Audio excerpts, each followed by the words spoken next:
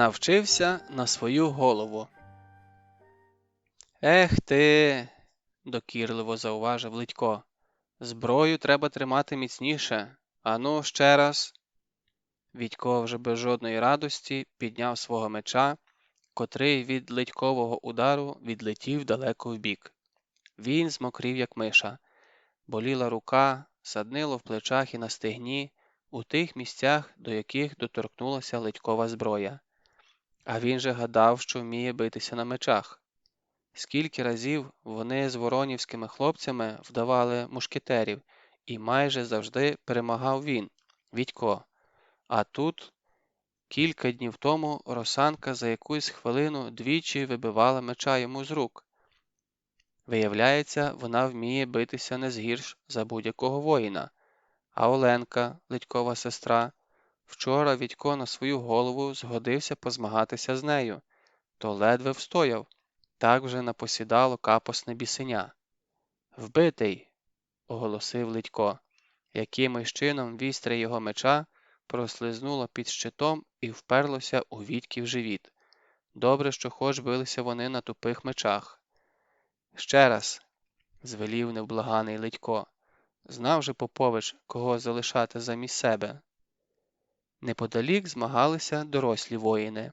Вони теж билися на мечах, кидали списи в поставлену сторч колоду, боролися.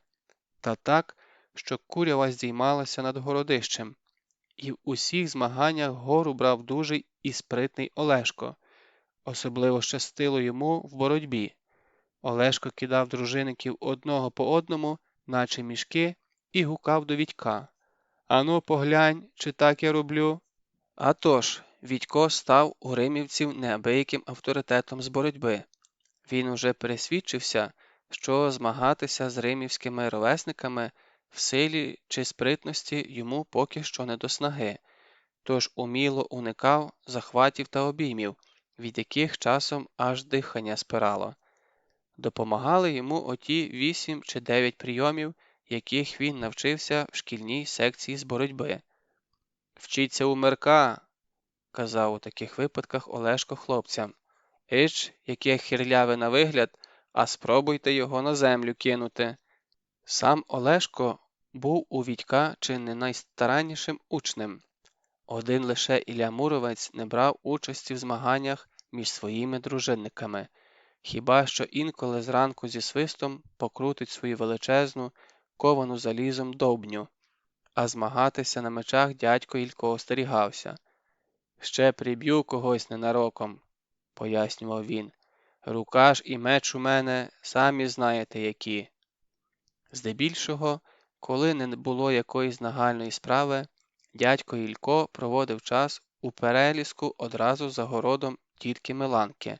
Там він із задоволенням вергав з коріння молоді дерева, викорчовував старі, орав на своєму велеті ваговику. «Отак би завжди», – раділа тітка Миланка, «а то, як на віжені все гасаєте по своїх моровецьких чи залозних шляхах». Сестро, не згоджувався Муромець і патиком щищав вологу землю з рала. Не кажи, комусь же й гасати треба. Та я що? Але нехай цим займається твій Олешко, не відступала тітка Миланка. А ти ж батьком нашим привчений до землі. І виходить це в тебе, братку, так же ж гарно, так гарно. Ні в кого з наших так не виходить. Муромець вдячно посміхався у довгі свої вуса і налягав на рало з такою силою, що над могутнім важковаговиком лише пара клубочилася. Боротьбу Ілля Муромець відверто зневажав, хоча дід Овсій і стверджував, нібито раніше Ілля боровся залюбки, ще тоді, коли особливою силою не відрізнявся. От і зараз Муромець на своєму височенному коні неквапом в'їхав у городище. Кінь покосував на Відька ласими очима, мабуть, сподівався на гостинця. Проте Ілля поплескав свого чотириногого товариша по гриві і докірливо зауважив. «Тебе сьогодні мало годували? Луснеш скоро». Кінь стріпнув вухом. Чи то відмахувався від докучливих гедзів, чи то від господаревих слів. Потому рушив своєю звичною дорогою у холодок під розлогим берестком. «Агов, дядьку Ільку!» – пролунав задирикуватий голос Олешка, який щойно уклав на траву ще одного дружинника. «Поборотися не хочете?» «Та хай тобі грець!» – відмахнувся Муровець. «Теж мені боряка знайшовся». «А от і боряка!» – не вгавав Олешко. «Хочете, і вас покладу на землю?» «Ти?» – щиро здивувався велет. «Мене?» «Еге ж!» – підтвердив Попович. «Вас! Є такий, як його, прийом. Мені Мирко його показав». «Ну, коли вже Мирко став твоїм навчителем», – звеселився Муровець, – «тоді, звісно». Він зліз з коня, розправив плечі і кілька разів змахнув, наче вітряк, важкими ручищами. «Що ж, показуй, чому навчило тебе те хлоп'я», – прогудів він і став супроти Олешка. Проте Попович одразу показувати Вітьків прийом не квапився. Він спритно уникав дужих обіймів Муровця і, мов гець, кружляв навколо велета. Попович чекав свого часу. Нарешті, коли Муровцеві урвався терпець і він рішуче ступив уперед, аби злапати верткого Поповича, Олешко блискавично пірнув йому під руку, розвернувся, підставив своє плече, і Муровець незграбно, немов зашпортнувся об колоду, гепнувся на траву. Дружинники лише охнули. Згодом пролунав обережний сміх. Якусь хвилю Муровець лежав непорушно, мов би усвідомлював, що з ним трапилося. Тоді підвівся із землі. «Ну, я ж тобі зараз», – поволі проказав він і рушив до Поповича. Олешко позадкував. Мабуть, йому дуже не сподобався вираз обличчя подоланого велетня. «Дядьку, ми так не домовлялися», – застережливо мовив він і раптом кинувся навтьоки. Глухо загуділа земля. То Ілля Муровець рвонув за втікачем. Тричі обігли вони навколо гранітної брили, обігнули сторожову вежу і знову опинилися посеред дворища. Звідсіля Олешко стрілою помчав до щільного гурту дружинників, сподіваючись, що котрийсь із них зупинить розлютованого велета. Проте гурт розлетівся навсібіч, наче зграя сполоханих куріпок. А Ілля вже важко гримкотів за брамою і ні на крок не відставав від свого молодого і необачного супротивника. «Я ж тобі зараз!» – долинуло до дружинників. Незабаром супротивники щезли у зарослому лозами видолинку, а за якусь хвилю звідтіля долетів приглушений Олешків зойк і кілька гучних, немов би то сплескувала хвостом здоровенна риба, вилясків. Коли Вітько, обігнавши дорослих, першим скотився у видолинок, він побачив Іллю Муровця, що з винуватим виглядом височів над Поповичем, а той, болісно морщачись, намагався розігнутися. Правицею він обережно доторкувався до того місця, що було нижче спини. «Ну хіба ж так можна?» – простогнав Олешко. «Ви ж, дядьку, трохи перепічки з мене не зробили». «Так я ж не хотячи», – виправдовувався Муровець. «Розлютив ти мене, Олешку». Попович побачив Вітька і вимучено посміхнувся. «Ех ти», – сказав він, – «навчив на мою голову». «Не на голову», – заперечив Муровець, – «не на голову, а на інше місце, на те, звідкіля ноги ростуть». Вітька розібрав сміх. Хлопець ледве стримувався. Він навіть затулив рота долонею, щоб не захихотіти, бо хто його знає. А раптом Олешко розлютується так, як щойно дядько Ілько, і тоді невідомо ще, що заболить у Вітька. Проте перший засміявся не він, а сам Попович. «Ну, дядьку, я ж не знав, що ви так бігаєте. Думав, коли що, дам драла і спробуйте мене догнати. А воно, бач, як вийшло».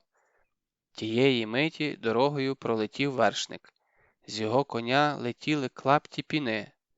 «Половці!» – хрипко репетував вершник. «Половці підходять!» Груші на вербі. Ілля Муромець присів на оцупок дубової колоди. Олешко примостився було поруч з ним, проте одразу ж скривився і звівся знову на ноги. Мабуть, сидіти йому було незручно. Дружинники щільним колом оточили гінця. Звістка про раптову появу степових нападників їх аніскільки не стривожила. Навпаки, обличчя дружинників були збуджені. «Нарешті», – сказав хтось із них, – «а то коні вже застоялися». Один лише дід Овсій не приховував тривоги. «Чого доброго через них і жито осиплеться», – бубонів він. Гінця Відько знав. Це був Жила, той, хто не пустив його до Змієвої нори. «Ну, розказуй», – звелів Жилі Муромець. Гінець розповів, що в степу, поміж Пслом і Сулою, сторожові роз'їзди виявили кілька великих половецьких орд. Одна з них нишком пробирається у бік Римова і, схоже, буде тут не пізніше завтрашнього дня. «Розвідують», – висловив припущення дід Овсій. Ілля Муромець на знак згоди кивнув головою. «Готуйтеся до битви», – коротко звелів він дружинникам. «І треба розіслати гінців по довколишніх селах». Заметушився, завирував Римів і його околиці. У всі кінці вихором полетіли озброєні вершники. Над хатами здійнялися дими, запахло смажениною і свіжим хлібом. Олешко звелів Відькові не відходити від нього ні на крок. Кривлячись, сів у сідло. Вони виїхали за браму, піднялися до селища і поволі рушили вулицею. То з одного, то з іншого дворища долинав квапливий металевий передзвін. Чоловіки точили зброю, якийсь древній дід, перехняблений на правий бік, уже випробовував свою шаблю, косив нею будяки біля воріт. Побачивши Олешка, припинив війну з бурянами і хитнув головою. Олешко ввічливо уклонився старому. «Що там чувати?» – запитав дід. «Далеко ті нечестивці?» «Недавно ніби близько були», – відказав Олешко. «Та як почули, що ви взялися за шаблюку, чкурнули геть». «Тьху!» – образився на те дід. «Язик у тебе як калатало». Олешко зареготав і натяг повід. Коли вони від'їхали, Санько сказав: «Слухай, Олешко, я давно хотів тебе запитати. Ото всі дружинники ходять з довгими чубами, а ти ні. Чому це?» «Бо ще не доріс», – безтурботно відказав Олешко. «От стукне мені 20 років, тоді вирощу такого чуба оселедця». «А навіщо він тобі?» «Ну, як же? Це ознака того, що я княжий дружинник, а не якесь казнащо. Ці чуби, Мирку, ще наш давній князь Святослав зі своїми дружинами носив, от. А ще він сережку у вусі мав. І ти теж матимеш?» «Я ні, бо таку сережку носять лише князі». «А навіщо?» «Ну, як ти не розумієш? Це ж так просто. От уяви собі, повз тебе їдуть оружні люди, то одразу видно, хто князь, хто його дружинники, а хто ще до них не доріс». Вони повагом наближалися до дворища тітки Миланки. Біля воріт Олешко зупинився. Попрохав: «Мирку, поклич на Росанку. Хочу попрощатися з нею». Відько зіскочив зі свого коника і щез за ворітьми. Повернувся за хвилину. «Її немає вдома», – сповістив. «Кудись пішла». Олешко спохмурнів. «Жаль», – сказав він. «Ну що ж, бувай здоровий». «Можна я з тобою поїду?» – попрохав Відько. Олешко відповів не одразу. Він думав про щось своє, мабуть, про Росанку.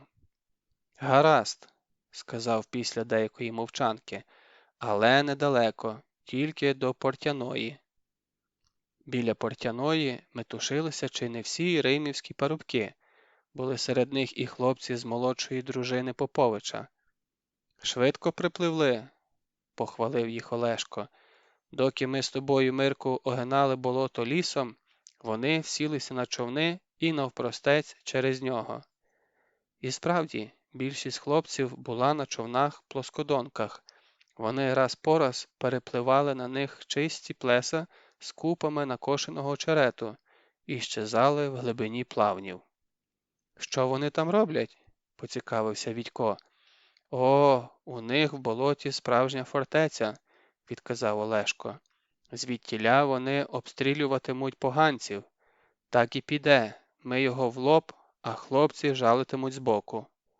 «А що, коли половці накинуться на них?» «Не накинуться. Край болота під чистоводдям така трясовина, що й сам дідько не пробереться, а на човнах якраз те добре». Звідкілясь вигулькнув Ледько. Його руки і обличчя були геть закалякані болотяною тванню. «Прийми до себе Мирка», – звелів йому Олешко, – «а я за Сулу поки що навідаюся». «І я з тобою», – знову попрохав Відько. Мирку, скінчилися наші з тобою ігри», – відказав Олешко. «Я навіть Ледька з собою не беру на таке діло. Ич, як він набурмосився». Відько неохоче переліз у човен. Ледько відштовхнувся від берега тичкою, і очерети заховали від нього Олешкову постать. Кілька разів Відько проїжджав повз ці очерета на коні, проте йому і в голову не приходило, що тут, за якийсь десяток кроків від суходолу, може щось бути. Тепер його очам відкрилися 4 очеретяні острівці, що визирали з води. Хлопці засипали їх землею і болотяною тванню. Мабуть, на той випадок, коли половці пошлють сюди запалені стріли. Від суходолу острівці захищав щільний, стрілою не проклюнути, частокіл із сирого дерева. Частокіл був обставлений ще й і товстими снопами зеленого очерету. Розпоряджався тут дід Овсій. «Кілки ставте якнайщільніше», – наказував він. «Отак, молодці, і очерету не шкодуйте». А за хвилю припадав до віконець бійниць у частоколі і гукав: «Ану, мухо, зріж он той жмут очерету, бо геть усе застить. А ти, Гурку, не дуже старайся, бо залишимося перед половцем, мов пташенята на долоні. Очерети треба зрізувати так, аби не нас, а ми все бачили».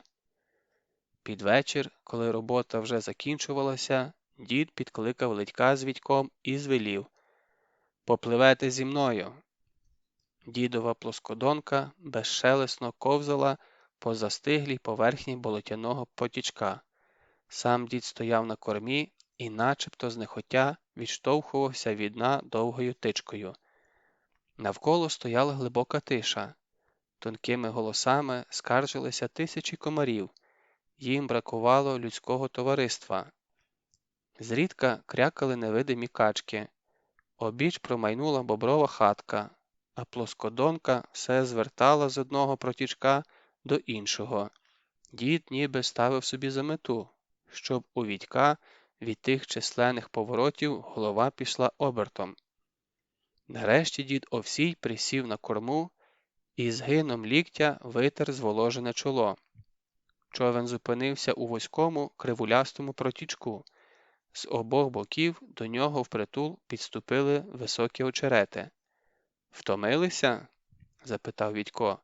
«То, може, я трохи погребу?» Дід Овсій не відповів. Він дивився просто перед собою.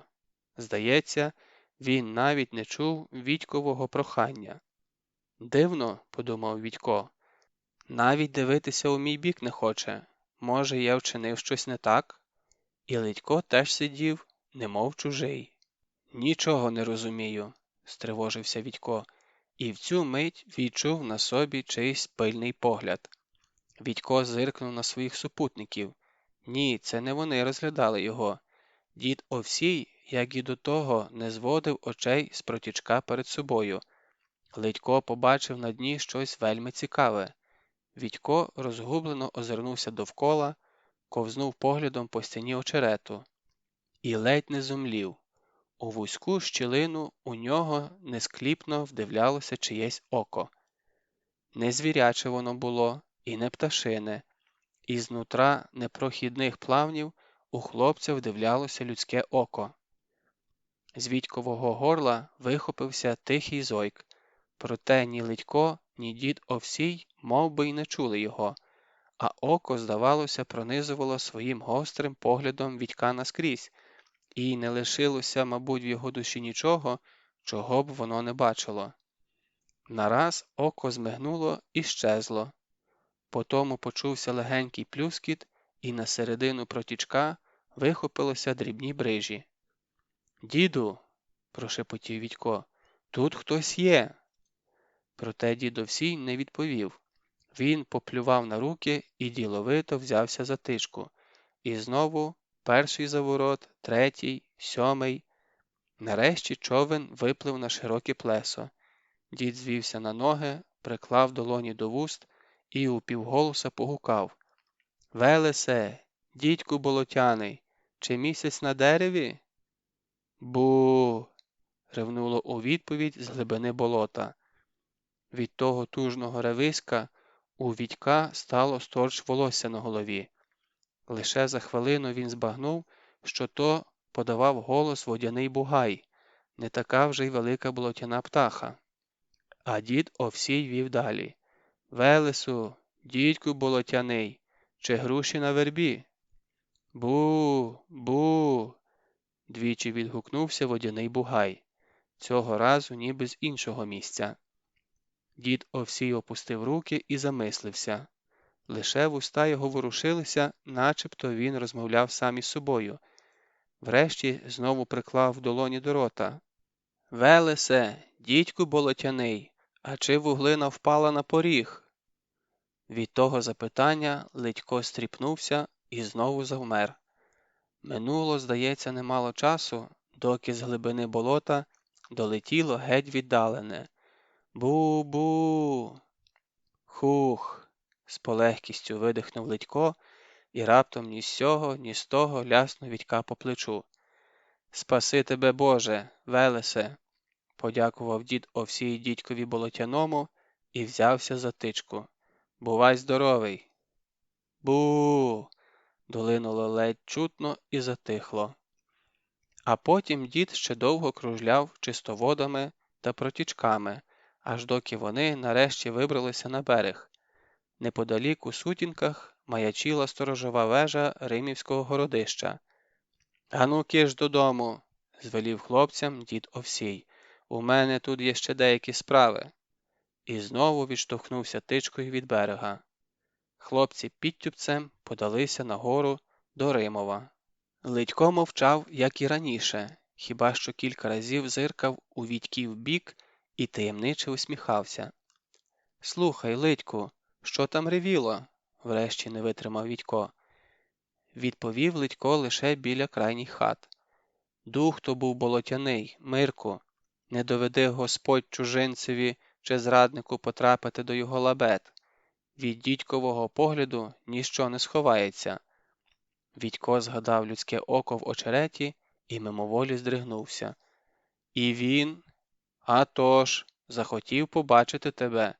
Ти ж, Мирку, вже стільки часу тут живеш, а він тебе ще й не бачив. Тож коли випадково злапає коло болота, бути страшній біді. От дід Овсій і вирішив показати йому тебе». «То він що, знайомий з самим дідьком болотяним?» – вражено запитав Вітько. «Не знаю, Мирку», – відказав Ледько. Проте по його очах Вітько зрозумів, що Ледько дещо про дідька знає, проте не хоче признаватися. Що ж, тоді, мабуть, і розпитувати не варто. Може, це якась надто вже важлива таємниця. І все ж Вітько не втримався. «А що означають оті груші на вербі?» – запитав він. Проте Ледько лише приклав руки до грудей. «Не питай про це, Мирку. Не можу я про це казати. Не можу, розумієш?» «Розумію», – відказав Вітько. Навколо вогнища. Та коли чесно, то Відько неабияк образився на Ледька. Теж мені знайшов від кого критися, а він же, Відько, нічого ні від кого не приховує. Розповів, звідкіля з'явився, навіть прийоми боротьби, які знав, показав. Проте образа швидко минулася, бо незабаром у Римові стало навдивовижу гамірно, майже у кожному дворищі палало багаття, і довкола нього сиділо по кілька озброєних чоловіків. То були ратники з довколишніх сіл. Яскраво палало таке багаття і в дворі тітки Миланки. Гості саме всідалися до вечері. Розпашіла тітка Миланка з донькою заклопотано метушилися навколо них. Та ледве Відько з'явився на подвір'ї, як тітка Миланка забула про гостей і кинулася до нього. «Де тебе носило?» – запитала вона. «Інші хлопці вже давно повернулися, а ти?» «Я з дідом Овсієм плавав на болоті», – відказав Відько. Тітка Миланка завмерла. «І дідько болотяний тебе? Ой, що це я?»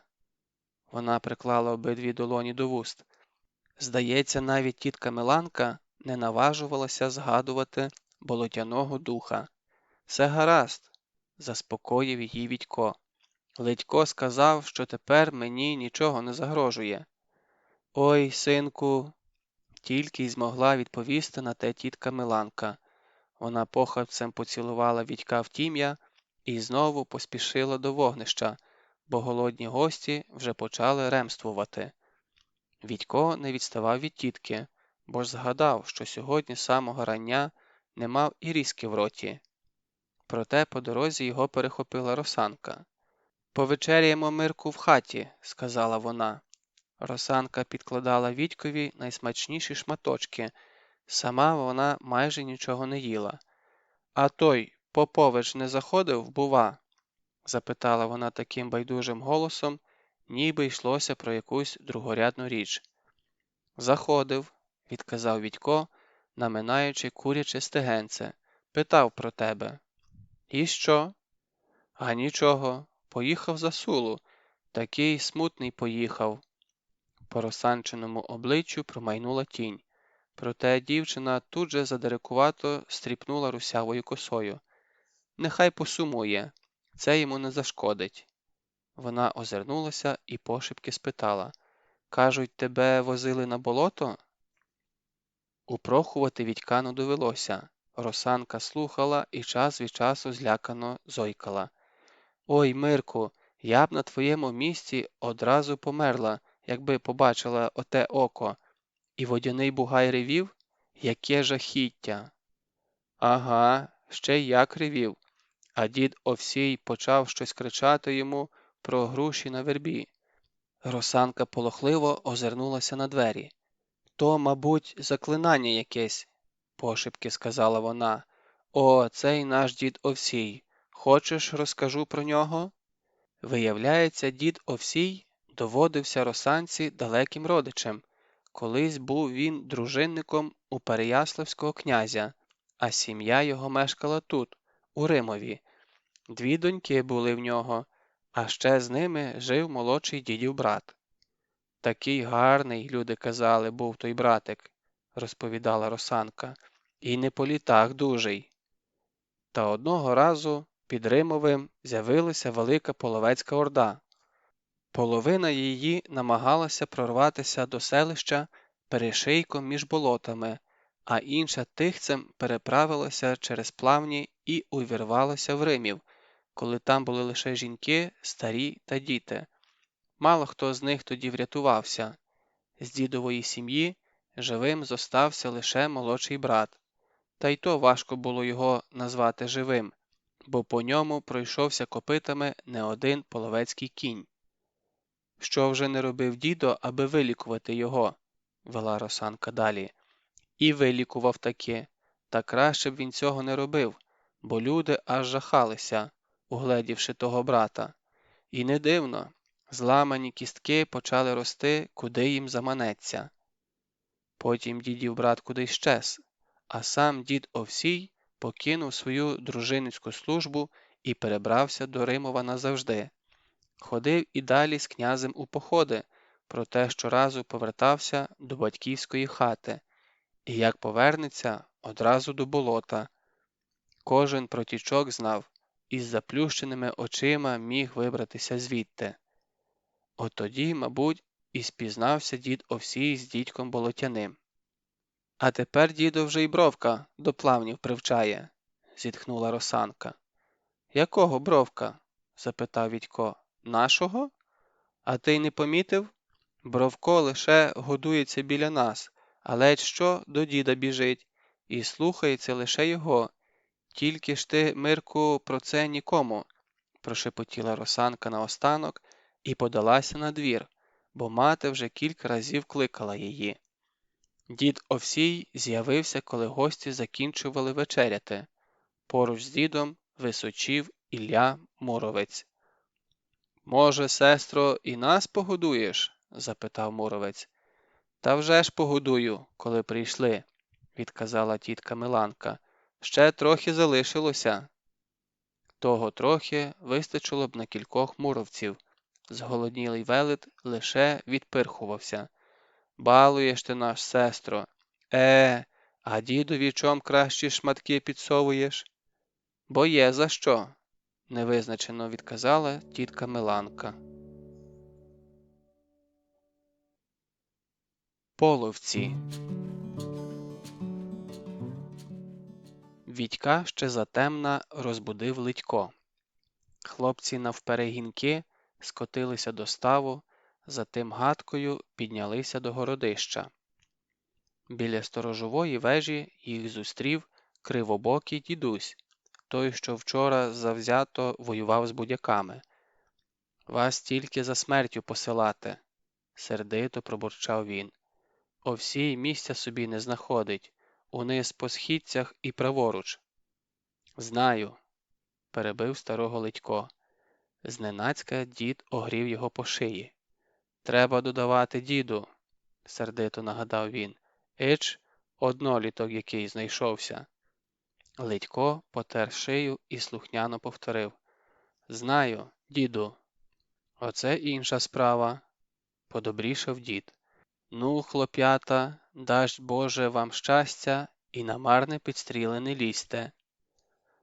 Лаз від сторожової башти до болота був прокопаний ще з незапам'ятних часів. Сходинки були вузькі і вологі. В темряві звідусіль тхнуло трухлявим деревом та пліснявою. Попереду тихо плюскотіла вода. Трохи згодом унизу засіріло. Відько вийшов з лазу просто в очерети. Праворуч, на чистоводді, погойдувалося з десяток човнів-плоскодонок. На одному з них вже сидів Литько і про щось тихо перемовлявся з дідом Овсієм. Слідом за ними почали вигулькувати з лазу хлопці з молодшої дружини Поповича. І не лише вони. Прибули отроки з Канівців, Лящівки, Кавраю, Мохнача. Дід Овсій обвів усіх уважним поглядом, пробурмотів до себе щось нерозбірливе. Тоді підвівся, взявся за тичку і звелів. «Що ж, попливли!»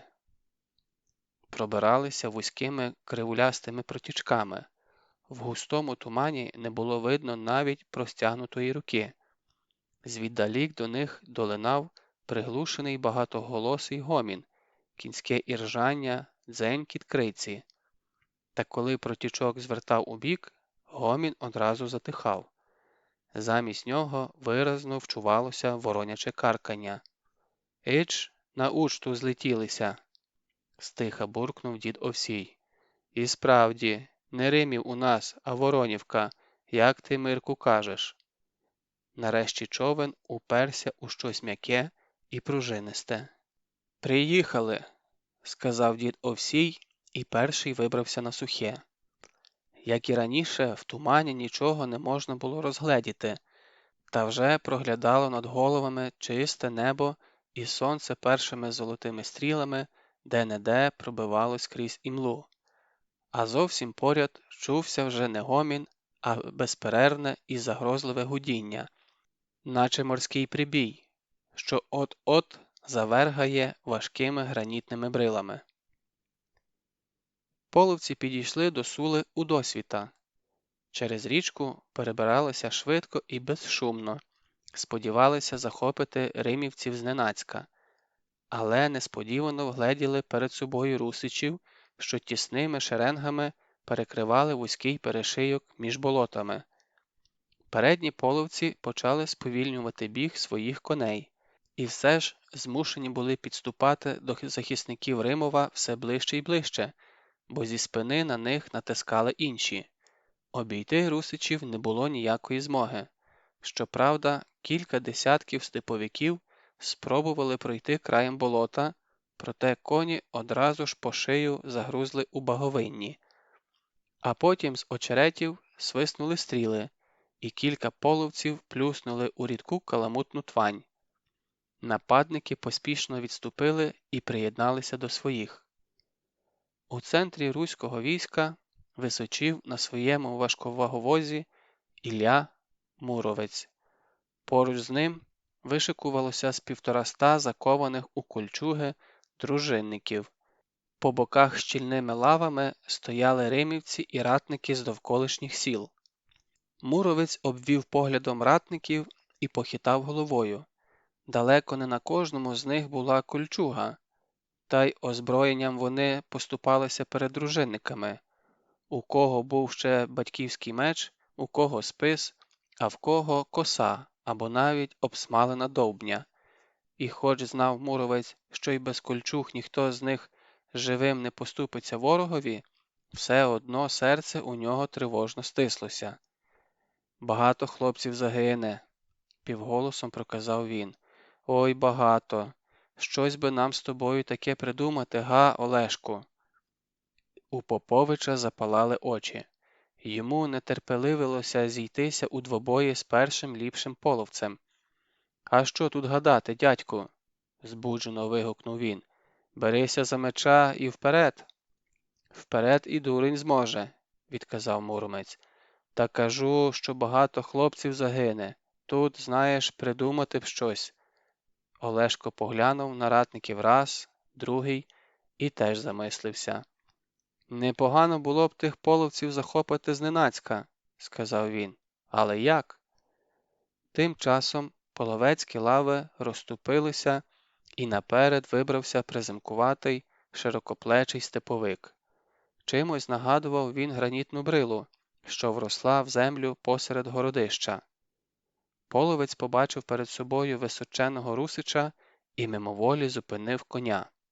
Все ж змахнув списом і каліченою говіркою запропонував: «Я Рутеня. Будемо бітіся?»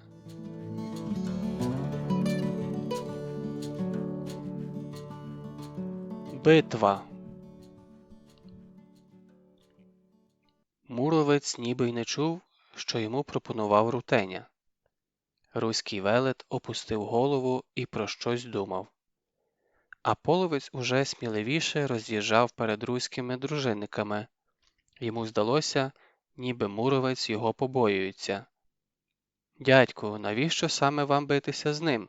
– блискав очима Попович. «Пустіть мене на нього». «Не те кажеш», – зупинив його Муровець, – «не те». А половець тим часом геть посмілішав. «Іди сюди, не бійся», – під'юджував він Муровця. «Я тобі зроблю не дуже боляче. Чик і гаплик». Половецьке військо зареготало. «Боягуз! Га-га-га! Пацюкова душа! Тікай, поки не пізно!» «Оце саме те, що мені треба», – нараз повеселішав Муровець. «Чуєш, Олешку, як ті злидні мене ображають?» «Що ж тут веселого?» – не зрозумів Олешко. «А те, що я зараз і справді візьму, та й ніби ображуся. А ви ж дивіться, не ловіть гав». Ілля Муровець високо підняв голову. «Це ви мені кажете?» – загримів над болотом його дужий голос. «Це я злякався? А ну, де той підсвинок, що називав мене боягузом?» Затим Муровець смикнув повід, і його важковаговик посунув уперед. Проте не в бік Рутені, що нетерпляче гарцював між військами, а в самісіньку гущу ворогів, звідкіля щойно долинали глузливі вигуки. «Ану, виходь!» – гримкотів муровець, здійнявши свою ковану залізом довбню над головою. «Зараз подивимося, хто з нас боягуз. Ану, допустіть мене до того крикуна!» І таке шаленство чулося в голосі руського велета, така лють, що половці на мить сторопіли. Рутеня натягнув було повід, аби заступити муровцеві шлях, проте Ілля гарикнув на нього таким голосом, що половецький кінь звівся дибки і позадкував, а важковаговик муровця уже врізався в половецькі лави. Його довбня зі свистом опустилася на перші ворожі голови. «Де ти, песеголовцю?» – гукав муровець. «Та розступіться, кажу, бо й вам дістанеться.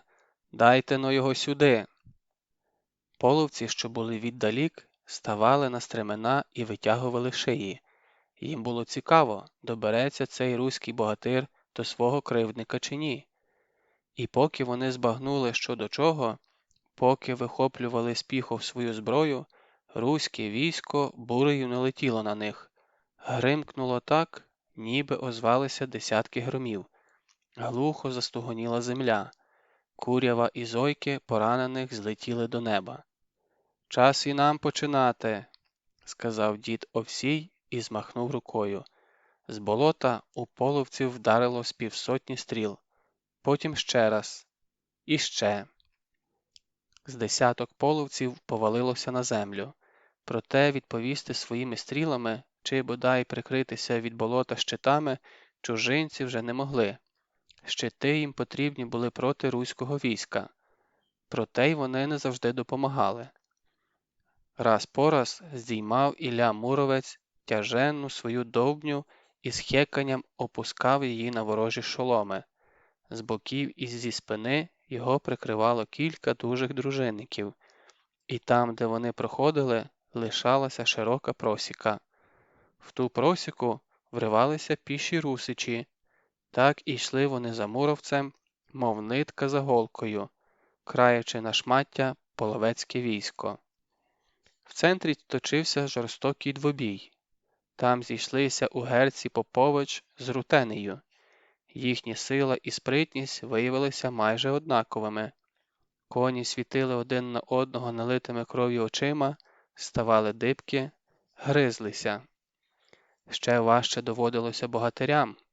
У тісняві бойовиська вони не могли навіть як слід розмахнутися мечем. Тільки й того, що штурхали один одного щитами, намагаючись вибити із сідла. Все ж важчий половець поволі, крок за кроком, відтискував Поповича до болота. Рутеня намагався загнати суперника до трясовини, де той не зміг би спритно ухилятися від ударів. І, може, важко довелося б Поповичу, якби не Ледько. «Тримайся, Олешку!» – вигукнув він і, майже не цілячись, відпустив тятиву лука. Стріла вп'ялася в ногу половецького коня.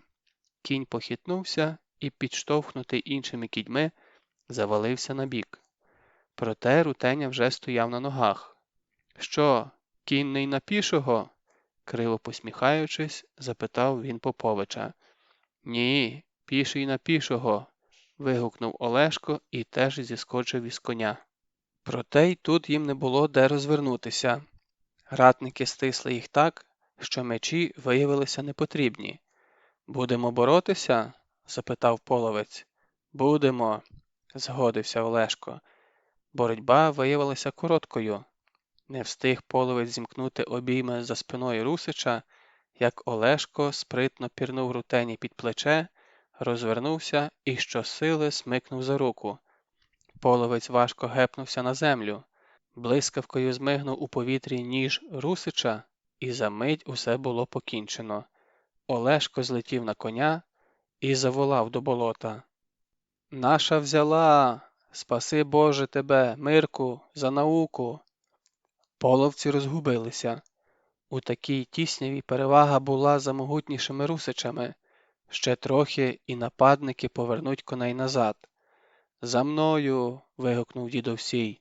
«Мерщій у човни!» Він із силою відштовхнувся тичкою і його плоскодонка вужем ковзнула до протічка, що вився упродовж берега. «Куди ми пливемо?» – запитав Відько. Він випустив більше половини стріл зі свого сагайдака. «До Кривої Діброви», – коротко відказав дід Овсій. «Там заховані наші коні». Тепер Відькові стало все зрозуміло. До Кривої Діброви, що звивалася між Сулою та болотом, було кількасот метрів. Навколо ж болота кілометрів зо 3. І доки половці розвернуться, доки промчать оті 3 кілометри, молодша римівська дружина встигне зустріти їх як годиться. Та все ж вони трохи припізнилися. Більша частина вцілілої орди вже встигла перебратися за Сулу. До річки щосили гнали лише невеликі групи вершників, і над їхніми головами час від часу зблискував Олешків меч. Кінь Поповича не поступався швидкістю половецьким. І тут трапилося несподіване. Невисокий степовий жеребчик, на якого скочив Відько, зненацька заіржав і кинувся навперейми втікачам.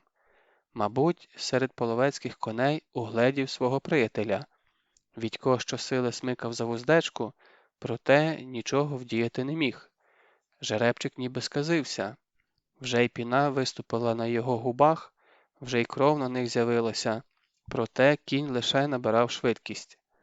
За хвилину він увірвався у рідкі, розсипані по всьому полю лави утікачів. «Спинися, Мирку!» – відчайдушно кричав Ледько. «Падай! Стрибай з коня!» Відько злякано глипнув на землю. Вона з такою швидкістю втікала з-під жеребчикових ніг, що падати він не наважувався. Половець, якого саме наздоганяв зшаленілий Відьків жеребчик, зненацька озирнувся. Його пласке обличчя було спотворене жахом. Мабуть, половець почув за собою кінський тупіт і вирішив, що його наздоганяє руський дружинник. Проте, побачивши, що це всього-навсього хлопчак, половець хижо зблиснув посмішкою. Він щось крикнув, кілька половців сповільнили свій біг і почали розвертатися. Краєм ока Відько угледів, що вони заступили шлях Лидькові, а крім Лидька нікого з римівців не було. «Стрибай, Мирку!» – кричав Лидько. «Або вертай до нори, чуєш?» А сам уже стявся з найближчим половцем. Бився не згірш, аніж бився Олешко тоді, коли Відько вперше побачив його. Але вже налітав на Ледька зі спини ще один половець-утікач, за ним поспішав інший. І в цю мить навколо Відькової шиї обвився зашморг. В половецькому полоні. Недобиті половці мчали кілька годин. І все озиралися назад. Нарешті сповільнили свій біг, погоні не було. Відько, міцно прив'язаний до сідла, їхав у самій гущі Степовицької орди. Поруч галопував половець, котрий захопив Відька. Він почувався гордим і щасливим. Ще пак полонили одного єдиного русича, і то його смокви робота. Дарма, що цей полонений майже дитина. «Ти єсть мій раб, а я твій пан Смоква», – калічною мовою втовкмачував він Відькові, коли половці на якусь часинку зупинилися у видолинку, щоб спочити і напоїти коней. «Що захочу, те з тобою зроблю, зрозумів? Продам ханові. Будеш кумис мені робити. Із живого шкуру здеру, чуєш? Спробуй тільки ще раз крутнутися». І Смоква зареготав. Втім, не хмурилися обличчя і в інших половців. Що далі від Сули, то жвавіше вони перегукувалися, а згодом хтось затяг протяжну половецьку пісню.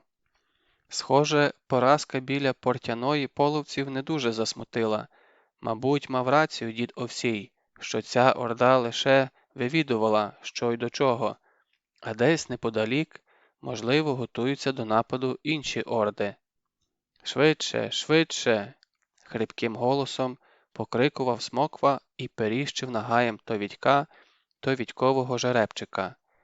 Вітькові діставалося частіше, видно, половець коней любив більше, ніж людей. Вечоріло, коли орда зупинилася на ночівлю. Для цього вона обрала невелику діброву у видолинку межі 3 похилих горбів. Запалали багаття, гостро запахло смажениною. На пагорбах забовваніли постаті половецької сторожі. Смоква на хвильку відлучився, повернувся зі жмутом лопухів, загорнув у них шмат м'яса і застромив між жарин. Те саме зробили й інші половці. Час до часу вони кидали на Вітька такі байдужі погляди, мов би це була не людина, а щось таке, про що й говорити не варто. Вітько сидів неподалік багаття зі спутаними ногами. До пут була прив'язана і його ліва рука. Вузький ремінець боляче впивався в тіло, проте Вітько змушував себе терпіти. Хвилину тому він попрохав половця, аби той трохи ослабив зашморг, але у відповідь отримав нагаєм по спині. Хотілося їсти, та ще більше хотілося пити. Вітько мовчки спостерігав, як пожадливо давилися степняки гарячим м'ясом, запиваючи його білою рідиною зі шкіряних міхів. Один з половців жбурнув у його бік кістку із залишками м'яса. Вітько потягся до неї, проте інший ніби випадково наступив на кістку чоботом. Половці зареготали. Ще один половець простяг бранцеві дерев'яну чашу з білою рідиною. Вітько вже доторкнувся до неї пальцями, але половець у ту ж мить підніс її до свого рота і, прицмокуючи, випив усе до краплини. Навколо багаття покотилися з реготу. Вже сутеніло, коли до вогнища під'їхав старий половець. Він щось коротко наказав смокві, і той схопився на рівні. Наче мішок, перекинув він бранця через коня, усівся сам і поволеньки рушив услід за старим.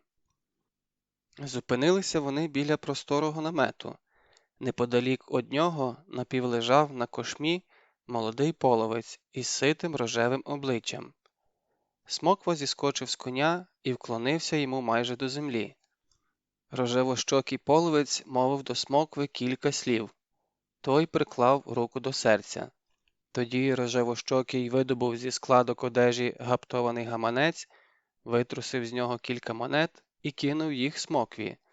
Той спритно упіймав їх у повітрі і, низько кланяючись, відійшов у темряву.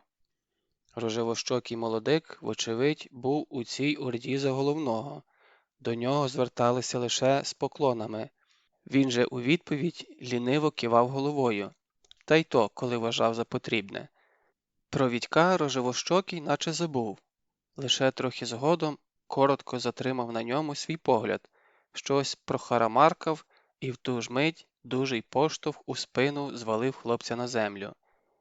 «Світлий Андак, син славетного хана Курнича, не любить, коли на нього витріщають очі», – почув Вітько за собою. Світлий Андак ствердно хитнув головою і заходився цмулити зі срібної чаші білу рідину. Звечоріло. До багаття звідусюди насувався туман. На небо висипали перші зорі. Інколи за горбів у долину проривався холодний вітер, і Вітько мерзлякувато щулився. Від спраги вуста йому пошерхли і стали жорсткі, як терпух. А рожевощокий усе цмулив зі своєї чаші. Нарешті відставив чашу і її підхопив засмаглий до чорноти половець високого зросту. Рожевощокий витер рукавом масні вуста і звернув погляд на Вітька. Щось запитав. «Світлий Андак, син славетного хана Курнича, хоче знати, чи велика зараз дружина в Римові?» Почувся пронизливий голос засмаглого половця. Вітько мовчав. «Ну?» – схилився над ним перекладач. «Чому не відповідаєш?» «Ви ж самі все бачили», – відказав Вітько.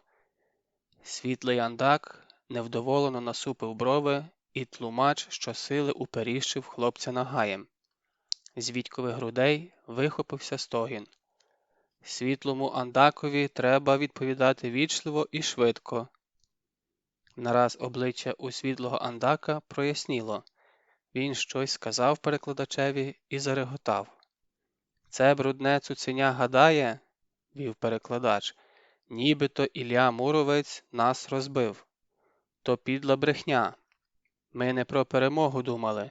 Нам потрібно було лише дізнатися, які сили у Переяславського князя. І де вони? Чи не в лісах навколо Римова? Ну, чому мовчиш?»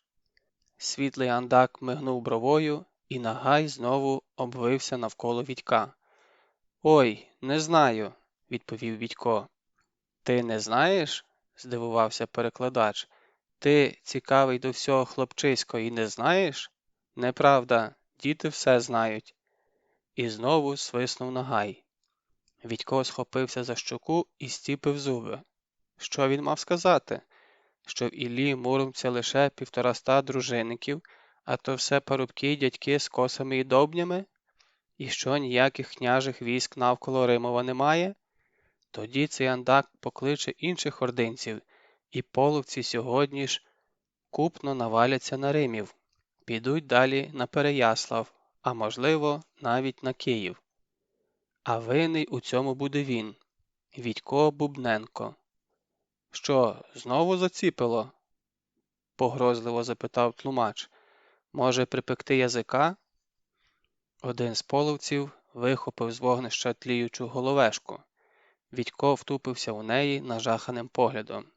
Я й справді нічого не знаю», – вичавив він із себе. Я лише нещодавно там з'явився».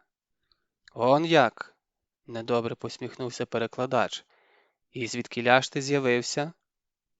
Нараз у гурті половців стався якийсь рух. Наперед протиснувся літній воїн і втупився у бранця.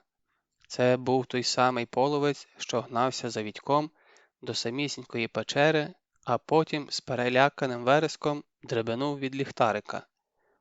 «Здається, цей бранець виліз із Змієвої нори», – сказав половець. Ще раз пильно оглянув Вітька і підтвердив. «Так, це він і є». Половці як один відсахнулися від полоненого. На тлумача ні з того, ні з сього напала гикавка. Світлий андак схопився на ноги так хутко, ніби випадково присів на бджолу, і вона щойно його вжалила. «Ти від Змія?» – вражено вигукнув він. «З нори?» Вітько мимоволі кивнув головою. «О, та це ж чудово!» Коли навіть хоробрий Олешко на початку тримався осторонь від нього, а ось цей половець репетував, мов навіжений, то, мабуть, і інші половці бояться того Змія не менше. «Так», – сказав Вітько, – «я його невільник. Змій мене на розвідку послав». «Навіщо?» «Ну, щоб це, дізнатися, де більше людей. За однією людиною йому ганятися ліньки». Половці перелякано закрутили головами. Мабуть, хотіли переконатися, чи, бува, не підкрадається оце до них страшна потороча. «І де ж той Змій зараз?» «Він, Олешко Попович його полонив, от що». «Правда, правда», – зацокотів Вітько, помітивши, як недовірливо глипнув на нього андак. «Змій саме виставив голову з нори, а Олешко до нього підкрався і накинув зашморг йому на шию». «То чого ж тоді твій Олешко не випустив Змія на нас?» – запитав перекладач, не чекаючи, поки цим зацікавиться світлий син половецького хана Курнича. «А навіщо? Я тільки чув, як Ілля Муромець казав Олешкові, що вони з вами і без Змія упораються, а Змія вони приховали на той випадок, коли їм доведеться непереливки». «І де зараз той Змій?» «Та у норі, він же припнутий, йому їсти возять по 3 воли щодня», – брехав Вітько далі. «Гм, 3 воли». Це вже сказав андак, що перейшов на зрозумілу Вітькові мову. «Розв'яжіть його», – звелів він воїнам, – «і дайте йому кумису». Вітько жадібно припав до чаші з білою рідиною. Холодний, ледь не кислуватий кумис виявився таким цілющим, що і в тому, і спрагу наче язиком злизало. Навіть біль від ударів і той почав стихати. «А тепер розказуй про змія», – зажадав світлий Андак. «Який він? Дуже великий». Відько ствердно кивнув головою. «Завбільшки з коня?» – не вгавав Андак. Відько відповів не одразу. «А який же той змій насправді?» Тоді пригадав, як весело брехав Олешко про змія і сказав: «Набагато більший. У довжину він, як оте дерево заввишки». Половці дружно втупилися в дерево, ніби вперше його побачили. «А завтовшки він буде, як 7 жеребців», – вигадував далі Відько. «І око в нього блищить, як сонце. Коли зблизька гляне на когось, той спалахує, як метелик». Тлумача затіпало, мабуть, уявив себе метеликом. «А скільки треба воїнів, щоб твого змія побороти?» – запитав Андак. 10? 20? Відько вдав, ніби напружено розмірковує. «О, ні, мабуть, більше», – сказав він. «Коли розлютується, то більше, набагато більше». «А який він зараз? Розлючений?» «Ще й який. Йому ж те, сьогодні снідати не дали». Андак надовго замовк. Сьорбав з чаші і задумливо дивився на вогнище. Врешті-решт наказав воїнам пильно стежити за полоненим, а сам рушив до намету. Зміїв напад. Тепер з Відьком поводилося значно краще. Йому дали їсти, знову напоїли кумисом і послабили пута. Але від того хлопцеві легше не стало, бо на ніч його прив'язали до стовбура молодого берестка. Половецький табір поринув у сон. То один, то інший степовик клав під голову сідло і починав хропіти. Раз по раз із темряви вигулькували вершники. Вони про щось перемовлялися з тлумачем і знову розчинялися в темряві. Відько відчув, що, незважаючи на біль від стусанів і пут, його теж хилить у сон. Проте у вісні йому бачився світлий Андак. Він сидів на кошмі перед Відьком. І хлопець із завмиранням серця чекав, що от-от син половецького хана моргне бровою, і по тому знаку не менше 10 половців занесуть над беззахисною Відьковою головою криві шаблюки. Прокинувся він від холоду. Тихо накрапував дощик. Віддалік прокричав пугач. Вартовий із зусиллям підвів голову на той крик, тоді перевів погляд на Відька і знову заплющив очі. Пугач крикнув знову. Вартовий поворушився, проте очей не розплющив. А хлопцеві пригадалося, що точнісінько так погукав Литько. «Це ми так перегукуємося», – пояснив тоді він. «То значить, що один із нас щось знайшов чи розвідав». Проте Литька, мабуть, уже немає в живих. Він загинув, коли кинувся на допомогу Відькові, бо на нього ж летіло 2 половців, та ще кілька заходили зі спини. Більше Пугач не озивався. Дощик припинився, і в небі почали з'являтися зорі. Далекі й чужі, байдужі до всього, що робиться на землі. Отак світитимуться вони і завтра над Римовим, і через 900 років над Воронівкою. Тільки Відькові, мабуть, уже не доведеться їх більше бачити. Бідна мама. Напевно, шукає його скрізь і заливається слізьми. Зненацька йому привиділося, ніби за пагорбами шугонув до неба якийсь промінь. Відько стріпнув головою і напружив зір. Проте все було так, як і перед цим. Він знову заплющив очі. Несподівано за пагорбами хтось пронизливо скрикнув. Потому почувся частий, сполошений тупіт, і до згасаючого багаття підлетів вершник. Переляканим голосом він прокричав кілька слів, і між них було слово «змій». Наче вжалені схопилися степовики з трави, закрутили головами на всі боки. Тлумач-перекладач спробував про щось довідатися у вершника, проте з уст у того вилітало лише одне слово – «Змій! Змій!». Не допоміг і нагай, котрим перекладач кілька разів пригостив нажаханого вершника. І тут за пагорбом, звідкіля примчав вартовий, спалахнуло дивне сяйво. Воно скидалося на палаючий погляд якоїсь велетенської тварини, що важко виповзла на пагорб і на мить зупинилася, винюшкуючи жертву. Її сліпучо-мертвотне око кидало гострий, мов спиця, промінь далеко перед собою. Мерехло від того погляду сяйво незлічених зірок. Маревним світлом спалахували дерева і злякано шугали до землі чорні нічні птахи.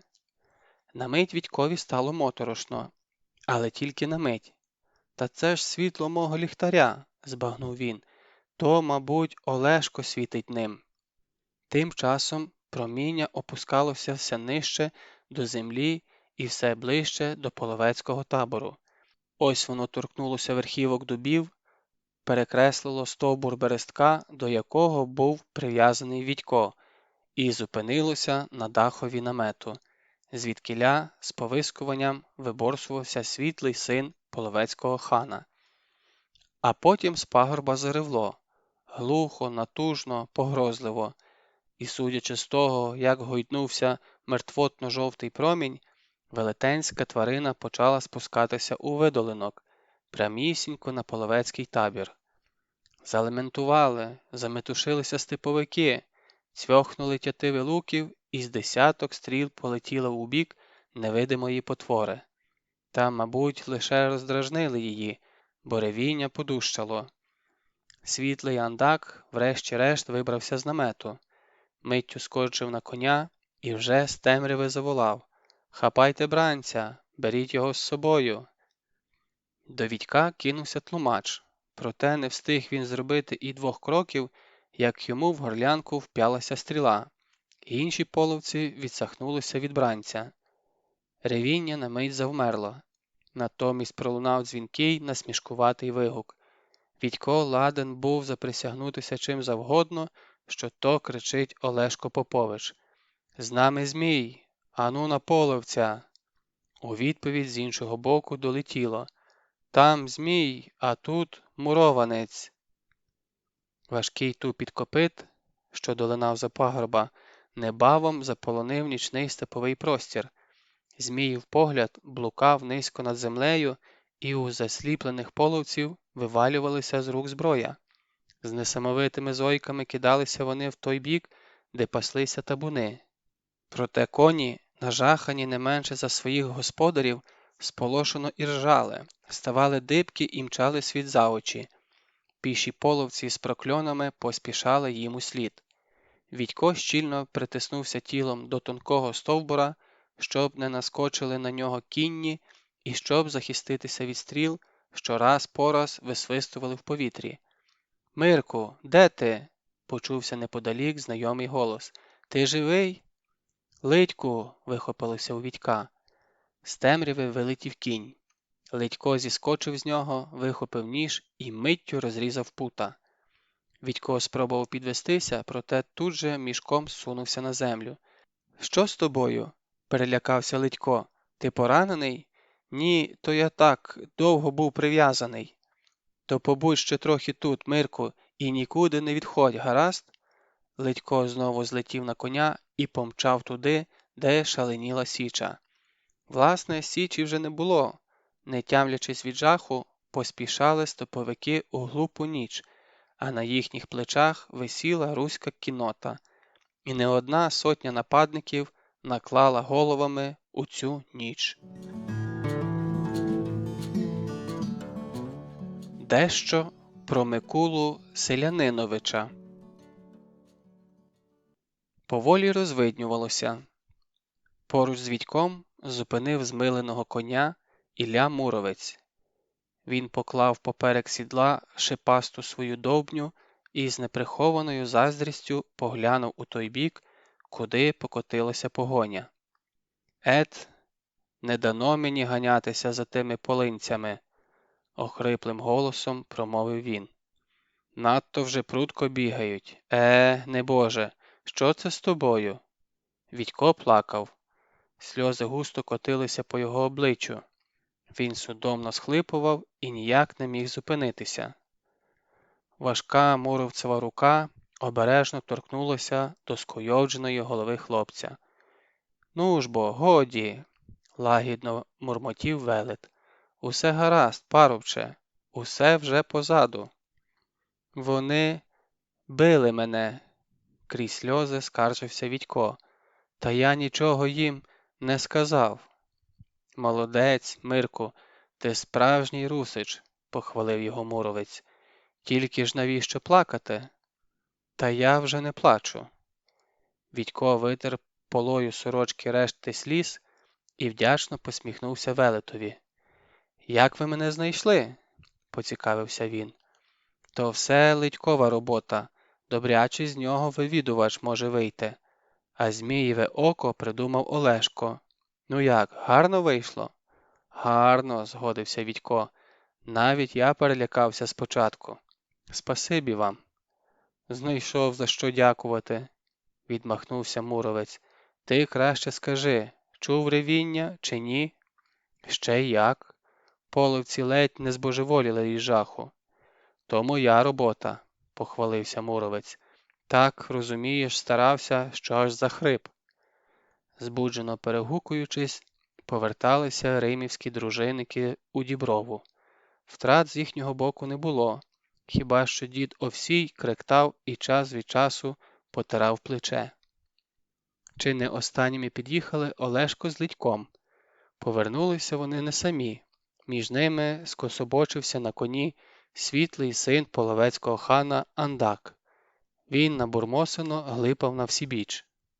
Литько аж сяяв з радощів. Ще б пак, він же уперше брав участь у такій битві. А от Олешкове обличчя було чимось стурбоване. Попович міцно обійняв Відька, затим відвів його убік і тихо, аби ніхто не почув, сказав: «Кепські справи, Мирку, ой і кепські». «А що таке?» – стривожився Відько. «Не світить більше твій, як його, ліхтарик. От що, якась погань влучила в нього». «Подумаєш, ліхтарик», – усміхнувся Відько. «А я вже аж злякався, гадав, щось інше трапилося».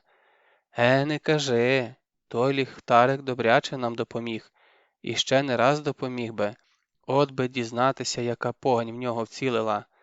Я б їй голову задом наперед скрутив і сказав би, що так і було». Та все ж Олешко повеселішав. Зиркнув на набурмосеного Андака, потім підморгнув Відькові і зненацька загорланив: «Гей, дядьку Ільку, як там наш Змій? Погодували вже його?» Муровець поволі розгладив вуса, подумав: «А навіщо його годувати? Він вже сам себе погодував. Думаю, не менше 10 полинців схрумав». «Наївся? Хто його зна? Може, наївся, а може, ще хоче».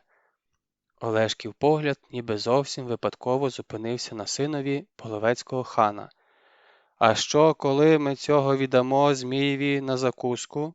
– запитав він. Світлий Андак затіпався, обличчя його посіріло. «Не треба», – вереснув він. «Не робіть цього, я великий викуп дам. Мій батько, хан Курнич, нічого не пошкодує». «А нащо нам той викуп?» – зневажливо сплюнув Олешко. Все ж наполягати на своєму не став. До них під'їхав Литько. Він усе ще не міг віддихатися. «Я боявся, що тебе вже нема серед живих», – сказав йому Відько. «Вони ж так накинулися на тебе, і спереду накинулися, і збоку». «Та я теж гадав, що мені вже гаплик», – весело погодився Литько. «Добре, що хоч здогадався до Змієвої нори повернути. А вони побоялися. Потім я тишком-тишком за ними». «Спасибі», – зворушено мовив Відько. «Якби не ти...» Що там?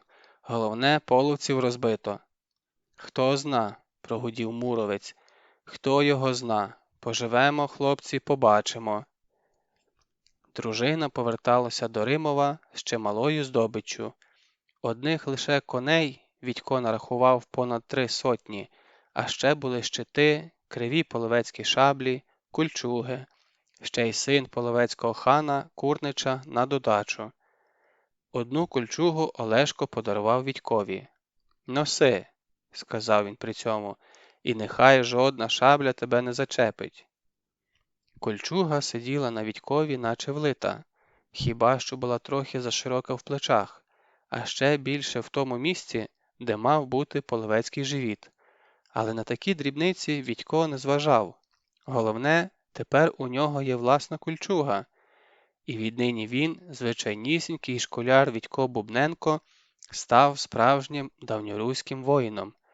От би побачили його тепер у Воронівці. Та, на жаль, і Відько мимохідь зітхнув. Сулу перейшли, коли сонце уже сідалося за Воронівським лісом. З Римівського боку вихопилося кілька вершників і у чвал покотили назустріч дружинникам. У передньому Відько упізнав тітку Миланку. «Живий, синку!» – кинулася вона на хлопця. «Живий! А мені у вісні таке вже було приверзлося».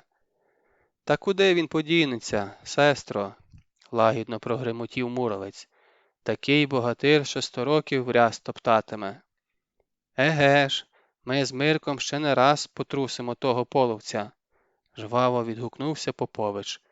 Щойно він розповідав дружинникам щось дуже веселе, проте зупинився на півслові і квапливо наблизився до Відька. І зрозуміло, що було тому причиною. Слідом за матір'ю їхала Росанка. Дід Овсій з Муровцем трохи відстали від гурту. Дідові було зле. Обличчя його розпашіло, дихав він часто і уривчасто, і раз по раз обережно торкався до плеча. «Тримайтеся, діду», – підбадьорював Муровець старого. «Приїдемо до Римова, миттю поставимо вас на ноги. У нашої Миланки мастики такі, що й мертвий підстрибне».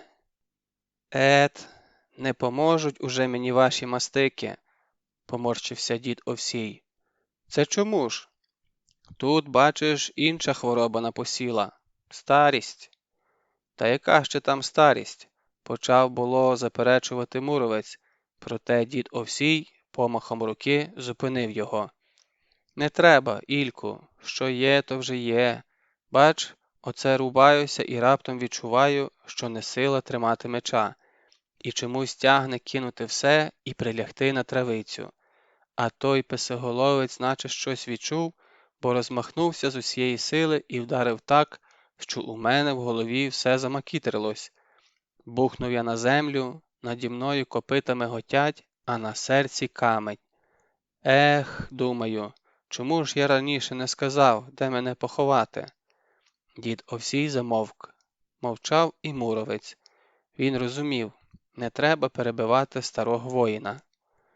«А хотілося б на нашому городищі прилягти, Ільку», – вів далі дід Овсій.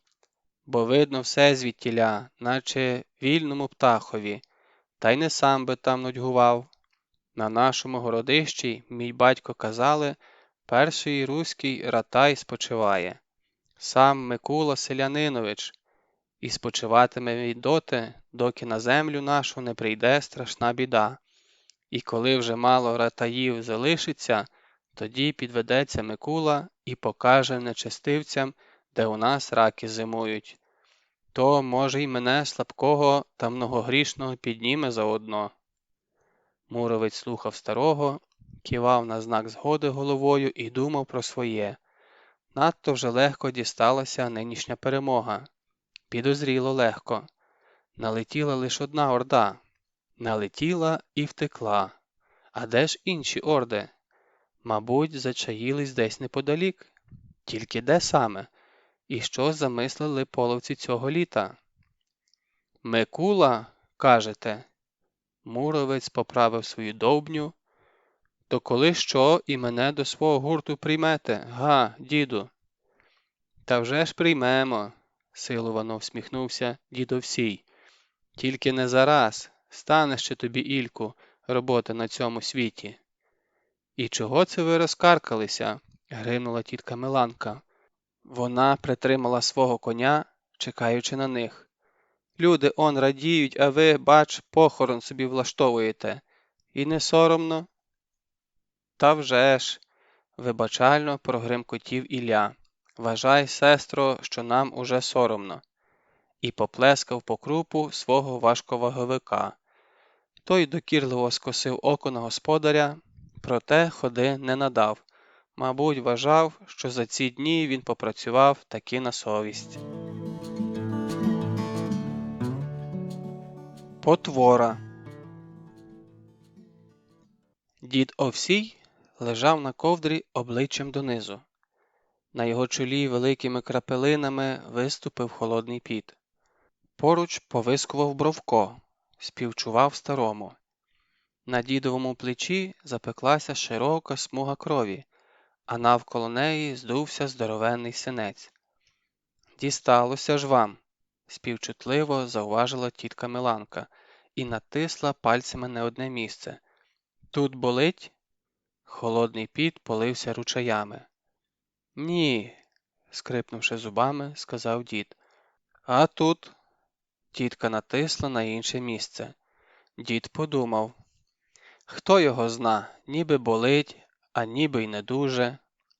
«Це добре», – сказала тітка. «Кістка ціла». І несподівано смикнула за руку. «Йой!» Дід аж скрутився. «Усе, діду, все», – заспокійливо сказала тітка Миланка. «У вас, крім усього, ще й вивих був. Мабуть, упали ж на цю руку». «Може бути», – згодився дід, «бо той гаспид, розумієш, так вперезав, що в голові і досі макітриться. Якби не Олешко, лежати б мені зараз не тут. Ще смикатимеш?» «Та ні вже». Тітка Миланка наклала на дідове плече якісь мазі і міцно перев'язала його шматком полотна. «Все, тиждень другий полежите, а там і косити можна». «Ой, дай тобі, Боже, здоров'ячка, Миланко», – подякував дід Овсій. «І що б я робив без тебе?» «Ну, що ви таке кажете?» – обурилася тітка Миланка. «Ми ж свої люди. Мо, ще чогось треба?» «Та вже незручно й просити. Ну, але як так, то чи не засмажила б ти мені гусака? Він там, у клуні висить. Дуже вже хочеться гусячих шкварок. А ти, Мирку, любиш шкварки?» «Ще як!» – вигукнув Вітько. «У нас же борщ є», – втрутилась Росанка. «І каша». «Борщ з кашею – це добре», – відказав дід. «Проте й шкварки не гірші». Однак ласувати при всіх шкварками дід не квапився. Спочатку він остудив жир, потім перелив його до щербатого горнятка. Горнятко зав'язав у вузлик з полотняної ганчірки. «Ви кудись збираєтесь?» – поцікавився Вітько. Дід здивовано озирнувся. Здається, старий навіть забув про Вітька. «Я? Та ні, підвісити хочу, щоб мишвінь не дісталося». «А шкварки чому не їсте?» «Ще встигну». Знову щось плече розболілося. «Піду, мабуть, полежу трохи». І, похитуючись, рушив до хати. Вітько покрутився якусь часину на своєму дворищі і подався на вулицю. До нього одразу ж підбігла Оленка, молодша Ледькова сестричка.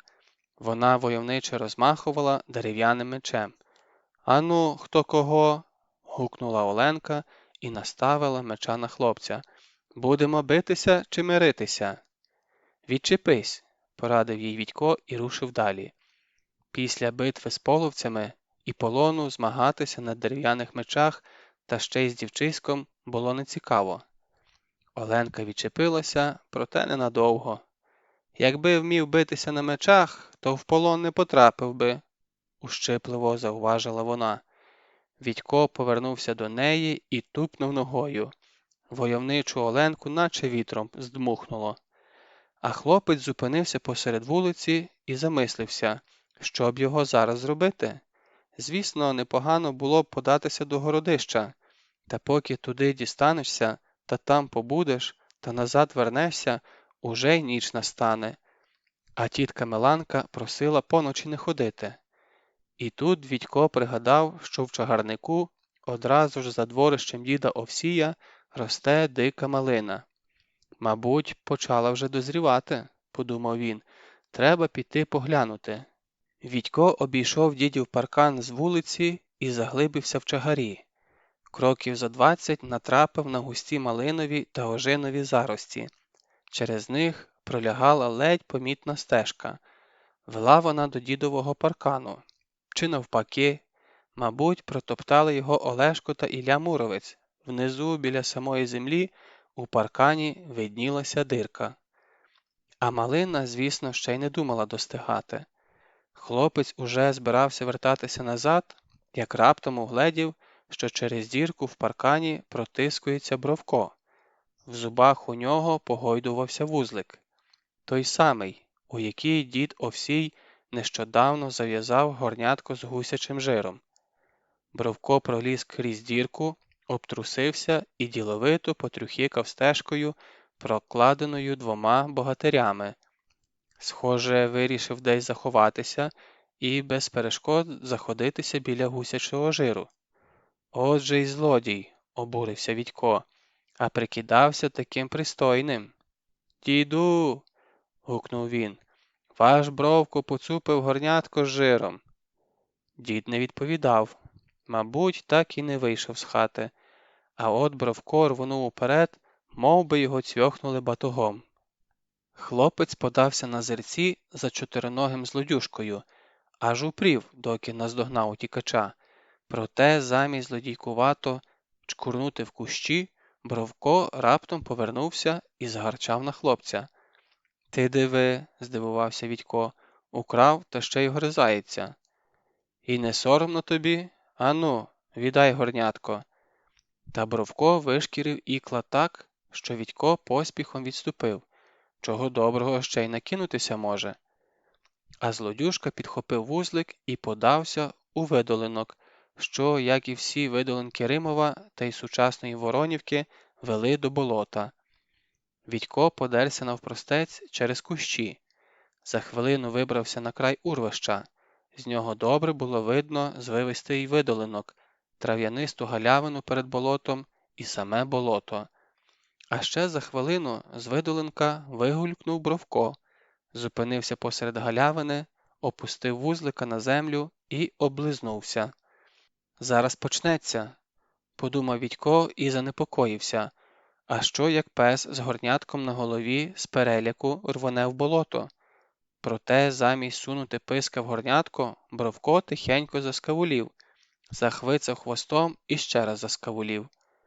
Комиші ледь помітно хитнулися, і у Вітька відчайдушно тенькнуло серце, бо на берег ступила потвора.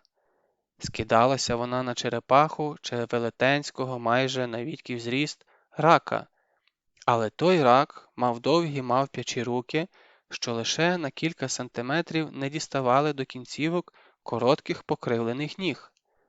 На спині потвора несла горба, і з того горба визирала загострена, ніби стиснута в скронях жахливою силою голова.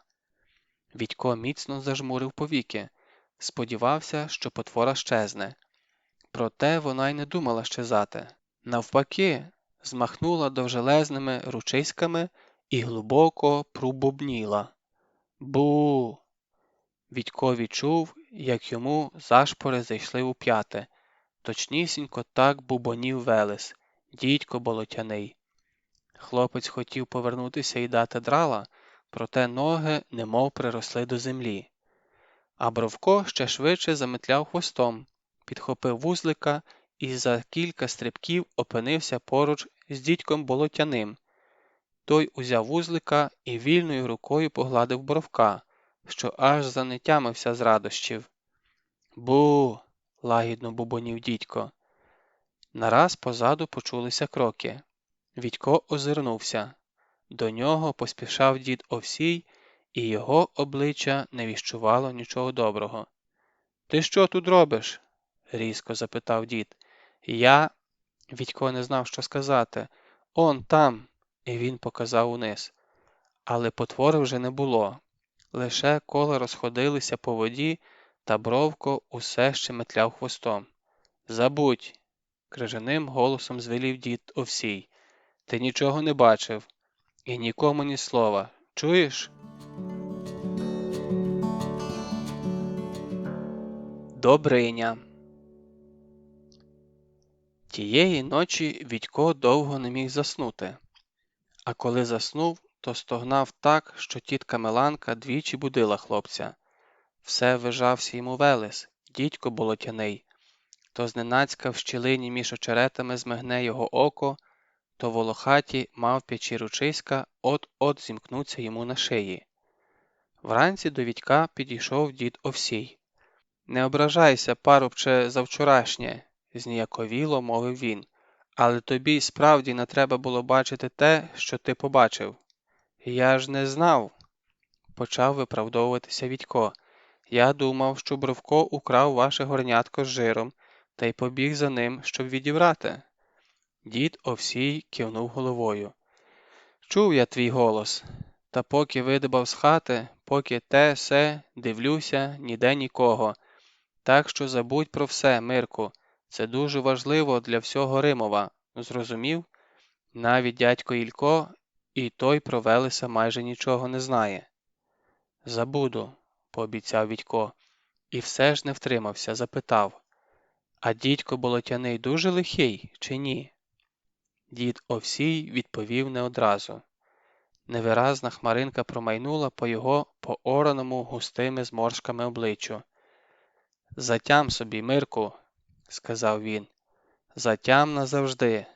Собаки лихих не люблять». «Затямлю», – пообіцяв Відько. Дід Овсій усміхнувся. Він знову став таким, яким звик його бачити Відько. А згодом думки про Велеса взагалі вилетіли з Відькової голови, бо до Римова увійшло кількасот княжих дружинників. Засмаглі, широкоплечі, вкриті густим шаром куряви, вони сиділи, як улиті на своїх дужих конях. Їхні металеві шоломи виблискували на сонці, аж ставало боляче очам. У передньому, огрядному, сивобородому воїнові римівці упізнали Тисяцького Добриню. Тисяцький уважно поводив навсібіч своїми гострими очима. Здається, він когось шукав. І коли зі свого дворища вишкандибав дід Овсій, Тисяцький зіскочив з коня і рушив до нього. «Все ще тримаєшся, старий мухоморе?» – вигукнув Добриня і розвів руки для обіймів. Добрине!» – застеріг його дід Овсій. «Обережніше! Мене, розумієш, половець трохи на той світ не спровадив». «Що, не втримався?» – запитав Добриня. «Знов у бійку поліз?» «Та понесла нечиста», – згодився дід Овсій. «Може, заскочиш на хвилю до хати?» Добриня в задумі погладив бороду, та все ж відмовився. «Ніколи, Овсію, поспішаю до городища. Краще вже ти туди заскакуй, є про що порадитися. Чи, може, ті харцизяки тобі заодно і пам'ять відбили?» «Та ні», – відказав дід Овсій, – «пам'ять моя ще при мені». «От і гаразд. Отже, чекаю». Відько зачудовано дивився услід старому воїнові. Виходить, він уже й третього богатиря, Добриню Микитовича, знає. Гей, розказати про таке хлопцям з Воронівки луснули б, мабуть, від заздрощів. Щоправда, той Добриня, про кого вони вчили в школі, здається, був воєводою, а цей лише Тисяцький. Ну і що з того? Може, цей Добриня нині-завтра теж стане воєводою? «Діду, візьміть і мене з собою до городища», – заканючив Відько так, як це вміють робити лише на початку 21 століття. «Хочу ще раз побачити Добриню». І, звісно, відмовити Відькові дід не міг, хіба наказав: «Спочатку ягід полізь нарви». Десь за годину Відько з'явився на городищі. Він згинався під вагою козуба. Ще 2 кошики з черешнями дід Овсій перекинув через коня. Дружинники щойно пообідали і подалися на ставок. Ледько з іншими хлопцями погнав їхні коні на луг. «А це чиє?» – запитав Добриня, угледівши за дідовою спиною Вітька. «В тебе ж ніби…» «Це Іванів онук», – пояснив дід, – «тямущий хлопчина». «А мій, отже, небіж», – доповнив його Муровець. Ілля всівся на лавицю поруч з Добринею. На широкому столі, мов на шпилі, височіли їхні шоломи. Муровець поставив між ними Вітьків козуб і запустив у нього велику, мов копач, долоню. Першу жменю, як господар городища, він передав Добрині. Той кинув кілька ягід до рота, вдячно хитнув головою. «Це ще ті?» – запитав діда Овсія. «З Дунаю?» «Еге ж, лепська ягода, у Переяславі такої немає». Він доїв черешні, відсунув козуб і глянув на Вітька. «От що, хлопче, пішов би ти краще погуляв, га? А ми тут трохи погомонимо з дідом. Заодно й Олешка поклич». Не послухатися Добриню Вітько не посмів, хіба що кинув прохальний погляд на діда. Проте той вдав, ніби нічого не помітив. Коли прибіг ще мокрий з річкової купелі Олешко, Добриня почав. До Переяслава дійшло, що половець знову щось замислив. «Звісно, що», – відказав дід Овсій, – «поживитися хоче». «Може бути». І поткнувся спочатку на Римів. А якби вдалося проскочити, то й до Переяслава дістався б, а там, дивись, і Київ обложив би. «Тепер уже не поткнеться», – безтурботно посміхнувся Олешко. «До нових віників запам'ятає». «Рано радієш, хлопче», – заперечив Добриня. «Сам же відаєш, що до Римова підходила лиш одна орда, а за Ворсклою ще кілька таких тиняються. Отже, спробує проскочити десь в іншому місці», – сказав Муровець. «А де саме, відаєш?» – запитав Добриня. «Ні». «Тож бо й воно, і я не знаю, і сам князь Володимир не відає. Може, збирається під Лукомлем чи під Воїнем прослизнути, а той від Ромен зайде. Ми ж сильні пішою раттю, проте за кінними вона не вженеться.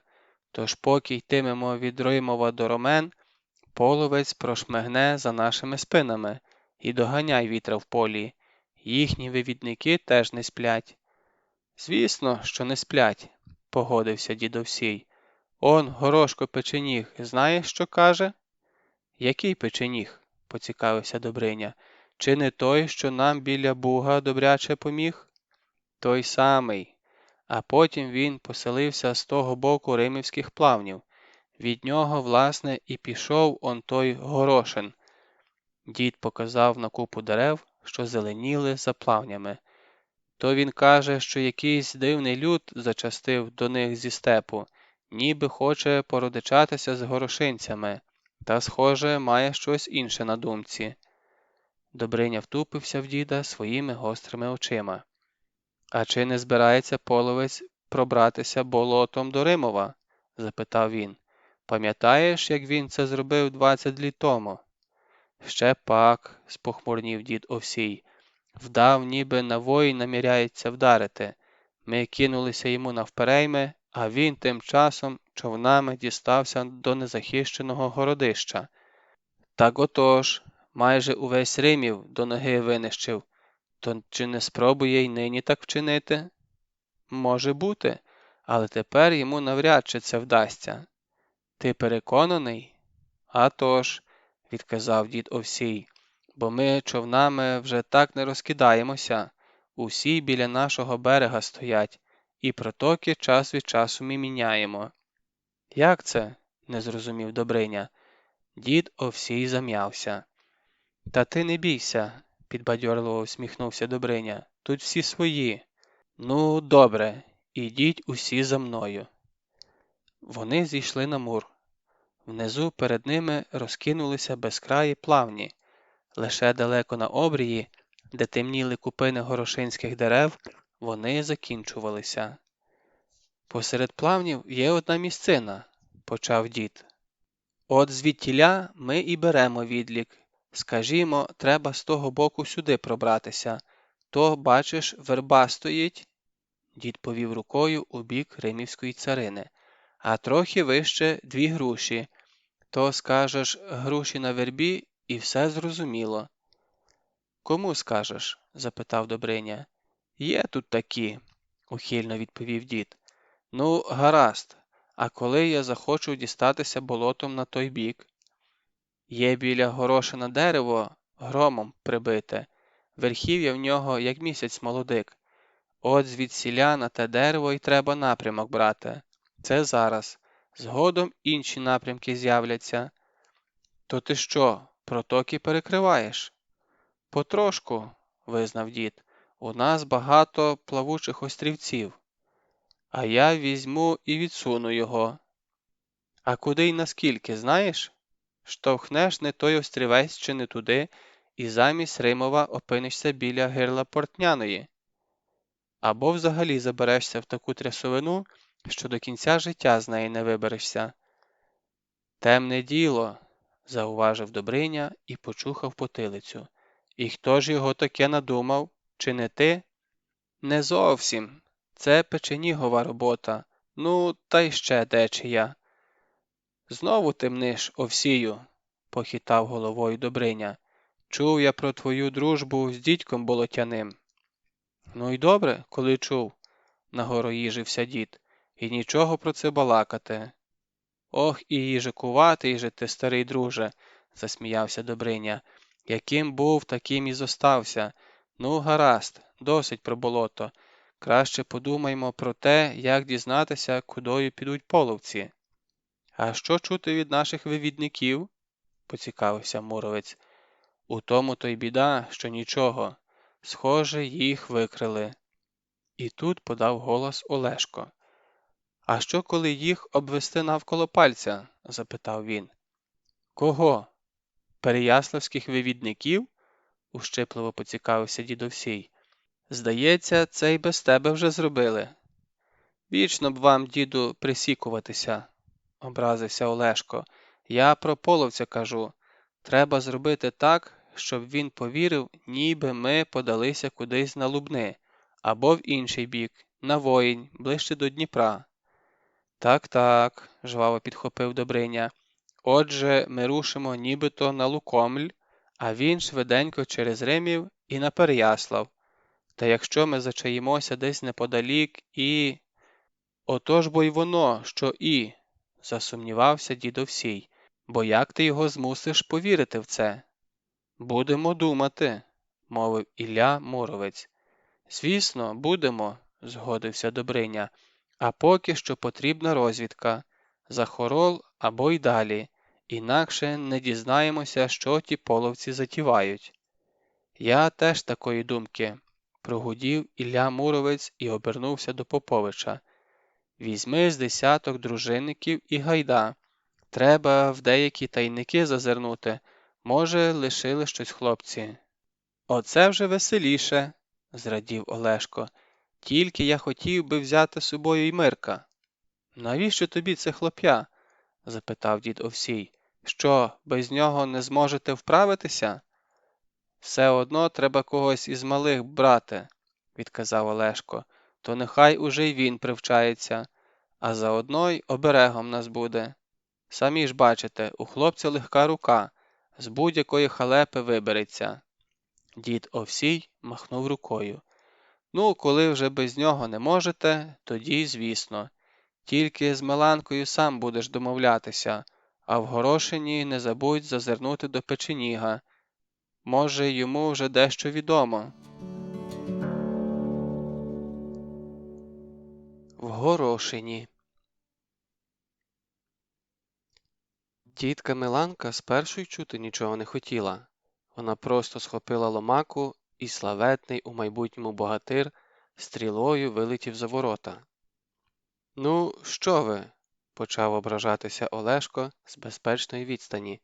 «Самі ж знаєте, що такі, як Мирко, повинні супроводжувати воїнів».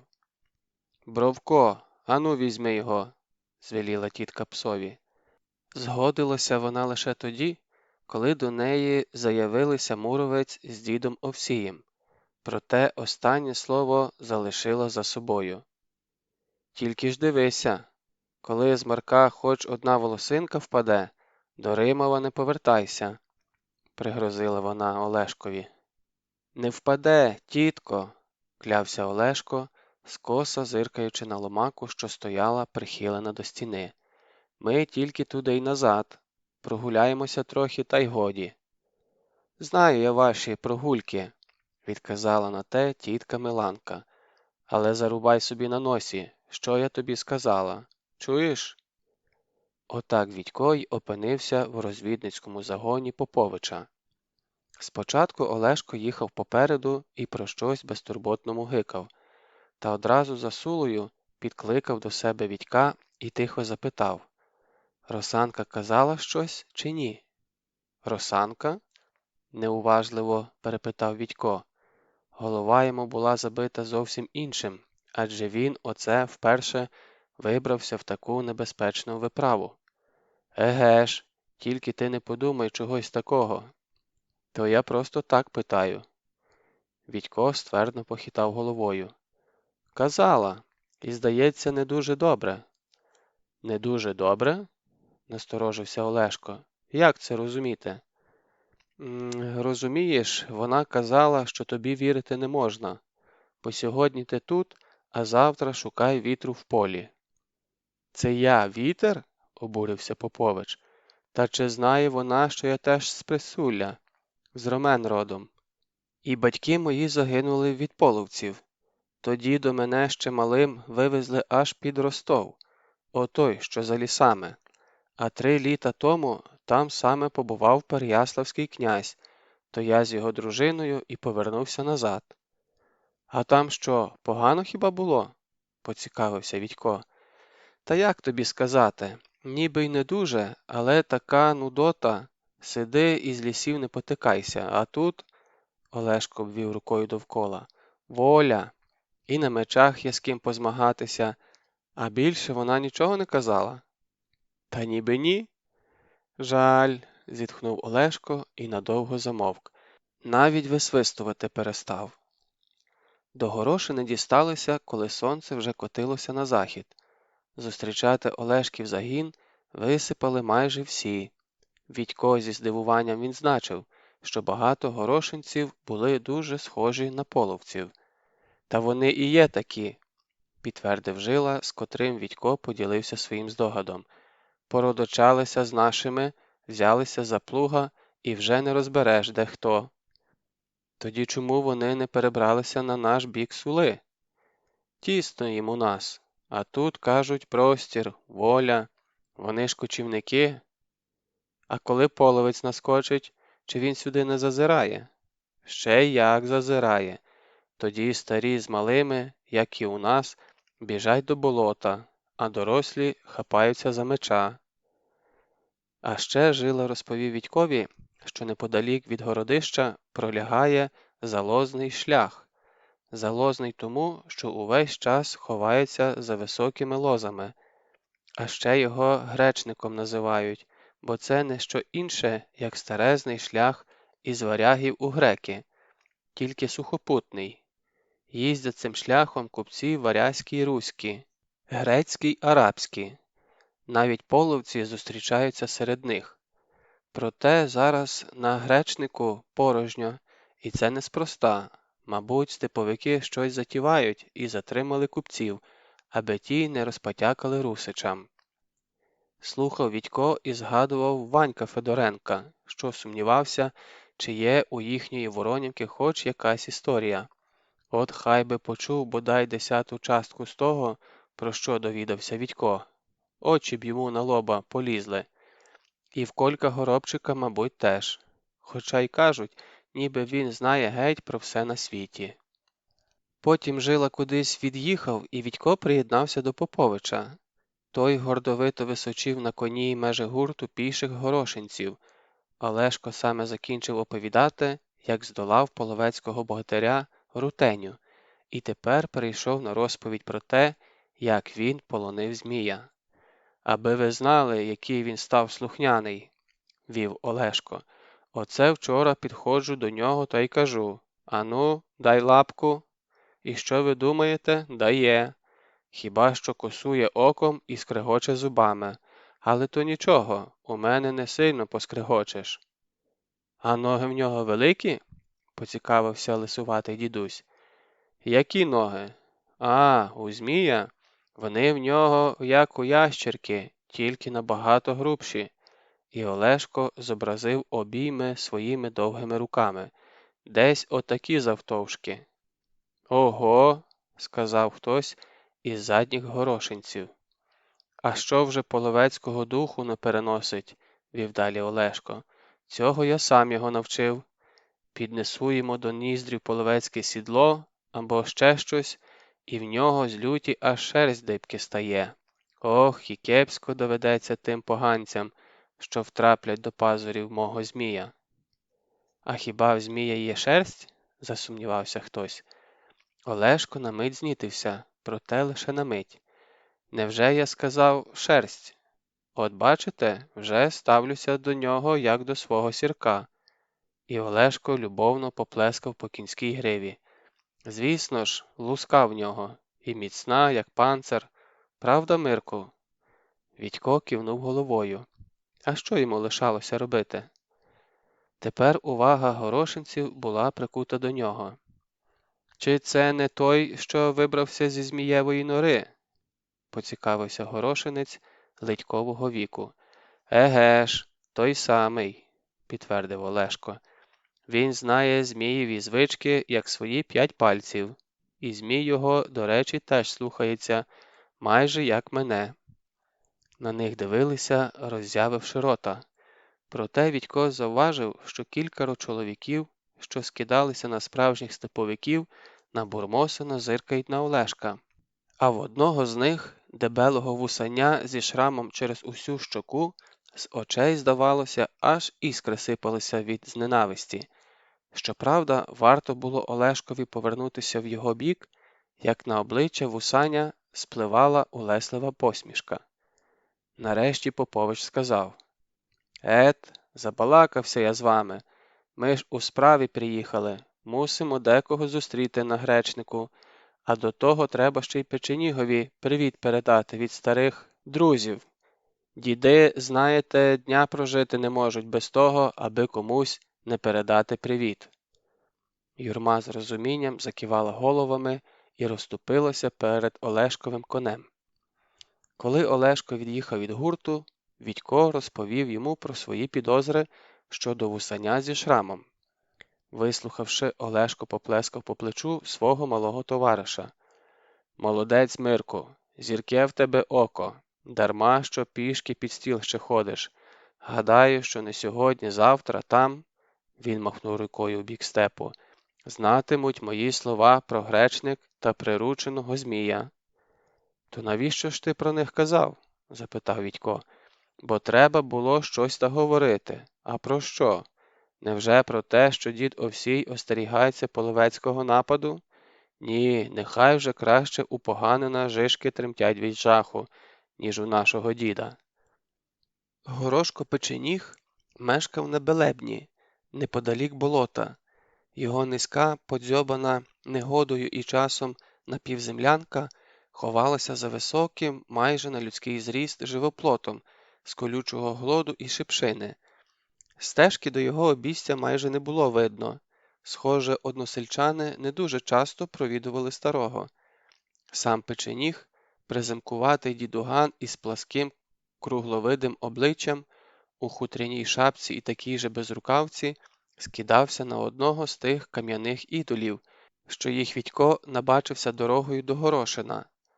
Дід Печеніг вийшов з хати і похмуро зиркнув на дружинників. Коли Олешко зіскочив з коня, Печеніг пробурчав: «Ти що, не міг увесь Римів привезти за собою?»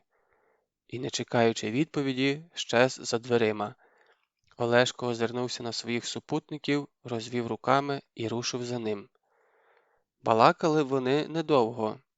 І, здається, балакали не про приємні речі, бо коли вийшли з хати, Олешкове обличчя було вкрай заклопотане. Попович помахом руки підкликав до себе Жилу і Вітька, і вони всі разом рушили до болота. З берега у бік високих очеретів було прокладено чимало протічків. Біля них стояли на припоні човни-плоскодонки. Печеніг, накульгуючи, ішов попереду. Порівнявшись із деревом, всохла верхівка якого скидалася на молодий місяць, непомітним порухом руки показав Олешкові на один з протічків. «Запам'ятайте це місце», – прошепотів Олешко Жилі та Вітькові. «До Римова можна дістатися лише цим протічком».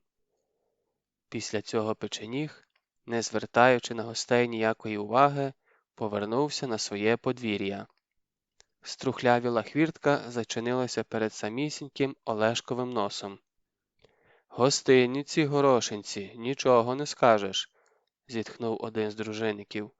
«У тельбусі вже давно буркоче, а Печеніг, бач, хвірткою хряпає». «Дарма ти так на діда», – пересоромив його Попович. «Хіба не бачиш? Живе самітній, мов друбаний палець. Чи до гостин йому?» «А тепер куди?» – поцікавився Вітько, коли дружинники знову вибралися на головну Горошинську вулицю. «На Гречник, куди ж іще?» – голосно відказав Попович. Так голосно, що ці слова долетіли до вух вусаня зі шрамом, котрий ніби випадково зустрівся їм на шляху. «А там десь і підвечеряємо, бо в цього Печеніга, схоже, і снігу взимку не випросиш». Вусань зі шрамом лише криво осміхнувся на ці слова.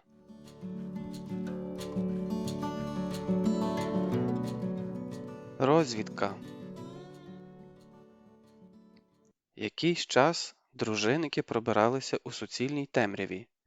Згодом стало трохи легше. На небо викотився повен місяць. «Де ж той Гречник?» – врешті запитав Вітько Поповича.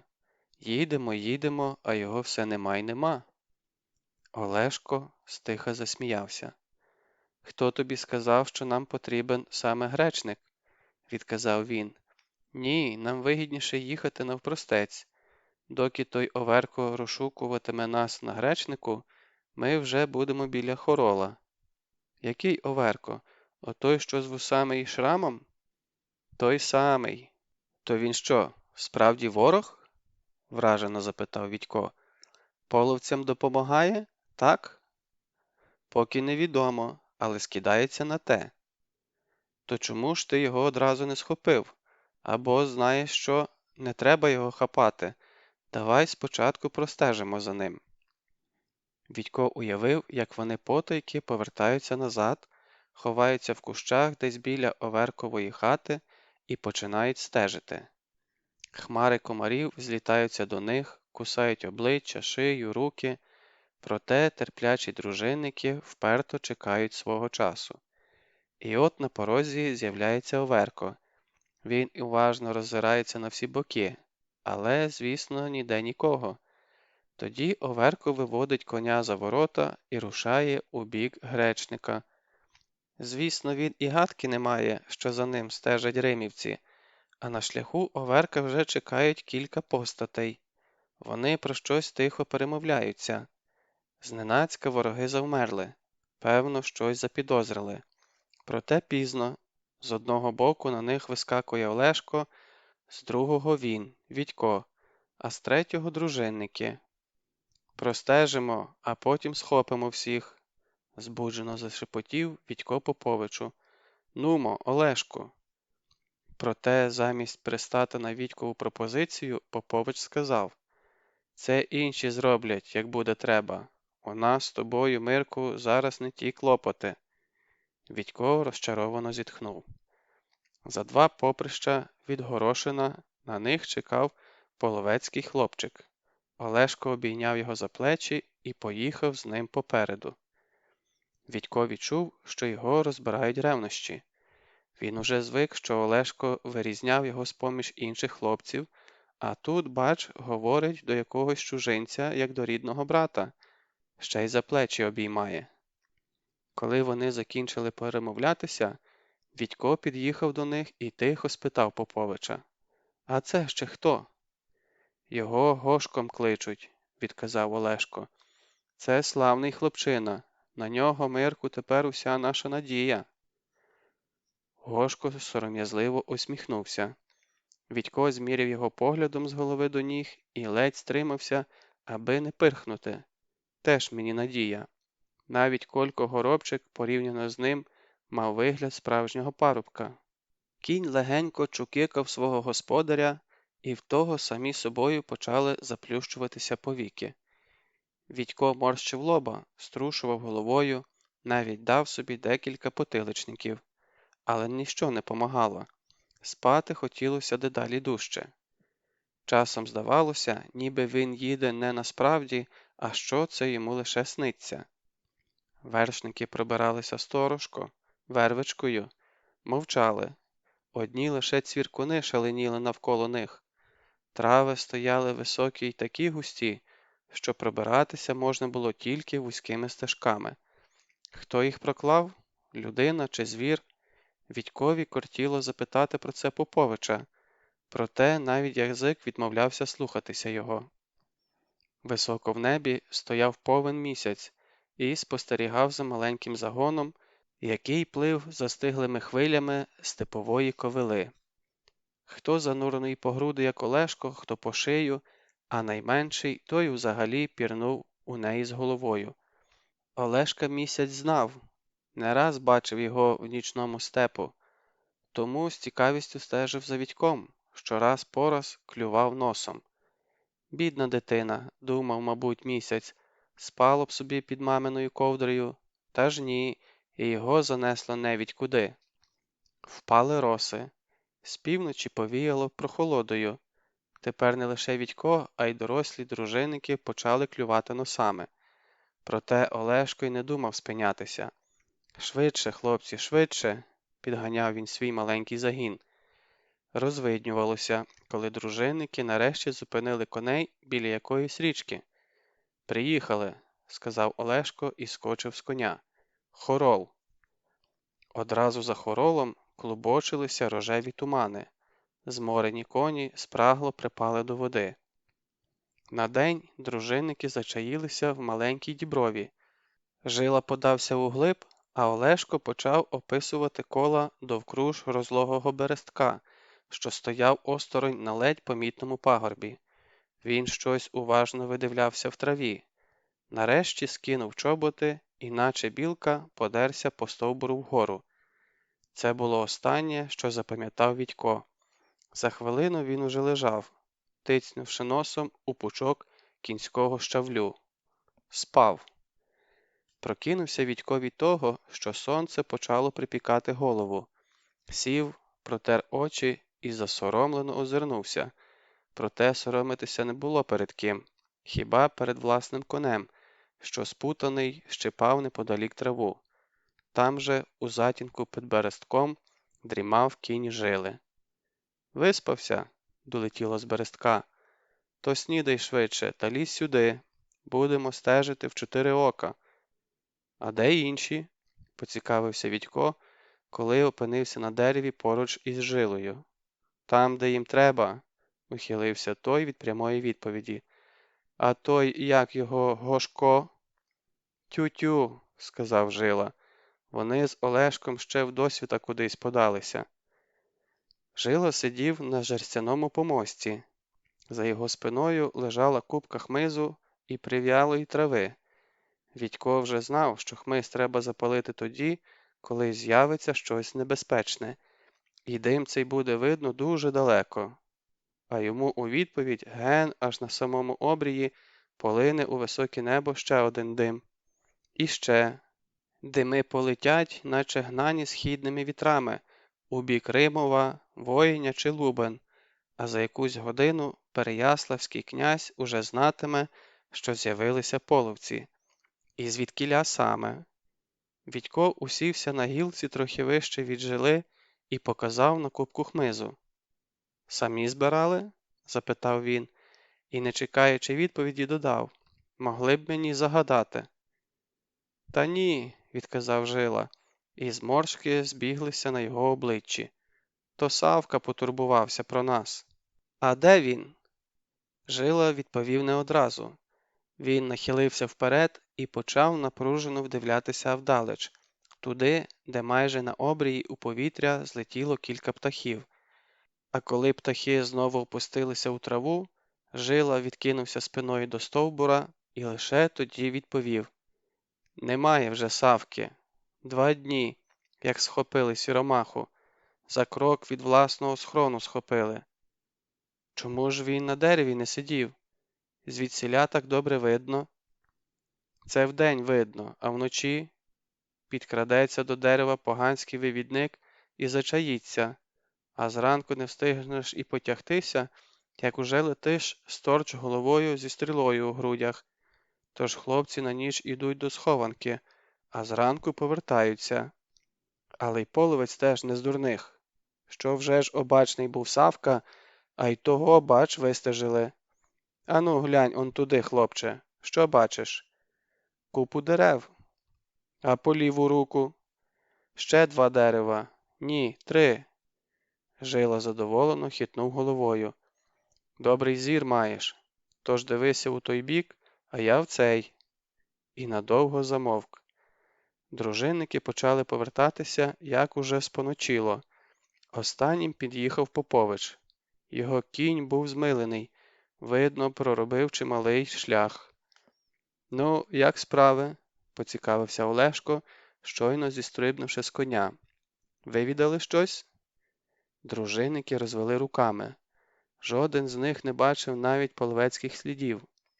«Хитрує, поганець», – похитав головою Олешко. «Вдає, ніби й духу його поблизу немає. А крім Савки, ще 2 зняв з дерева. Замість них залишилися Мишко Жук та Міняйло». Відько лишень тепер зауважив, що бракує 2 дружинників. Олешко знехотя жував шмат в'яленого м'яса і зосереджено про щось думав. Тоді відклав шмат і сказав: «Будемо робити вивідку боєм». «З нашими силами?» – засумнівався Жила. «Чому тільки з нашими?» – заперечив Олешко. «От зараз ти поскачеш до Горошина, піднімеш усіх, хто там є, і негайно сюди, а заодно й Мирка прихопи з собою. Печеніг знайде, як переправити його до Римова». «Я хочу з вами», – запротестував Відько. Олешко поклав йому руку на плече. «Ні, Мирку, тут поважна січ затівається, може й не повернеться ніхто». «Я хочу з вами, будь ласка», – стояв на своєму Відько. «Ні», – рішуче відказав Олешко. «Ти краще вислухай мене уважно. Ми рушимо на Голтву. Так і передай Добрині, чуєш? І не копиль губу, рано тобі ще проти половця виходити на прю. Спочатку навчися гінцем бути». І знову дорога, висока ковила і холодні нічні роси. Тільки місяця цієї ночі не було, сховався за хмарами. Сонце вже піднялося високо над обрієм, коли гінці нарешті дісталися до містечка. На заклик Жили відгукнулися зо 2 сотні горошинців. Вони поспіхом сідлали коней і збуджено перегукувались. Мабуть, мандрівка була їм до душі. «Ну, Мирку, кулею лети до Печеніга», – сказав Жила Відькові, коли вершники рушили з Горошина. «Втім, спокійніше на душі буде, коли я сам тебе здам з рук у руки», – схаменувся він і махнув горошинцям рукою. «А ви не зупиняйтесь, їдьте за нашим слідом, я вас потім наздожену». Вулиці були безлюдні, по дворищах метушилися жінки та діти, про всяк випадок готували до схову збіжжя. За лозами, звідкіля було вже видно частокіл Печенігового дворища, їм назустріч зненацька випірнули 3 кремезняків, схожі на половців. Між ними стояв Оверко. «Пощо не поїхали з усіма?» – насупився Жила. Оверко ступив наперед. «Віддай хлопця, Жило!» – сказав він. Викрадення княжича Святослава. «Спокійно, Олешку!» – вже вкотре наказував собі Попович. «Сядь спокійно і сиди, як усі люди». Наказував і сам не вірив, що здатен на таке. Бо хіба ж може звичайна людина сидіти на гілці, та ще й спокійно, коли всього за якесь поприще от-от має щинитися таке, чого половці і в страшному сні не бачили. На їхніх очах має загинути княжич Святослав, той, хто є запорукою безкарних набігів на Переяславські землі. А ще Олешко не знаходив собі місця, бо тепер від нього нічого не залежало. Ні від нього, ні від дядька Ілька з дідом Овсієм, ні навіть від самого князя Мономаха. Тепер усе було в руках малого Гошка, онука діда Печеніга. Але чи зуміє цей малий обхитрити пильне око половецької сторожі і непомітно для неї передати листа княжичеві Святославу? І чи зуміє сам Святослав виконати все, що в тому листі написано? Те, що вони задумали з дідом Овсієм та Муровцем, здається, ще нікому не приходило в голову. Навіть князь Володимир, коли вони розповіли йому про свій задум, був неабияк вражений. «Неймовірно», – сказав він, – «я й сам радо взяв би участь у цьому». «Княже», – відказав на те дід Овсій, – «не гоже такій людині, як ти, займатися тим, чим має займатися звичайний дружинник. Скажу більше, навіть нам з Ільком це не гоже, бо один уже старий, а другого видно на весь степ». Отож князь Мономах знову повернувся до Переяслава, а дід Овсій подерся на сторожову вежу. А от він, Олешко, уже другу добу чається в цій місцині. Вдень відсипається в мочарах, а вночі нишком пробирається до хоролу, щоб в одному місці під берегом вирити таку собі схованку-печерку. Сьогодні зранку, коли підсохла роса, Олешко ще раз прокрався туди, аби переконатися, що нічого не забув. Оглядини були втішні. Схованку надійно прикривало вербове коріння, підмите водою, і помітити її може лише той, хто про неї знав. А на той випадок, якщо хтось із половців намислить бовтатися поряд зі схованкою, Олешко лишив очеретину для дихання під водою. Княжич Святослав знає, як нею користуватися. Згадавши про Святослава, Олешко мимоволі всміхнувся, що вони колись удвох витворяли. І скарби шукали, і на мечах билися мало не до крові, бо ж ніхто не хотів поступатися, і на конях навперегони гасали, і змагалися, хто далі пірне. Переможений зазвичай вдавав з себе коня і мусив з голосним іржанням, щоб весь Переяслав чув і бачив, хто переміг, а хто програв, гасати туди-сюди понад берегом головної Переяславської річки Трубіжа. Олешко струснув головою, відганяючи видіння, і озирнувся. Верба, на якій він сидів, схилилася над невеликим мочерем, що всуціль поріс очеретом. В очеретах замріяно кумкали жаби. Неподалік на лужку, схованому від степу заростями рогози, випасалося трійко стриножених половецьких коней. Олешко зумисне вибрав саме їх, бо вони не підковані, а відтак нічим не вирізняються від тисяч інших. А от варто лише проїхатися римівським конем, підкованим на всі 4 копита, як серед половецьких вивідників щиниться неймовірний переполох, як це тут опинився уруський кінь, і що намислив його хазяїн. Та й самого Олешка важко було впізнати. На ньому був засмальцьований половецький халат, а кудлату половецьку шапку він насунув на самісінькі брови, так що навіть зблизька важко розпізнати, що він не степовик. А коли щось запідозрять, він назветься гінцем до хана Курнича від переяславського князя Володимира Мономаха, і навіть листа покаже. А що зупинився саме тут, теж нічого дивного, адже гінець має право зупинятися на відпочинок де захоче. Особливо, коли він добрався до Хорола від самого Переяслава, а це добряча сотня поприщ із гаком. Нараз він завважив, як ген на обрії стрімголов промчало кількаро кінних половців. Мабуть, то були вивідники, що квапилися туди, де горошинські парубки мали змагатися у молодецьких іграх. Олешко вдоволено усміхнувся. За сьогодні в тому напрямку прогалопував уже третій гурт. Отже, горошинським хлопцям таки вдалося привернути до себе увагу всього сторожового степу. А відтак, княжич Святослав має більше можливостей для втечі. Але перед цим він має втопитися у Хорольському чорториї. Так, саме втопитися. Хоча такому плавцеві, як Святослав, зробити це буде дуже складно. Але так треба.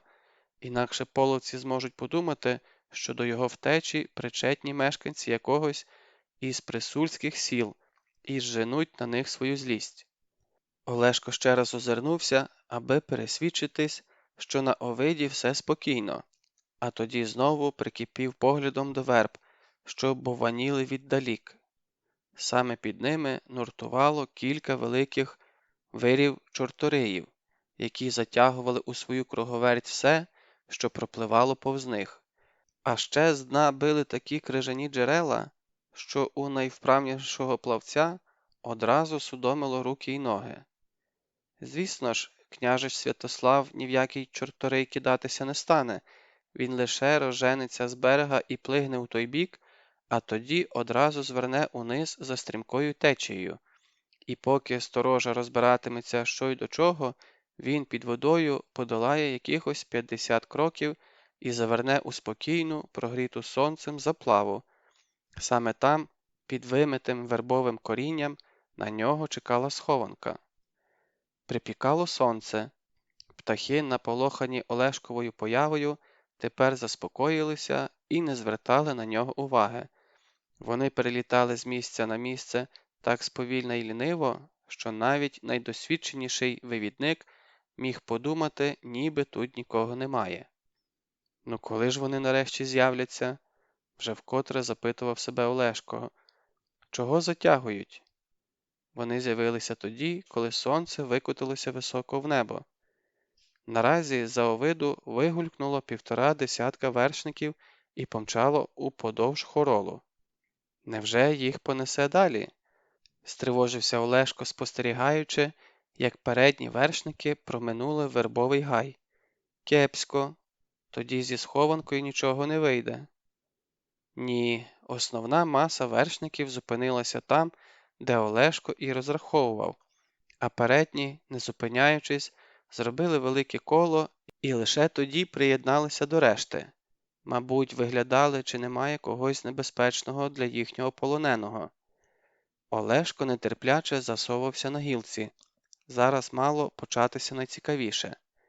За ті 2 роки, що Попович провів поруч зі Святославом, він добре вивчив звички свого зверхника. Щойно кінні перегони закінчувались, княжич власноруч, цього він навчився від батька, вигулював свого коня. Цікаво, чи змінилися його звички з того часу? Ні, не змінилися.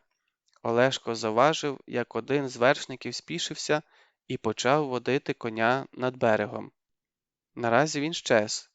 Мабуть, зійшов до затону, бо там вода тепліша, і заходився купати свого коня, а заодно й приглядався до того місця, де мала бути схованка, і лише потому повинен був кинутися у воду сам.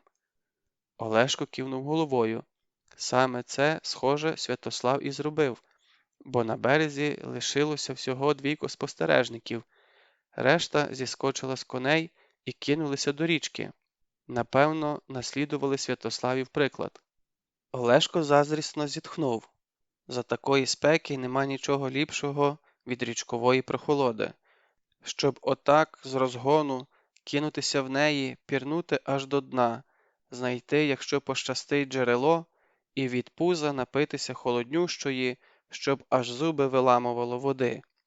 А от після купання князеві завжди хотілося їсти. Отже, зараз має початися полювання. І справді, незабаром маленькі постаті охоронців знову з'явилися на Овиді. З розгону скочили вони на коней і, мов спращі, розлетілися по степу, аби підстрелити якусь дичину. Бідолахи навіть гадки не мали, що чекає їх за якусь хвилину. І вона настала. Наразі ті, хто залишився сторожувати Святослава, забігали, мов навіжені. То мало означати, що князь пірнув у воду, а от випірнути чомусь не поспішав. А що він пірнув у напрямку найбільшого з вирів, то висновок у його охоронців був один. Мабуть, той вир підхопив князя і затяг туди, звідкіля не повертаються. Олешко полегшено зітхнув. Доки сторожі будуть ошелешно дивитися на те місце, доки шукатимуть тіло нещасного княжича, той має під водою допливти до визначеного місця і там зачаїтися. От тільки невідомо, скільки йому сидіти в тому сховку. Звісно, вода в мілкому, прогрітому сонцем затоні набагато тепліша, ніж на бистрині, проте за якусь годину-другу і в ній можна закоцюбнути. Нараз один із вершників відділився від гурту і, нещадно шмагаючи коня, помчав від хоролу у степ. Не інакше мав сповістити ханським старшинам неприємну новину про наглу Святославову смерть. Перед заходом сонця над берегом хоролу у супроводі чималого почту пролетів опасистий вершник, чи не сам хан Хорольської орди Курнич. Спинився він біля верб і почав люто вимахувати правою рукою. Мабуть, то його канчук застрибав по схилених спинах охоронців. Майже до заходу сонця метушилися половці над берегом, а тоді, як один, рвучко розвернули коней і щезли в синій імлі. Коли на небо зійшли рясні зорі, Олешко, сторожко, мов степовий лис, прокрався до того місця, де під Хорольським берегом мав зачаїтися княжич Святослав. Якийсь час наслухав тишу, бо не був певен, залишили половці сторожу чи ні. Проте навколо все мовчало, тож Олешко схилився над берегом і стиха погукав: «Княжичу! Княжичу Святославе! Прокидайся!» Внизу почувся тихий плюскіт і нерозбірливе: «Поможи!» Еге ж, добряче таки замерз княжич, коли навіть вибратися на берег немає сили. Олешко зігнувся, намацав Святославову руку і смикнув її з такою силою, що Святослав, мов щука з води, вилетів на сухе. «З волею тебе, княжичу!» – привітав його Олешко. Княжич відповів щось нерозбірливе. Його тіло тіпали дрижаки, і зуб не попадав на зуб. Не допомогла і половецька одіж, що її Попович зняв із себе і накинув на княжича. «Розумію, княжичу!» – співчутливо похитав головою Олешко.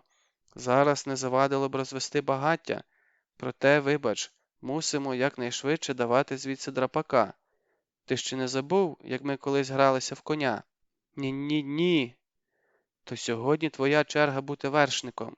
І я би краще пробіг!» – процокотів Святослав. «Зігрітися б!» «Не можна, княжичу!» – рішуче заперечив Олешко. «Зайві сліди нам ні до чого!» Святослав кивнув, мовляв, розумію. Тоді задубілими руками охопив Олешкову шию. Попович зачекав, доки той зручніше вмостився у нього на спині, і попередив: «І ржати, княжичу, теж не будемо, гаразд?» Не дивлячись на дрижаки, Святослав пирхнув. До нього знову повертався гумор. Олешко добряче впрів, доки дотарабанив княжича до свого денного сховку. Стривожено захропіли невидимі в темряві коні, зачувши запах чужака. «Свої!» – заспокоїв їх Олешко і зажадав: «Ну, княжичу, злазь, бо треба й совість мати».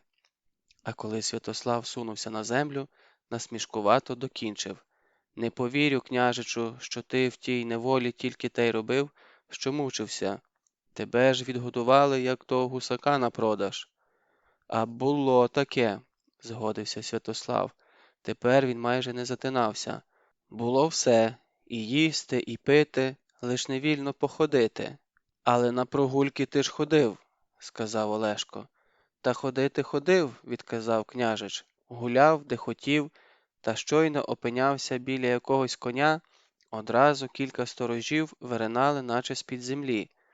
Він глибоко зітхнув, виганяючи з себе останні дрижаки, і вже іншим, теплим і вдячним голосом додав: «Спаси біг тебе, Олешку, не знаю, чи й віддячу тобі колись».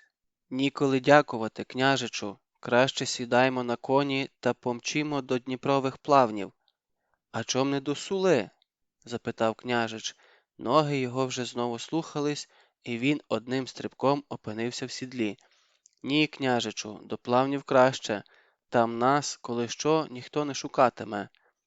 Олешко звернув на слід, що його ще вдень протоптали дикі коні, і вони навперегінці помчали до Дніпра.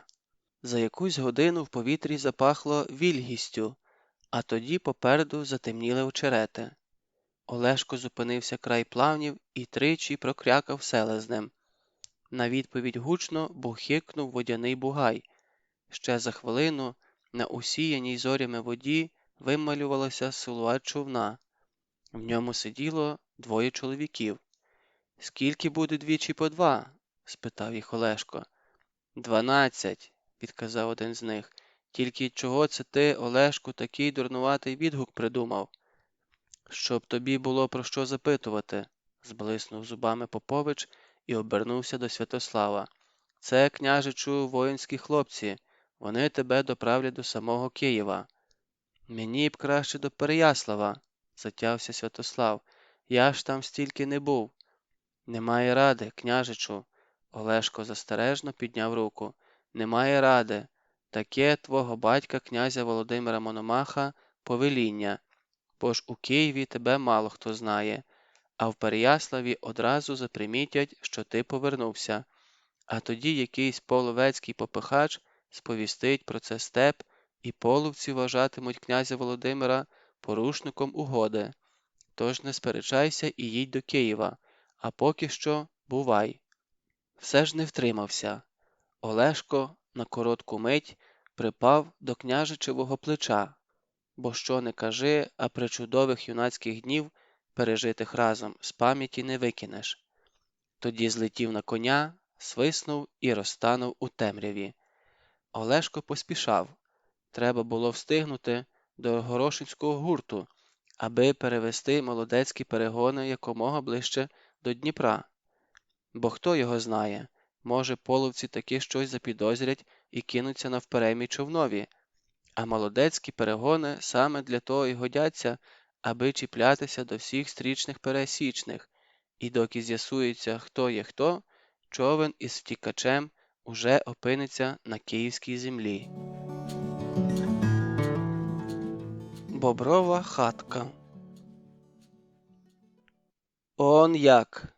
– поволі мовив Жила і прищуленим оком, мовби вцілився з лука, поглянув на Оверка.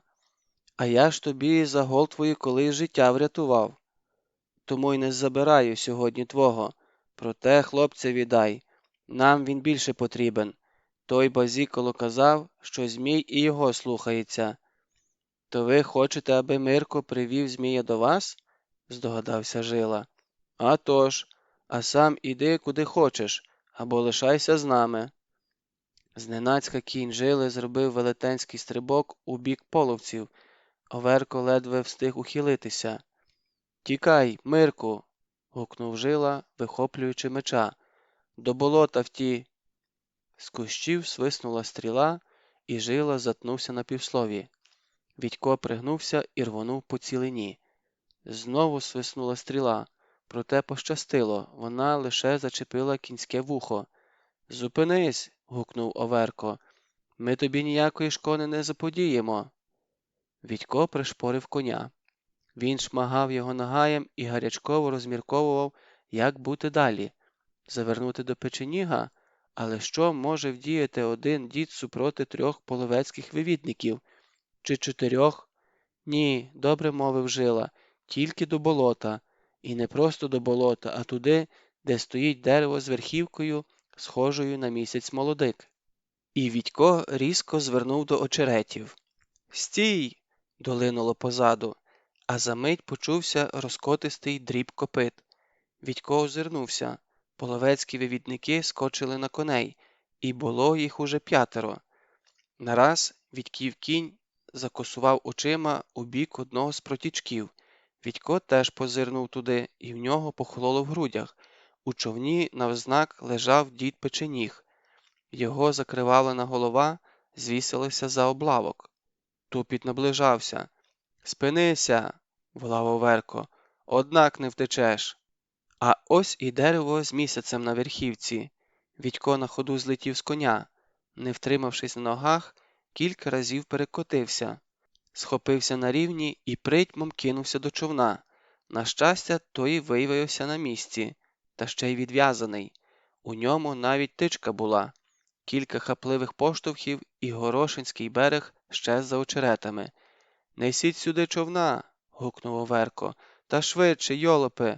А двоє лишайтеся на березі і глядіть мені!» А в Вітька, як назло, ніс плоскодонки з розгону врізався в кущ рогози. Доки хлопець вибирався назад, від берега долетів гучний виляск. То переслідувачі кинули човна на воду. «Ну, тепер не втечеш!» – почувся вдоволений Оверків голос. «Так, тепер не втекти. За хвилину-другу половецькі вивідники його наздоженуть. Що ж робити?» Нараз Вітькові на очі натрапив майже непомітний бічний протічок. Намагаючись не зламати жодної очеретинки, Вітько повернув човна туди. Протічок виявився звивистий і вузький. Хлопець десяток разів відштовхнувся тичкою, тоді зупинився і почав наслухати. Спочатку було тихо, лише очерети таємниче шурхотіли між собою. Та незабаром до цього шурхоту приєдналося плюскотіння. Воно все наростало, але за хвилину почало віддалятися. Мабуть, переслідувачі подалися далі. Тепер Вітько не поспішав. Намагався пливти нечутно, бо хоч і проскочили переслідувачі, проте за очеретами усе ще лунали їхні голоси. Схоже, половецькі вивідники здогадалися, що Вітько їх обдурив. Незабаром вони попливуть назад і побачать, куди він завернув. Тож не лишалося нічого іншого, як і далі заплутувати сліди. Вітько спрямував човна до іншого протічка. Кілька разів тичка виривалася йому з рук, потрапляла в трясовину. Доводилося гребсти руками назад і визволяти тичку з гливкої пастки. За тичкою здіймалися хмари намулу і повітряних похірців. Намул осідав так повільно, що переслідувачам було геть неважко визначити Вітьків шлях. Вітькові здалося, що він уже цілу вічність кружляє болотом. Проте голоси і плюскіт не стихали, а навіть почали наближатися. Схоже, переслідувачі розгадали простенькі Вітькові хитрощі і вже не проскакували з опалу повсті протічки, куди завертав утікач. Нарешті хлопець відчув, що сили в нього вичерпалися, але знав, що ні за яку ціну покладатися на половецьку милість не можна, краще вже стрибнути в трясовину, та таку, щоб переслідувачі навіть не мали змоги витягти його звідтіля. Шукати підходящу трясовину довго не довелося. Нараз тичка увійшла так глибоко, що на поверхні залишився лише її кінець. Вітько приречено втупився в те місце. Всього десь півметра води, а під нею бура масна рідина. На вигляд зовсім не страшна. По ній навіть повзали якісь підводні жучки. Та варто лише переступити через облавок, навіть не переступити, а просто перехилитися – і все. Голоси й шурхіт наближалися. Ще хвилина, і переслідувачі вигулькнуть за повороту. Вітько підвівся. Зненацька за його спиною почулося тихе «бу». Край потічка стояла потвора. Та, котрій Бровко носив горнятко з гусячим жиром. Велес, дідько болотяний. З Вітькових грудей вихопився мимовільний зойк. Болотяний дідько хутко приклав до вуст покарлюченого пальця. «Бу! Бу!» Тоді увійшов у воду і поплив до Вітька. Не дивлячись на хлопця, забрався, скормив човен і погріб руками до тички, щоб вивільнити її з трясовини. а за хвилину Вітьків човен з тихим шурхотом врізався в очерети. Дідько Болотяний ніби знехотя відштовхувався тичкою, проте човен плив так стрімко, що вода аж бурунилася за ним. Кілька разів Велес повертав спотворене обличчя до закляклого хлопця і підбадьорливо гудів: «Бу! Бу!». Тільки тепер Вітько міг роздивитися його як слід. Велес був низький на зріст і кривобокий. Ноги мав короткі і теж скривлені. Голова була сплющена з боків, підборіддя випиналося далеко вперед. На спині крутий горб. Усе тіло поросло рудою вовною. Проте плечі дідька Болотяного за шириною, мабуть, не набагато поступалися плечам Іллі Муровця. І руки були такі ж могутні. Велес зупинив човна перед однією з непомітних бобрових хаток. Показуючи на неї, сказав Вітькові: «Бу! Бу!». Звичайно, Вітько нічого не втямив. Дідько Болотяний скрушно похитав головою, тоді сковзнув з човна і пірнув. Вітько побачив, як той поплив під водою до бобрової хатки і щез у чомусь темному, що нагадувало отвір. А за хвилину з хатки долинуло: «Бу!». Дідько знову вигулькнув з отвору й опинився біля човна. «Бу!» – коротко кинув він. Лише тоді Вітько доп'яв, що Велес наказує йому заховатися у бобровій хатці. Він набрав у груди якомога більше повітря і, намагаючись не здіймати хвиль, перевалився за облавок човна. Руки Велеса підхопили його і штурхонули з такою силою, що Вітько й не щувся, як опинився в якомусь приміщенні з кулястим склепінням та жердяним помостом на рівні очей. Він видерся на поміст і уважно роззирнувся. Хатка лише зовні скидалася на боброву. Насправді, бобрами в ній і не пахло. Тут мешкала людина. Приміщення було майже кругле і сягало десь зо 2 метри в діаметрі. Одна його половина була вимощена сіном і прикрита барвистою ковдрою. Іншу половину займав якийсь продовгуватий шкіряний згорток, старе ганчір'я, кілька глиняних мисок та горняток. Серед них стояло і вищерблене горнятко із гусячим жиром, а отвір, з якого випірнув Вітько, слугував, мабуть, за сіне. Нараз в отворі з'явилася Велесова голова з прикладеним до вуст пальцем і знову щезла. А за деякий час в одній із щілин у стінах хижі Вітько побачив переслідувачів. Вони пропливли так близько від бобрової хатки, що хлопець міг би дотягтися до них рукою. Попереду сидів Оверко і насторожено роззирався навколо. Вітько навіть очі заплющив, аби не зустрітися з ним поглядом. А коли розплющив, човна з половецькими вивідниками вже не було видно. Довелося зазирнути в іншу шпарку.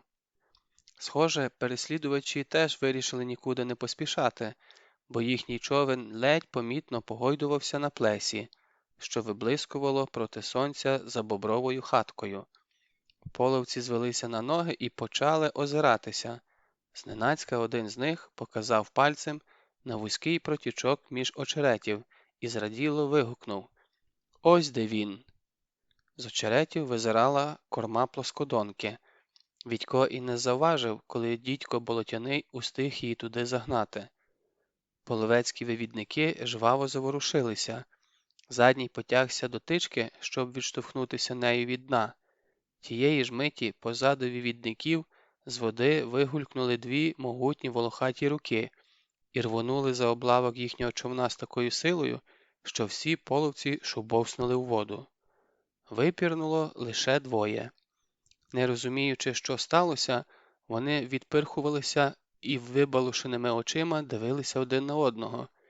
Зненацька Оверкова голова щезла під водою, і лише бульки вказували те місце, де він щойно був. Половець, який залишився живий, жахнюче зарепетував і чимдуж поспішив до напівзатопленого човна. Проте забратися в нього вже не встиг.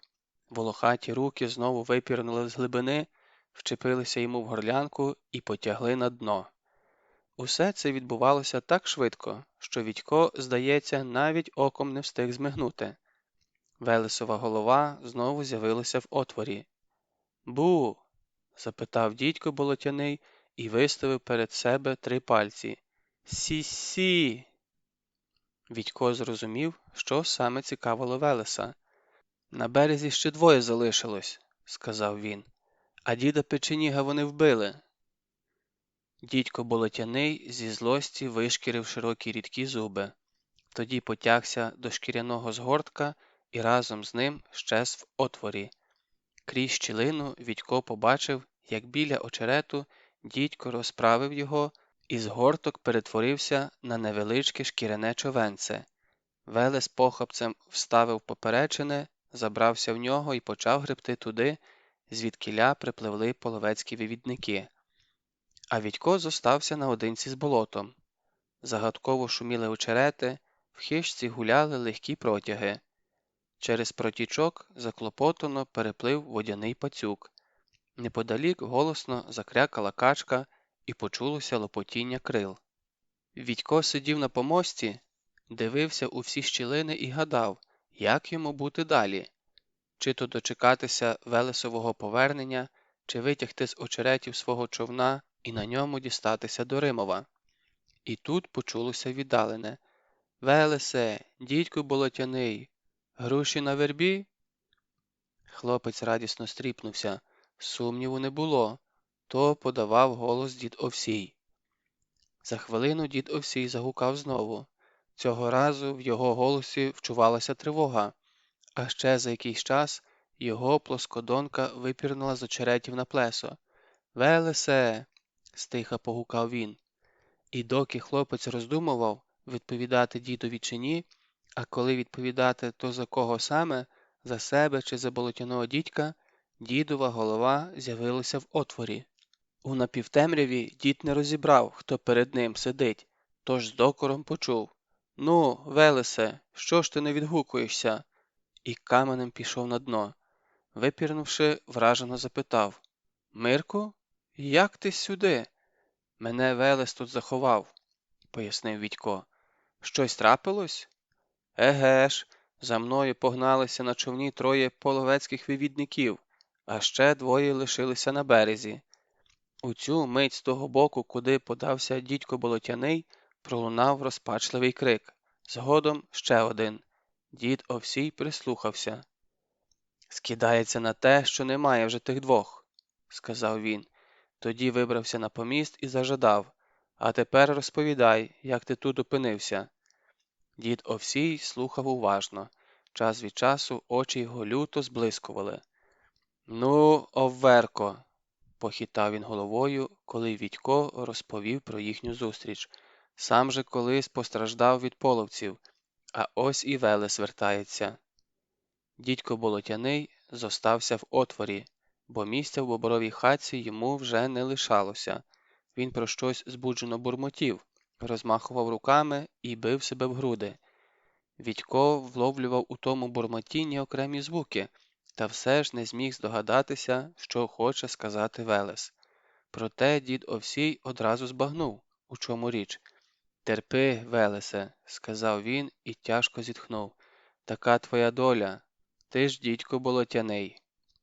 Помітивши Вітьків погляд, пояснив: «Горошинські жінки кричать, ніби то Велес заманив у болото тих 5 і порішив діда Печеніга». «Печеніга?» – здивувався Вітько. «Так. Бу-ба-ні», – бубонів дідько Болотяний, і по його спотвореному обличчю текли сльози.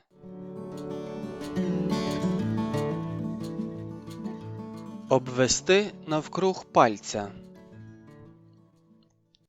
Дід Овсій уклав дідька Болотяного на ряднину, і той затих, обернувшись обличчям до стіни.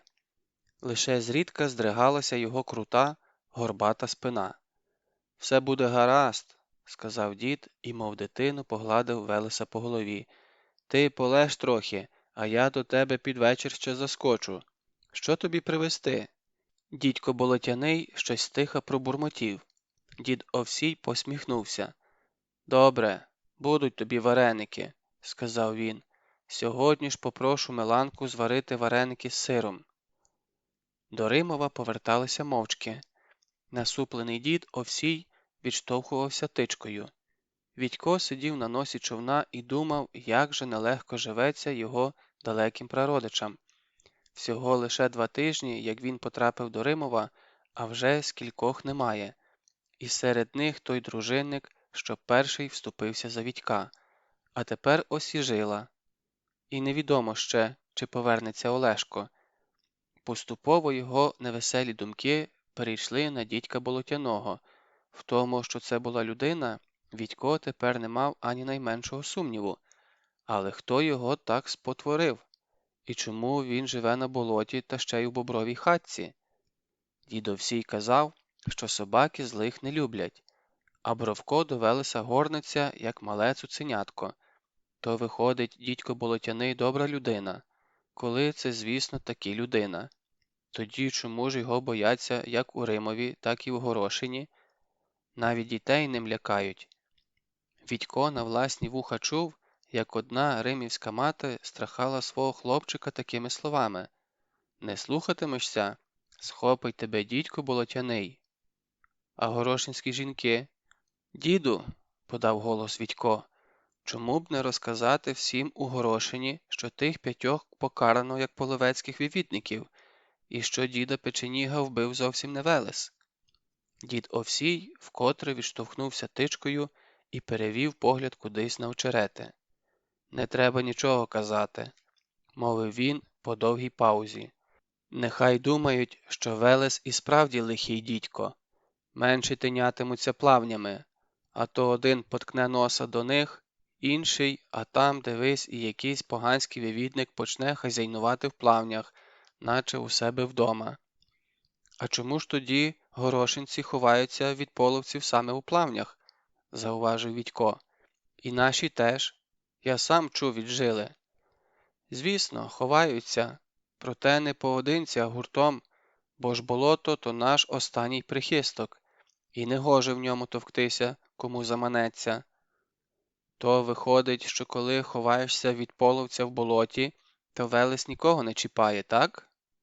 Дід Овсій ствердно хитнув головою і притримав тичку у воді, щоб човен повернув убік. «А коли хтось із цікавості полізе в болото, то Велес тут як тут», – розмірковував Відько далі. «Підкрадеться під водою, переверне човна, а коли треба, то й притопить трохи, щоб більше налякати. Так, діду?» «Все може бути», – відказав дід Овсій. «А потім, коли побачить, що людина налякалася, відпускає її. А може, не відпускає?» «Все може бути», – повторив дід. Відько замовк.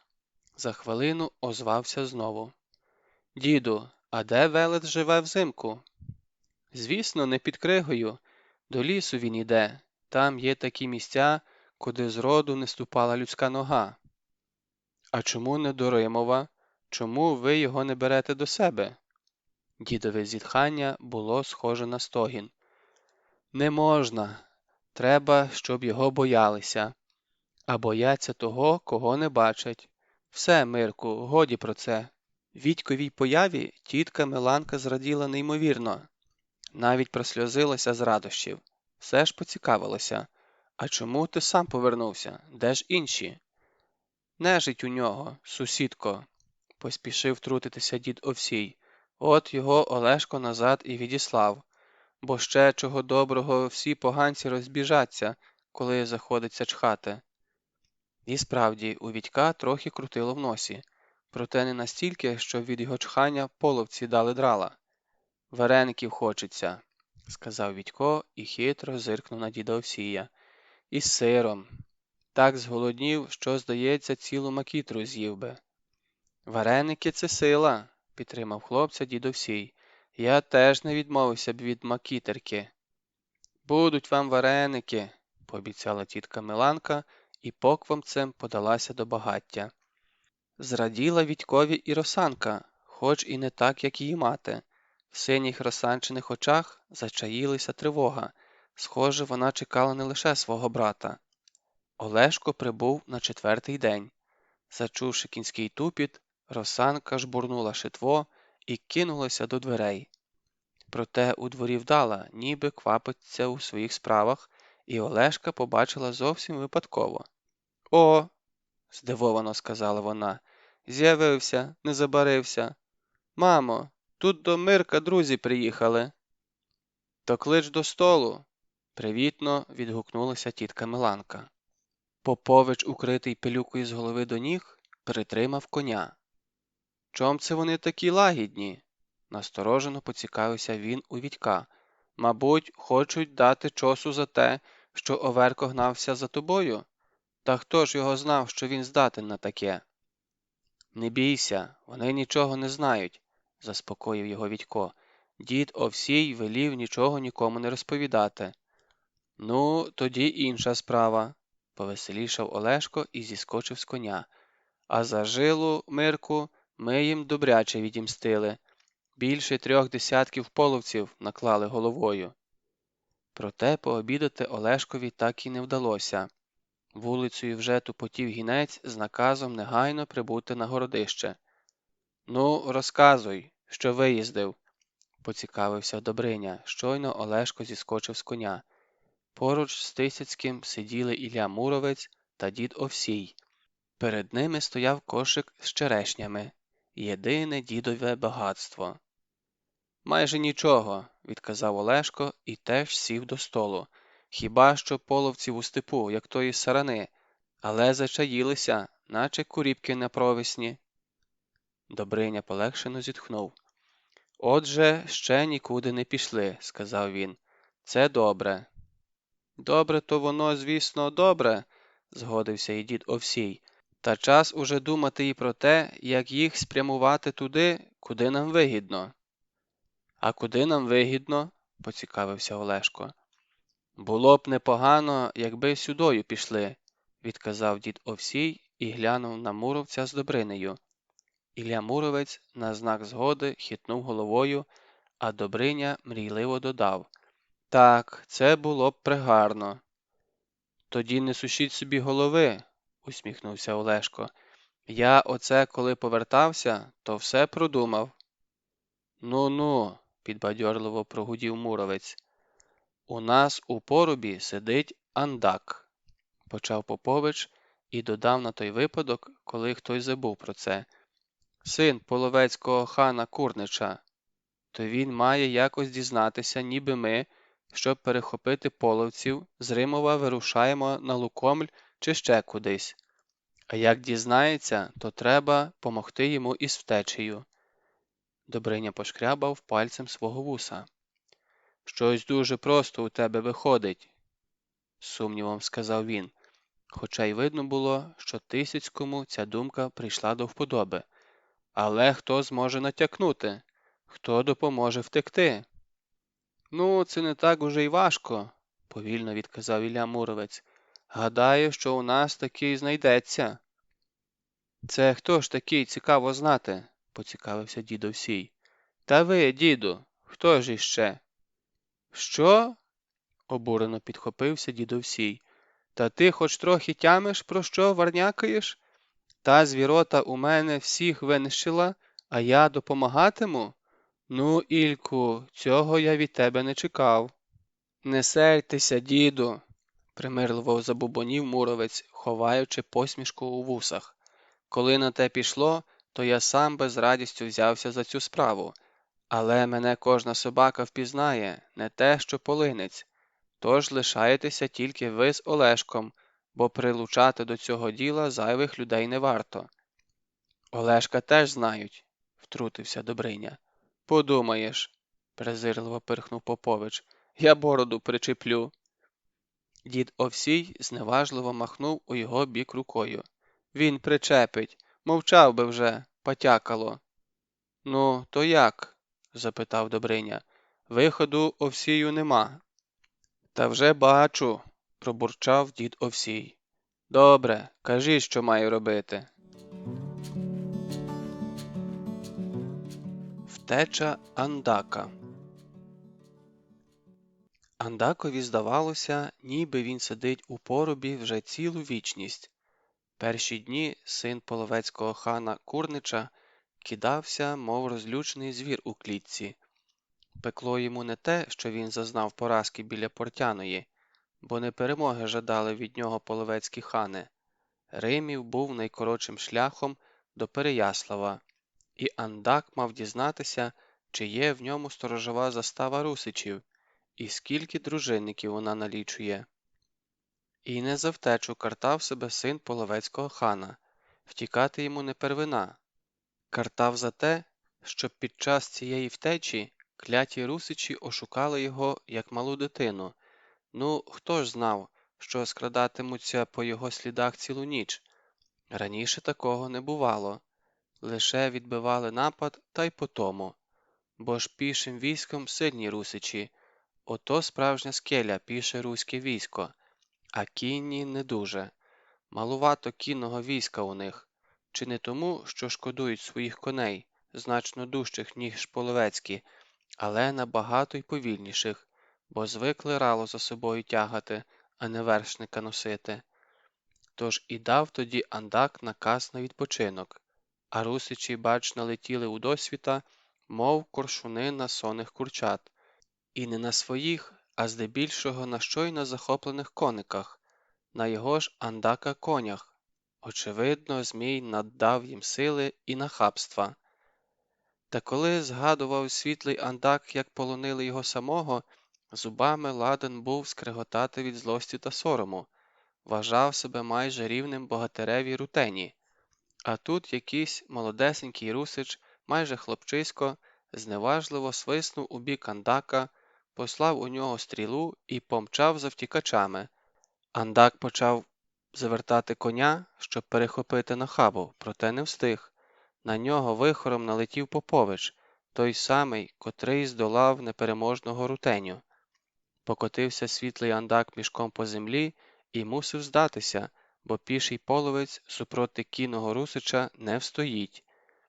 І поки хлопчик-русич за повелінням Поповича зв'язував Андака, син половецького хана з безсилою люттю спостерігав, як повз них наполоханою мишвою прошмигували вже поодинокі ординці. Жодному з них навіть на думку не спадало стати на захист свого Мурзи. Ич боялися за своє погане життя. Ну, нічого, від Андак колись таки та вибереться з цього поруба, і тоді жодної боягузливої голови не пошкодує. А те, що він повернеться до Орди, Андак не мав сумніву.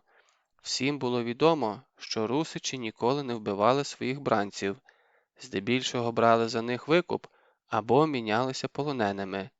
Бо дурні. Нищити треба, нищити всіх, хто під руку потрапить, щоб не було потім кому меча підняти.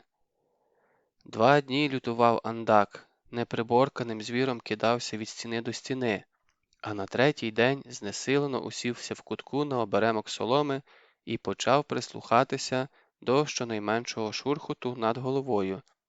Сподівався, що русичі от-от прийдуть до нього і почнуть торгуватися щодо викупу. Проте минув 3-й день, і 4-й, і 5-й, а ним Андаком ніхто не цікавився.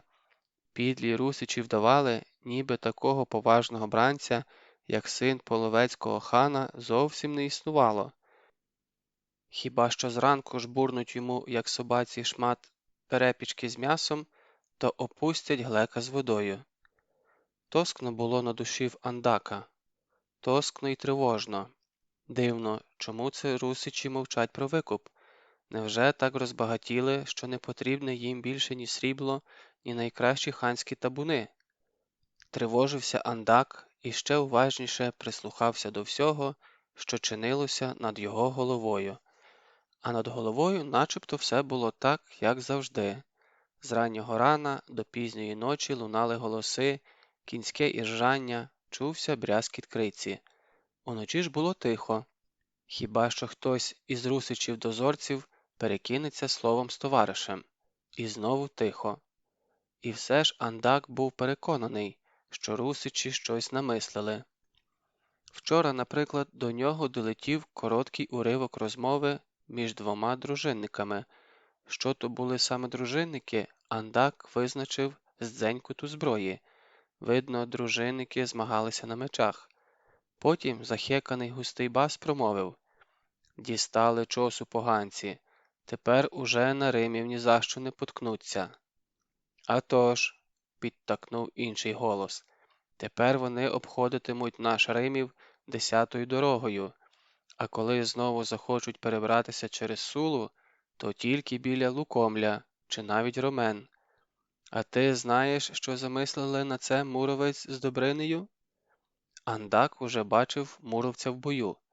Тепер ні за які медяники не підступиться до нього, і про Добриню він теж чув. А ось що саме замислили Муровець з Добринею, Андак, на жаль, так і не довідався, бо дружинники, схоже, подалися до Гридниці. Вчора не дізнався, а сьогодні йому дещо стало зрозуміло. Неподалік тихо засперечалося двійко дітей. Мабуть, сиділи вони в заростях терну чи шипшини. Коли Андака вели до порубу, він встиг роздивитися, де що знаходиться в Римівському городищі. Праворуч від вхідної брами височіла сторожова вежа, ліворуч – гридниця, де спочивали дружинники, за нею кузня, кліть та комори, а сам поруб знаходився у найзанедбанішому кутку городища. До нього майже впритул підступали густі зарості терну, шипшини та кропиви, найкраще місце для дитячих ігор. Звідсіля дітлахи бачать усе, а от їх ніхто. Власне, ці дитячі розмови Андак чув чи не з першого дня свого сидіння в порубі, але то були такі розмови, до яких дорослі зазвичай не прислуховуються. Про видрані пташині гнізда, про гру в піжмурки та про те, хто кого переміг у змаганнях на дерев'яних мечах. Але сьогодні... «А я тобі кажу, що збираються», – неголосно доводив своє якийсь хлопчак. «Брешеш», – відказує перший, – «нікуди вони не збираються». «А от і збираються, і Змія з собою поведуть. Я сам учора чув, як дядько Ілько з Поповичем про це балакали. Вони греблею проїжджали, а я там раків ловив. То дядько Ілько кажуть: «Тихо, тут же отой половець сидить». Ну й нехай собі сидить. Я чув, що його до Переяслава мають повести. Сам князь Моновах хоче з ним побалакати. «Ви чого це тут повсідалися?» – зненацька гримнув на них чоловічий голос. «Ану, горобці, киш звідсіля!»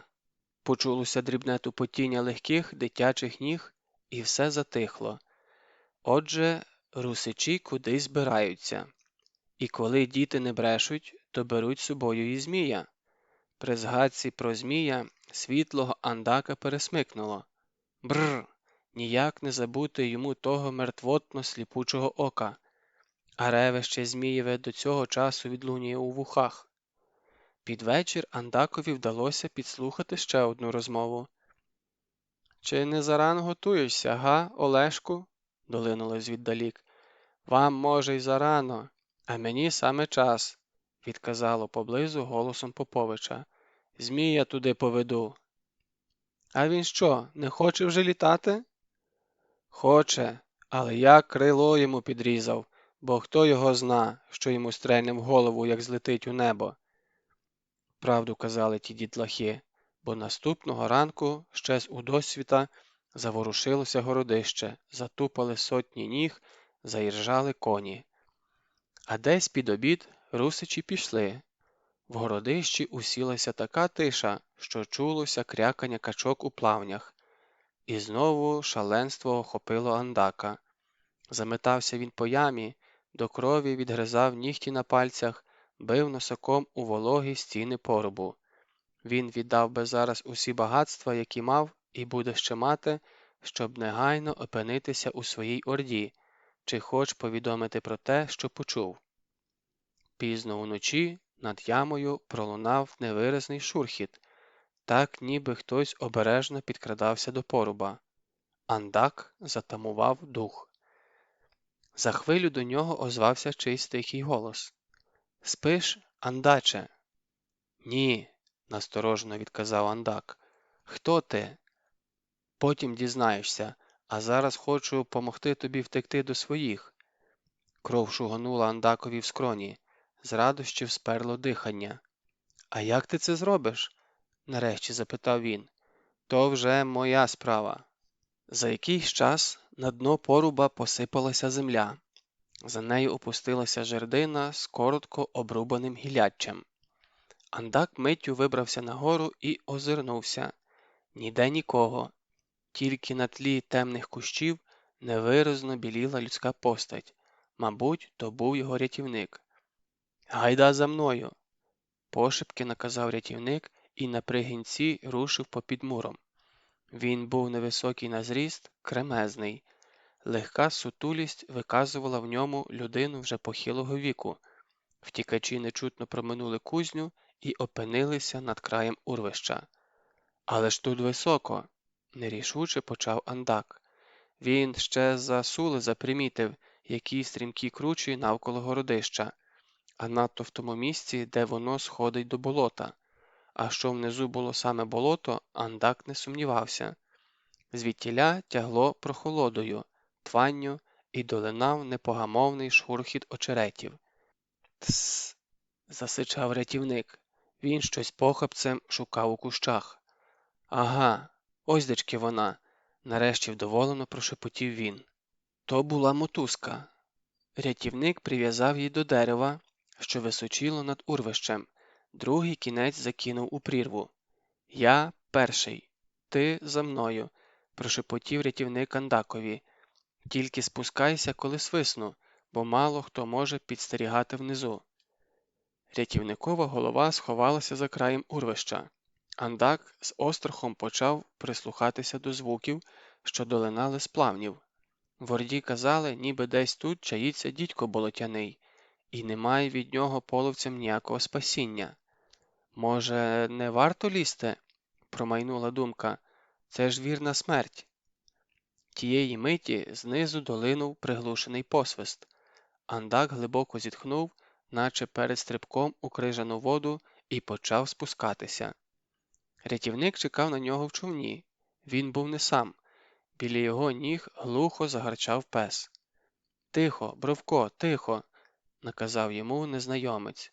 «Ну що ж, рушаймо!» – сказав він, коли Андак обережно обійшов пса і всівся на носі. «Стривай!» – сказав син половецького хана, коли незнайомець збирався відштовхнутися тичкою від берега. «Я чув, що десь тут живе...» «Помовч!» – зупинив його незнайомець, «бо ще накличеш його на свою голову». Відштовхнувшись, додав. «Він своїх не чіпає. Може, й тобі пощастить. Тим паче, що з нами Бровко». Пливли довго. Рятівник часто міняв напрямок. Андак лише дивувався, як йому вдається знаходити дорогу в такій темряві. «Я тобі заплачу», – палко шепотів він своєму рятівникові. «Ти станеш найбагатшим серед русичів. У нас і срібло є, і табуни». «Заплатиш, то й добре», – байдуже згодився рятівник. «Тільки знай, що я не за табуни тебе рятую. Муровцеві хочу насолити, от що. Є в нас такий». «Знаю», – сказав Андак. «Образив він мене і увесь рід мій.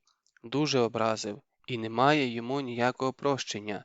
А тепер, ханичу, уважно слухай, що я тобі казатиму.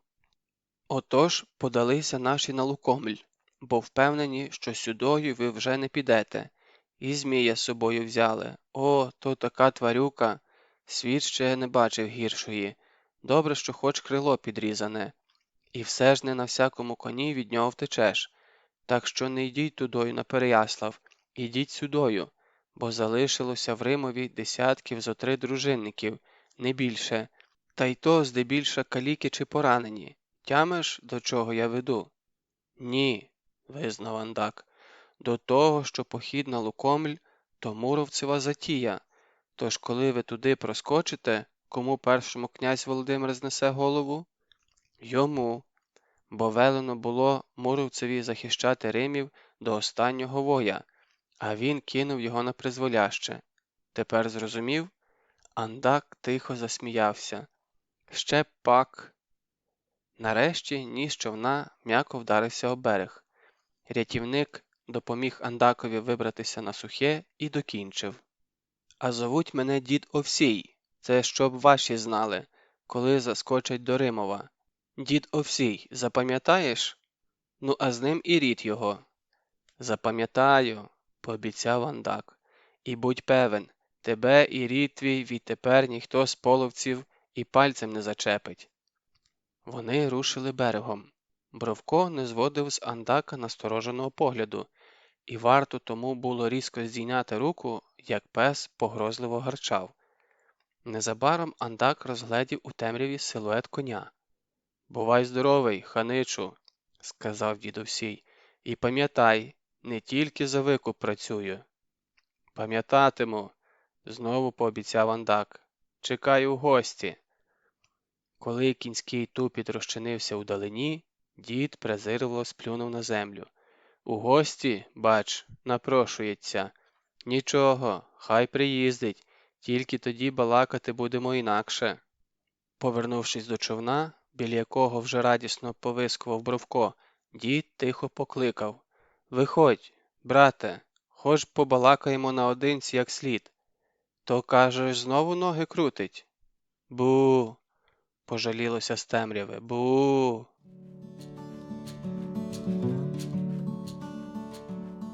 Смерть діда Овсія. Звісно, ні на який Лукомль дружинники Добрині та Муровця не пішли. Вони зупинилися в лісі за півдня неспішного переходу від Римова, а гінці мчали далі, на Переяслав, де князь Переяславський Володимир Мономах спішно збирав велику рать. Сам Добриня з півсотнею старших дружинників отаборився у лісі ще ближче, одразу ж за Римовим. Потаємними стежками вони обійшли село і зупинилися на залісненому узвищі, звідкіля було видно не тільки Римів, а й Сулу і все, що творилося за нею. Поміж дорослих крутилося й декілька римівських хлопців. Вони готові були виконати будь-який наказ Добрині чи Муровця. Звісно, не обійшлося й без Вітька. А на світанку другого дня придибав до загону дід Овсій з Бровком. «Усе гаразд», – мовив він. «З Горошина передавали, чекайте гостей». День тягся нестерпно довго. Час від часу то один, то інший дружинник під'їжджали до узлісся і довго до болю в очах вдивлялися у бік Сули. Там за нею не було ані душі.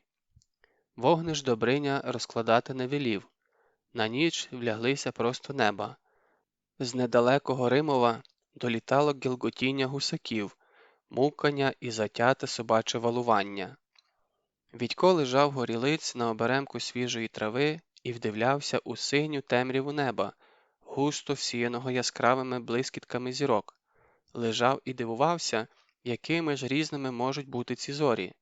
Тоді, у половецькому полоні, вони здавалися йому такими далекими й холодними, аж мороз приймав поза шкірою. Чи не тому, що був серед чужинців? А тут вони теплі й близькі. І то одна, то інша зірка підбадьорливо підморгувала до нього. З чого б це? Мабуть, тому, що він серед своїх? З одного боку від Вітька розмістився Ледько. Спав він неспокійно, час від часу смикав плечем і щось бубонів. Мабуть, уже бився з половцями. З іншого боку розлігся Ілля Муровець, славетний богатир, як поклав голову на сідло, так одразу ж і заснув. Спав тихо і міцно, як може спати лише мала дитина. Неподалік під кущем розташувався Добриня з дідом Овсієм. На відміну від Муровця, їм не спалося. Спочатку вони тихо гомоніли про свої давні літа. Згодом Добриня почав жалітися. Краще б уже, друже Овсію, 10 разів битися, ніж ото чекати. Ну, геть дурним стаю, коли не відаю, що й до чого. Я теж, зітхнув дід Овсій. Не кажи, по тобі не видно. По тобі теж. Гей, діди, не прокидаючись, подав голос Муровець. Спіть уже, спіть, бо зараз ломаку візьму. Діди тихенько захихотіли і замовкли. Ще й не розвиднілося, як старшини знову зачаїлися біля узлісся і прикипіли поглядом до сули. Тумани густо пливли над землею. Здавалося, вони затопили всенький світ. За ними не було видно навіть сонця, яке мало стояти вже доволі височенько. Дід Овсій тихо сперечався з Добринею. «Як ти гадаєш, — казав Добриня, — чи не пора нам послати по дружину? Даремно ми так далеко її відіслали». «Не бійся, не даремно, — заперечував дід Овсій. Навпаки, треба було ще далі відіслати. Сам же знаєш, що половець без вивідки й кроку не ступить». «Знати, звісно ж, знаю, але ж отут-о!» І Добриня приклав широку долоню до грудей. «А раптом вони оце в тумані підкрадаються. Рано ще їм. Вони хоч і половці, та не птахи». Зрештою, сонце викотилося за туману. Стало припікати. Муровець мовчав, лише кусав одну травинку за другою. І з тої кусаної трави вже можна було сніп набрати. На Добриню важко було дивитися. Він то зітхав, мов ковальський міг, і витирав спітніле чоло, то злазив з коня і, втупившись у землю, ходив навколо нього. Збоку могло здатися, що він шукає гриби. «Ну, чого б я ото так крутився?» – пошепки дорікав йому дід Овсій. «Прийде коза до воза, нікуди твої половці не дінуться. Твоїми б вустами та мед пити», – ще більше схилявся над землею Переяславський Тисяцький. «А раптом вони на Лукомлю рушили». І лише десь під вечір дід Овсій зненацька насторожився. «Чуєте?» – запитав він. З глибини болота долинуло протяжне і густе ревіння. «Водяний бугай», – сказав Добриня. «Ну то й що?» «А те, що половці йдуть». Дружинники прикипіли очима до сули. Половці з'явилися, як грім з ясного неба. Всі вдивлялися вдалечінь, а вони випірнули з-під очеретів майже навпроти узлісся, де крилися русичі. Було їх десятків зо два. «Вивідники!» – видихнув Олешко, котрий щойно повернувся від захованого у лісі війська. «А тож, вони!» – згодився Добриня і полегшено зітхнув. Половці повільно обминали очерети. Вони їхали вервечкою один за одним. На перехресті доріг зупинилися і почали про щось радитись. Тоді більша частина подалася у бік Римова, а 5 сторожко рушили туди, де принишкли старші дружинники. Тепер Добриня захвилювався, але вже з іншої причини. «Отже ж, халепа», – буркотів він, – «чого доброго рознюхай, що ми тут, і шукай вітра в полі». «Може, відійти у глиб лісу?» – запропонував Олешко. «А сліди куди дінеш? Бач, скільки натовкли». Дід Овсій у цю розмову не встрявав. Він про щось напружено думав. А коли половці наблизилися до лісу на відстань одного польоту стріли, дід Овсій сказав: «Ви от що, замріть тут і нічого не затівайте. Хоч що б сталося, ані пари з вуст». Потому скочив на коня і подався через узлісся на Римів. За ним потрюхикав Бровко. Дід їхав не криючись, навіть могикав якусь безтурботну пісеньку. На лисуватому пагорбі зненацька зупинився, ніби лише в цю мить уздрів ворога. «Половці!» – вигукнув він і чимдуж подався до села. Половецькі вивідники кинулися навперейми. У Римові вдарили на сполох. Сторожа, 3 сивих дідуганів, поспіхом зашкутильгали до воріт. Вони готові були зачинити їх одразу ж після діда Овсія. Схоже було, що дід із Бровком таки встигнуть прослизнути до Римова перед носом у половців. «Молодець!» – збуджено приказував Добриня. «Ну, що б ми робили без нашого Овсія?» З крайніх хат повибігали жінки та підлітки, озброєні хто чим, у кого були вила, у кого коса чи рогач. Дід Овсій, як і треба було чекати, дістався до воріт перший. Сторожа вже зачиняла ворота, коли один з половців схопився за лук. Забриніла тятива, зблиснув на сонці наконечник, і за хвилю в дідовій спині затремтіло охвістя стріли. У! Болісний зойк вихопився з Добрининих грудей, і він підняв нагая, щоб пустити коня у чвал. Проте муровець поклав йому на плече важку руку. «Стійте!» – наказав він і сам скриготнув зубами. «Дідові вже не поможеш!» Добриня зі стогоном від'їхав убік. Жінки з голосінням підхопили діда Овсія і понесли його подалі від воріт.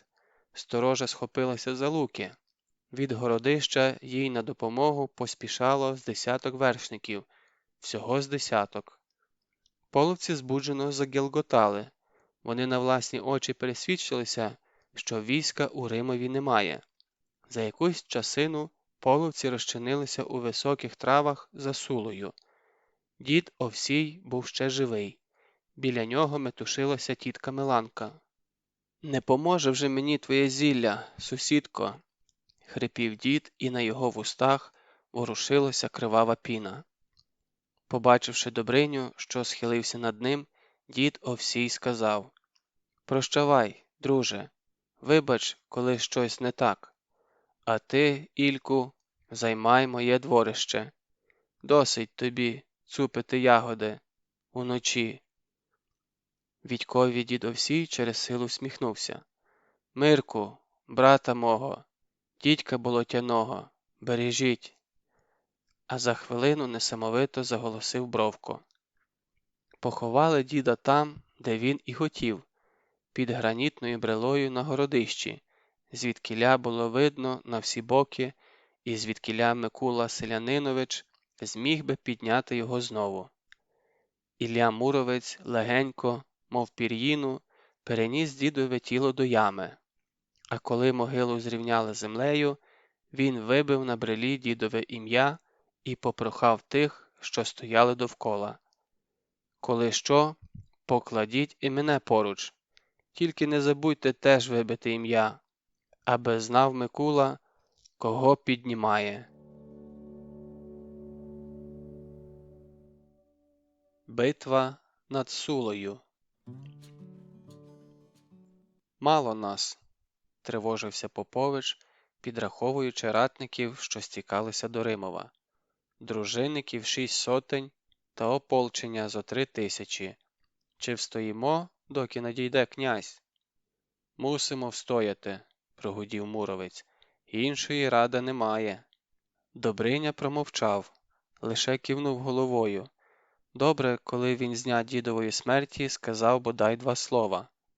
Тієї ночі у Римові ніхто не склепив повік. Жінки зносили збіжжя до городища чи закопували його по криївках. Старі діди з хлопчаками збирали з усіх усюд човни і підводили їх до урвища.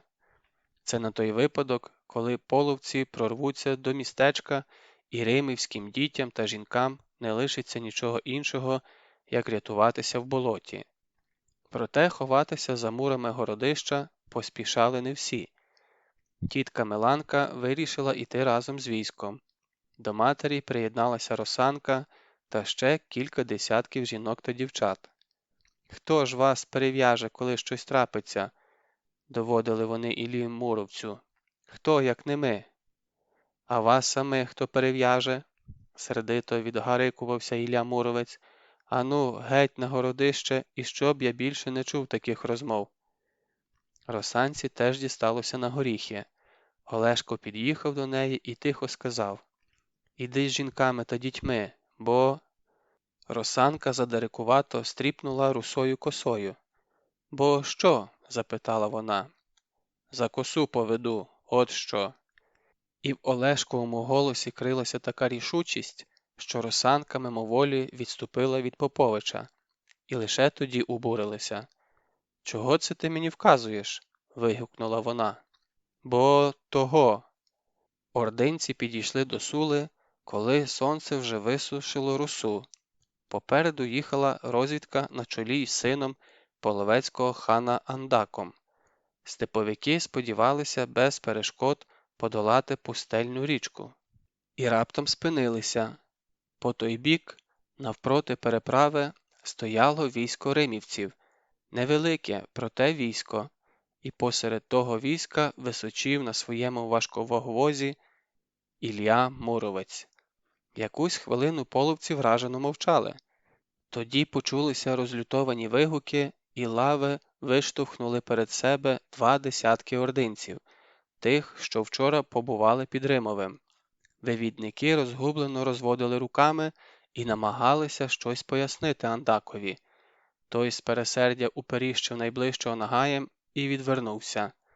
Половці все прибували. Їм уже було тісно на тому березі. Врешті Андак щось вигукнув, і передні рушили до води. У повітрі засвистіли важкі стріли римівців. Голосно зойкнули поранені. За течією попливли десятки половецьких тіл. Перший напад римівці відбили досить легко, хоча й серед них впало кілька воїв. Половці теж осипали їх хмарами стріл. Проте чужинці вже зачепилися за правий берег, їхні коні чвалом покотили на першу лаву піших римівців. Ті хутко відступили назад, і ординським нападникам відкрилися сотні косо вкопаних у землю березових кілків, що своїм вістрям були спрямовані до Сули. За кілками виднілася валка возів. У проходах між ними стояли найдужчі воїни з рогатинами, здатними прохромити не лише людину, а й розлютованого ведмедя. Вдарилася в березовий частокіл перша половецька хвиля, напоролася кінськими грудьми на гострі палі і відкотилася до Сули. Вдарилася друга і захлюпнула частокіл, а за нею вже зводилася третя. Хоробро билися римівці, не відступали ні на крок, проте на кожного припадало не менше 5 половців з тих, що вже перебралися через Сулу, а до річки підходили все нові орди. Ілля Муромець вподобав собі найнебезпечніше місце навпроти головного броду. Вони з гнітком були закуті у панцир і разом скидалися на неприступну скелю, перед якою розбивалася на друзки найпотужніша хвиля. Ліве римівське крило очолював Добриня Микитович. Праворуч, ближче до Змієвої нори, бився Олешко Попович з горошинцями та молодшою дружиною. За Олешком невідступно тінню слідував Ледько. Блискавками миготіли їхні доладні мечі, і вже не один половець важко сунувся під копита римівських коней. Проте натиск степовиків наростав з кожною хвилиною. На мить, на одну лише крихітну мить, хитнулося ліве крило Добрині, і в проміжок між ним та грузьким болотом з пронизливим виттям увірвався ординський загін.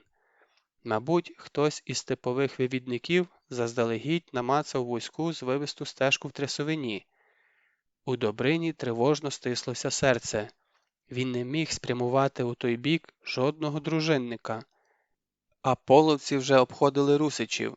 За хвилину-другу вони виберуться на сухе і вдарять зі спини.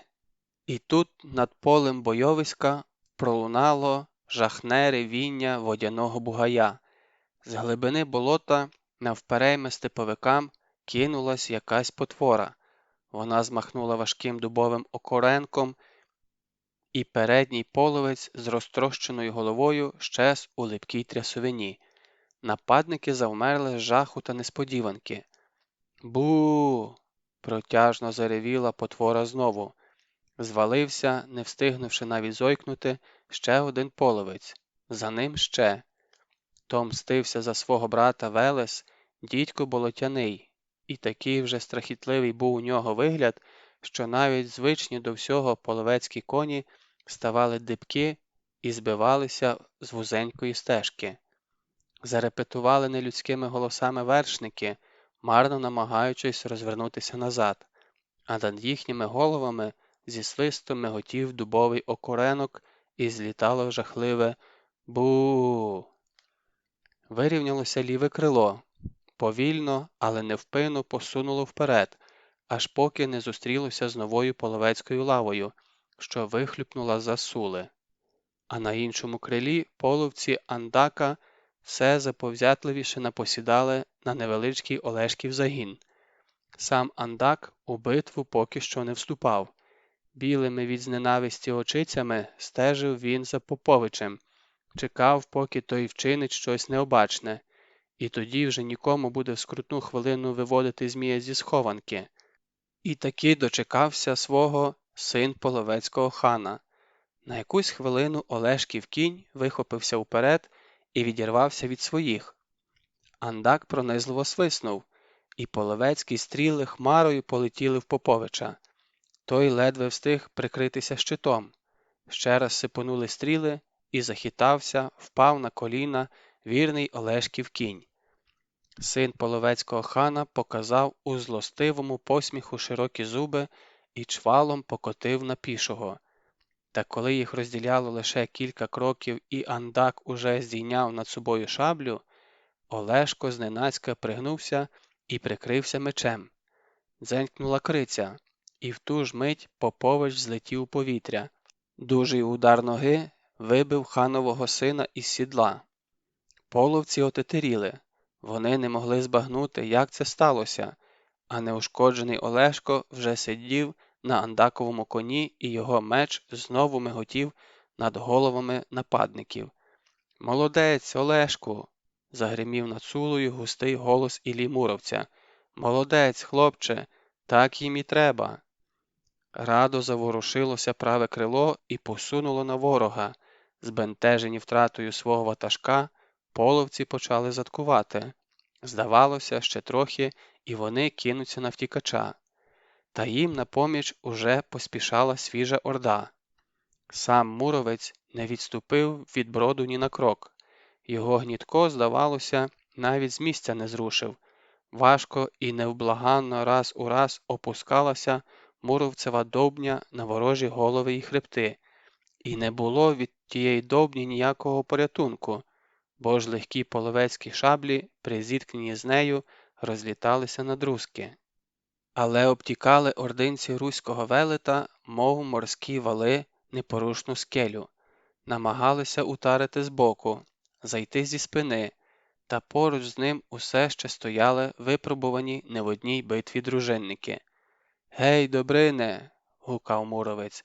«А поглянь-но, чи багато ще полинців за Сулою, бо вже й обідати пора». «Пожди, Ільку, ще трошки!» – відгукувався Добриня. Бився він розважливо і без особливого поспіху, так начебто виконував звичну і від того вже трохи нуднувату роботу. Проте між поєдинками встигав Переяславський Тисяцький і поле бойовиська оглянути, і кинути погляд за Сулу, звідкіля підходили все нові половецькі орди, і назад озирнутися в надії, що от-от надійдуть головні сили переяславців. Проте їх не було. Вже кілька годин гриміла під Римовим люта січ. За курявою не видно було сонця. Хвиля за хвилею вихлюпувалися на втомлених римівців свіжі лави степовиків. Але незрушними береговими скелями стояли в шерензі руського війська Добриня, Муровець і юний Попович. З неймовірною силою вдарялися в них шалені половецькі хвилі, проте тут таки перетворювалися на бризки і відкочувалися назад. Та не було перепочинку русичам, бо замість однієї хвилі тут же зводилася інша, ще могутніша, ще нестримніша. Один по одному падали захисники Римова, і не завжди на місце загиблого ставав інший воїн. Їх просто не було. Сили русичів вичерпувалися. Випадково озирнувшись, Муровець угледів поруч себе старшу сестру. «Ти чого тут?» – сердито гримнув Муровець. «Чом не в Городищі?» «Без вас, братку, ми і за городищенськими стінами не всидимо», – підказала на те тітка Миланка. «А з вами, може, і тут встоїмо». Вона змахнула старим ще батьківським мечем і відбила напад кремезного половця. Ще один замах, і половець мішком сунувся на землю. Відько примчав до Сули разом з тіткою Миланкою і Росанкою.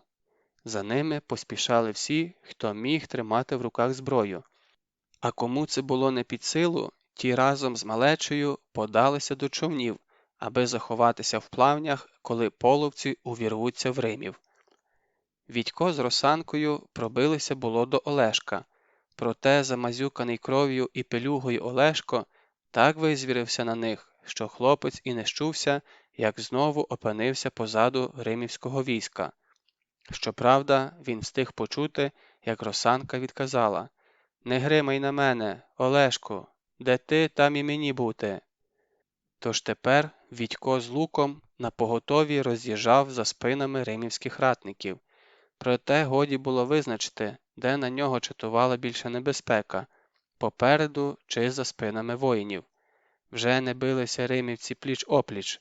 У багатьох місцях їхні лави було розірвано, і в ті щелини, немов всюди суща вода, просочувалися в'юнкі степовики.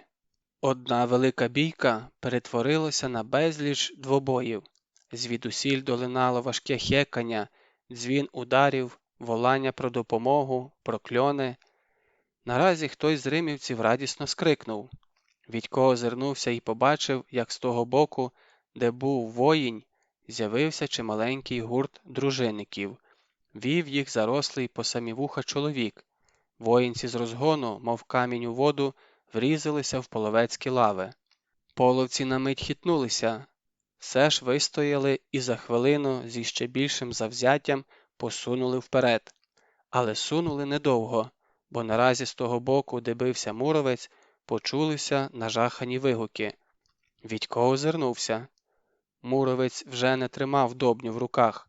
Замість неї він крутив над головою половцем у пишній ханській одежі. Хан несамовито верещав, а половці відступали від муровця, не здіймаючи ні шабель, ні стріл. Кожен з них боявся вцілити в свого хана. Задивившись на це, Відько ледь не прогавив тої миті, коли з шалу битви вихопився один половець і з пронизливим виттям покотив на хлопця. Це був Смоква, той самий половець, що переслідував Відька до Змієвої нори. Відько пустив у нього стрілу, проте половець різко нагнувся, і стріла тільки ковзнула по його шоломі. Смоква налетів, мов вихор. Все ж Відькові вдалося відбити перший удар.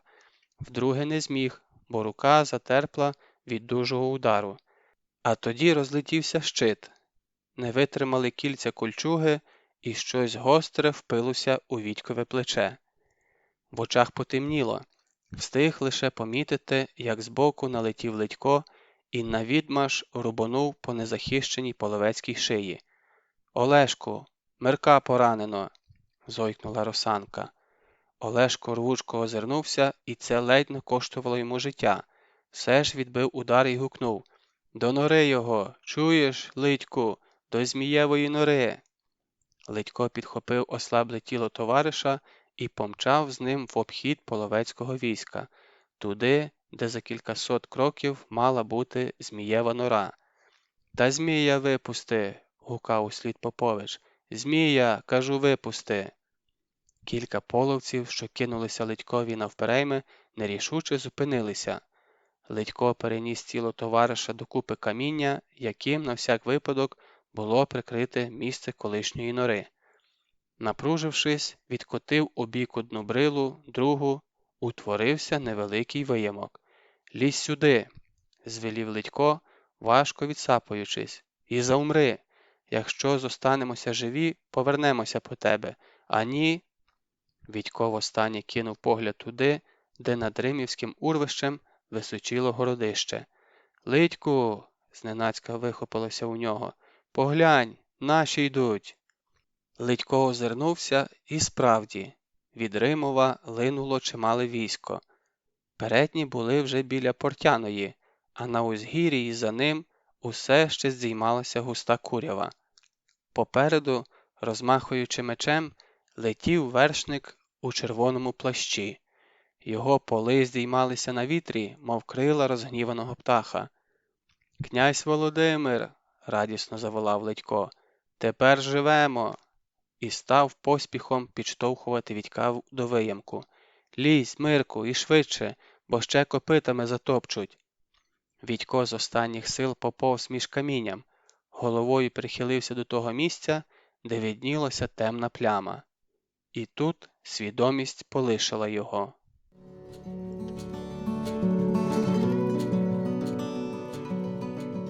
Повернення. Ніби крізь сон до нього долинув якийсь невиразний звук. Спочатку Вітько подумав, що то реве десь за Римовим розгніваний Тур. Проте невдовзі звук став іншим, густий, рокітливий. На таке не був спроможен навіть найдужчий з турів. Схоже на вертоліт. Кволо спливла у Вітьковій голові думка. Проте звідкіля йому взятися в Римові? А тоді йому за комір посипалася волога земля, і що більше вона осипалася, то виразнішим і ближчим ставав вертолітний гуркіт. Вітько із зусиллям викинув перед собою здорову руку, відгріб у бік жменьку землі. Попереду засіріло. Він гребнув ще раз, і звідкілясь до нього прилинув промінець іншого світла. Зненацька хтось обережно взяв його на руки і поніс крізь сутінь під сліпуче сонце. Вітько міцно зажмурив повіки, а коли знову розплющив очі, то радісний вигук вихопився з його грудей. Він був на руках Поповича. «Олешку!» – прошепотів він, і тут хлопця надовго обступила суцільна пітьма. А потім навпроти Вітька усівся козак Мамай. Він тихо перебирав струни своєї бандури і дивився кудись удалеч сумовито задумливими очима. Мамай чимось був схожий на Іллю Муровця, який зняв шолома і навіщось підкоротив вуса. Зненацька козак почав зменшуватися у розмірах і зменшувався доти, аж доки став картиною на білій стіні. «Де я?» – прошепотів Вітько і з зусиллям повернув голову вбік. Тієї ж миті до нього долетів чийсь бадьорий голос. «От бачите, він очуняв. О, ви навіть не уявляєте, скільки цей герой ще принесе шкоди сусідським садкам». А потім над Вітьком схилилася мама. Його мама, та, яку він востаннє бачив майже місяць тому. Мамині очі були червоні від сліз, проте на змарнілому обличчі світилася радість. Збоку від мами усміхався Костянтин Петрович. У руках він тримав Вітьків шолом і розсічену кольчугу. Костянтин Петрович хотів щось сказати, проте його відсторонив лікар з пишними вусами кольору стиглої пшениці. В його руках був шприц. «Де це тебе, друже мій, стільки носило?» – поцікавився він і порскнув рідиною шприца. «В цирку виступав чи бився з псами-лицарями?» «З половцями», – механічно відповів Вітько, не відводячи наляканого погляду з гострого шприца. «Он як!» – відказав лікар і весело поворушив пшеничними вусами. «То ти, друже мій, надзвичайно хоробра людина, і для тебе мати справу зі шприцом – це раз плюнути. Ану, повертайся спиною, козаче!» Вітько з жахом заплющив очі. Через 10 днів Вітько вийшов з лікарні й одразу ж захотів податися на городище. Супроводжували його члени історичного гуртка – Колько Горобчик, Ігор Мороз, Ванько Федоренко і, звичайно, Костянтин Петрович. Ганусі ще не було, вона обіцяла приїхати пізніше. Хлопці йшли поруч з Вітьком і нічого не розуміли, начебто підмінили їхнього товариша. Такий хвалько був, а тут на тобі, слова зайвого не вимовить. «Слухай, Вітю, то ти хоч розкажеш нам, що з тобою трапилось?» Уже чи не вдесяте запитував Горобчик. «Потім», – коротко відказував Вітько, – «потім розкажу». «А чого ти йдеш одразу ж на городище?» – не відступав Колько. «Навіщо воно тобі?» «Хотів би дещо довідатись». Від сонця і свіжого повітря У Вітька трохи паморочилося в голові, тож він і не заперечував, коли Костянтин Петрович обережно взяв його під руку. Дочекавшись, поки хлопці відійшли трохи вперед, Костянтин Петрович стиха сказав: «З того, що ти розповідав, я дещо втямив. Одне лиш не зрозуміло. Чому ти мене назвав Олешком? Коли? Коли я виносив тебе з печери?» Вітько пригадав і уважно подивився на Костянтина Петровича. А тож, він таки був схожий на його старшого товариша Олешка Поповича. Не зовсім, звісно, бо ж волосся мав чорне, а не русяве, і ніс не такий, і очі. У Олешка, здається, були зеленкуваті, а в Костянтина Петровича – сірі. Проте в устах і в самому обличчі щось було в них однакове, і ця вічна смішинка в примружених очах, і нетерпляче пересмикування плечем, коли доводилося з кимось не погоджуватися. То невже Костянтин Петрович далекий родич Олешкові? А коли так, то тоді, мабуть, вийшов Олешко живий з того страшного боїська, і жива лишилася Росанка. А Ледько, здається, трохи схожий на Ігоря Мороза. Чи навпаки? Вчора до Вітька в палату заходила Наталя Задорожна, то Вітько ледь не підстрибнув у ліжку. Йому здалося, що зайшла не Наталя, а Оленка, Ледькова сестричка. Колько Горобчик зачекав, поки Вітько порівнявся з ним і, шанобливо зиркаючи на перев'язану руку, повідомив: «Я, Вітю, прочитав майже все, що було написано про нашу Воронівку. Знаєш, як вона колись називалася? Городом Римовим. От як». Вітько мовчки кивнув головою. Хто-хто, а він у цьому тепер не сумнівався. А Колько вів далі. От тільки не розумію, чому саме Римів пізніше став називатися Воронівкою. Бо римівці часто билися з ворогами, відказав Вітько, і зупинився, щоб перевести подих. Довге лежання в лікарні безслідно не минулося. Цікаво, скільки б лежав з такою раною Ледько чи Олешко? Мабуть, набагато менше, або й зовсім не лежав би. Ну, то й що? Запитав Горобчик. А те, що на битви завжди злітається вороняччя. От і назвали Римів Воронівкою, бо його захисники майже щороку відбивали половецькі наскоки. Може бути, подумавши, згодився Горобчик. Хоча, як на мене, Римів звучить краще. І я так гадаю, сказав Вітько. Вони підійшли до Чортового Яру, і Вітько подумав, що хоч би як надалі склалося його життя, він за найменшої нагоди повертатиметься сюди, адже, може, знову відкриється нора, і йому пощастить зустрітися з давніми товаришами. Але дідо Овсій казав, що Зміїєва нора може відкритися й не скоро, за 50 або й більше років. А це ж скільки ще треба чекати? А надто, коли тобі лише 12-й. І Вітько тяжко зітхнув. А ще, Вітю, я майже на пам'ять вивчив отаке, не вгавав Колько Горобчик. От послухай, що писав сам Володимир Мономах. І пішли ми на військо їхнє, половців, за город Римів, і Бог нам поміг. Наші побили їхнє військо, а других захопили. Знаєш, коли це було? 1097 року. От коли. Коли? Перепитав Вітько. 1097-го, повторив Колько. А що? Та нічого, помітно пожвавішав Вітько. Отже, таки дали тоді половцям добрячої прочуханки. Хто дав? Наші, хто ж іще? А ще що ти вичитав? О, Колько Горобчик вичитав багато чого. Що князь Володимир не лише написав послання нащадкам, а й полювати любив. Він виходив сам на сам супроти ведмедя. Одного разу дикий кабан розірвав йому ногу. Розлючений лось підняв його на роги, а дика кішка Рись звалила його разом з конем на землю. Але найважливіше, він так хоробро бився з половцями, що головний половецький хан утік від нього аж у Кавказькі гори і 30 років звідтіля не потикався. От який мужній князь, цей Володимир Мономах! Захоплено вигукнув Колько. Правда ж, Вітю? Правда, відказав Вітько. Щира правда.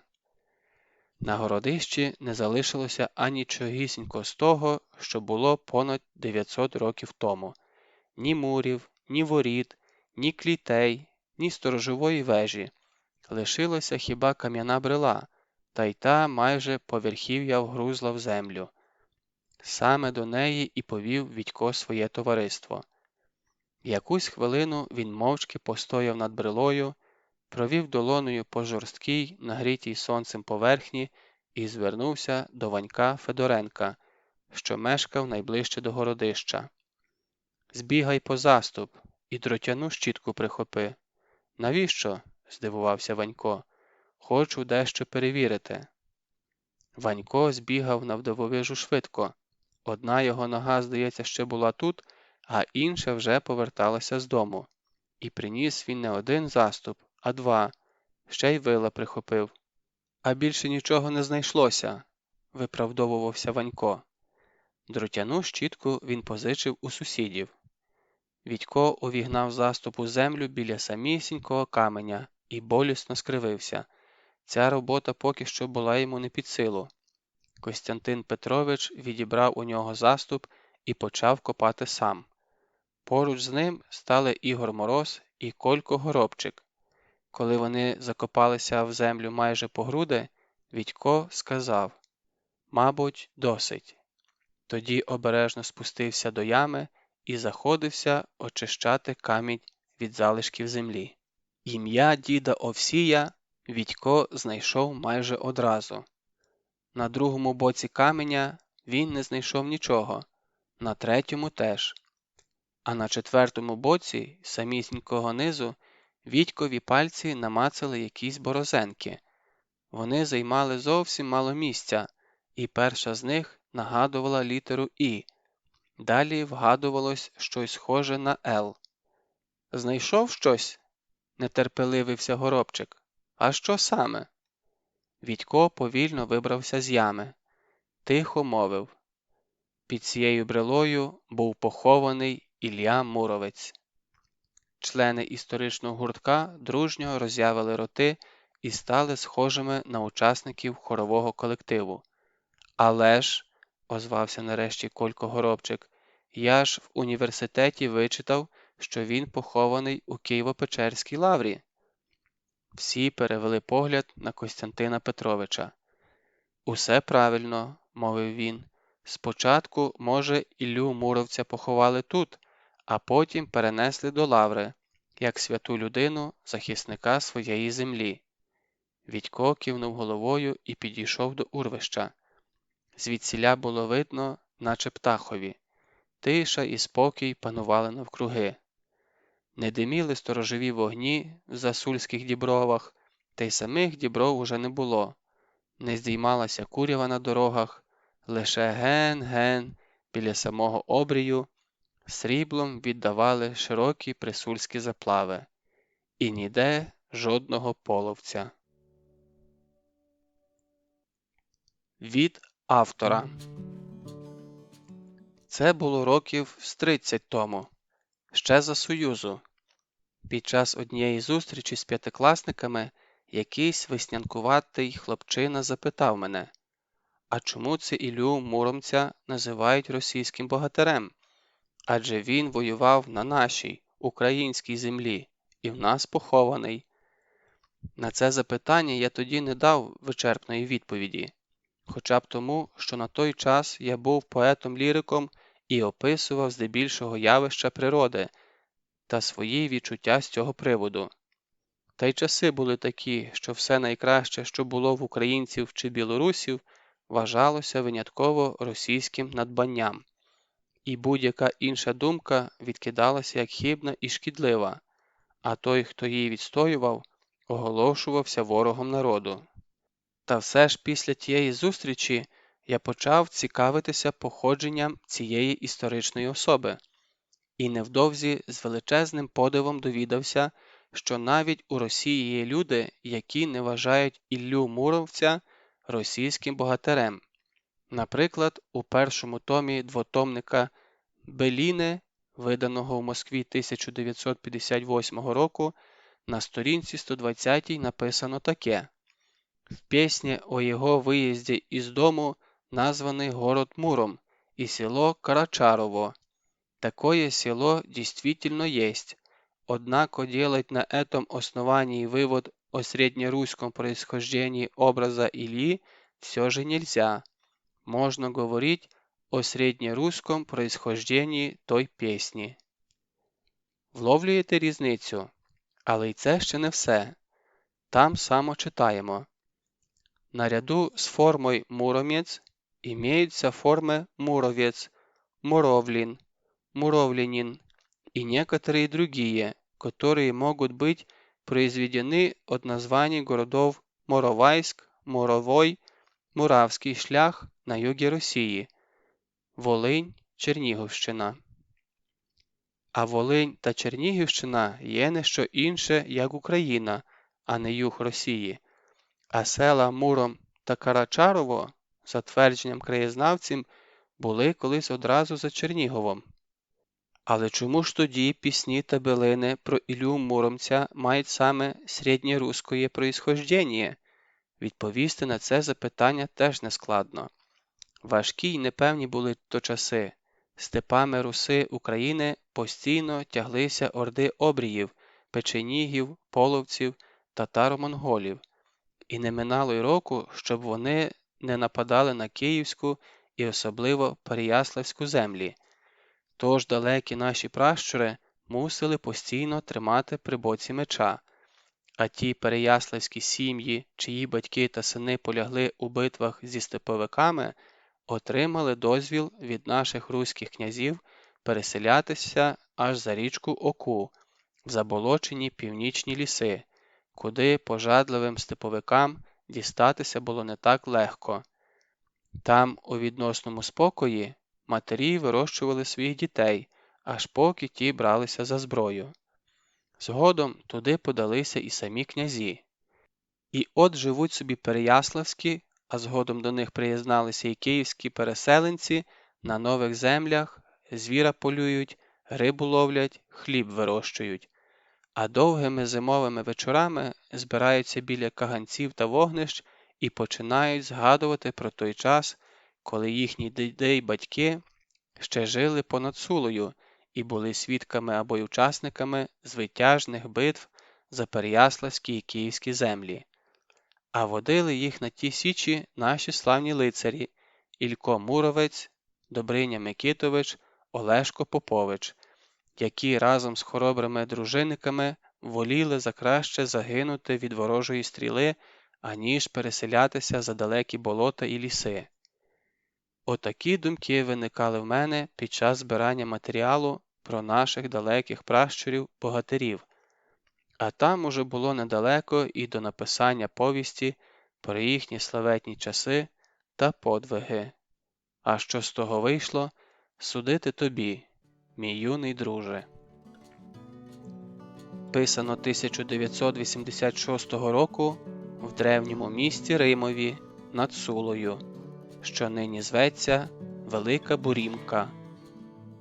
Доповнено 2011 року.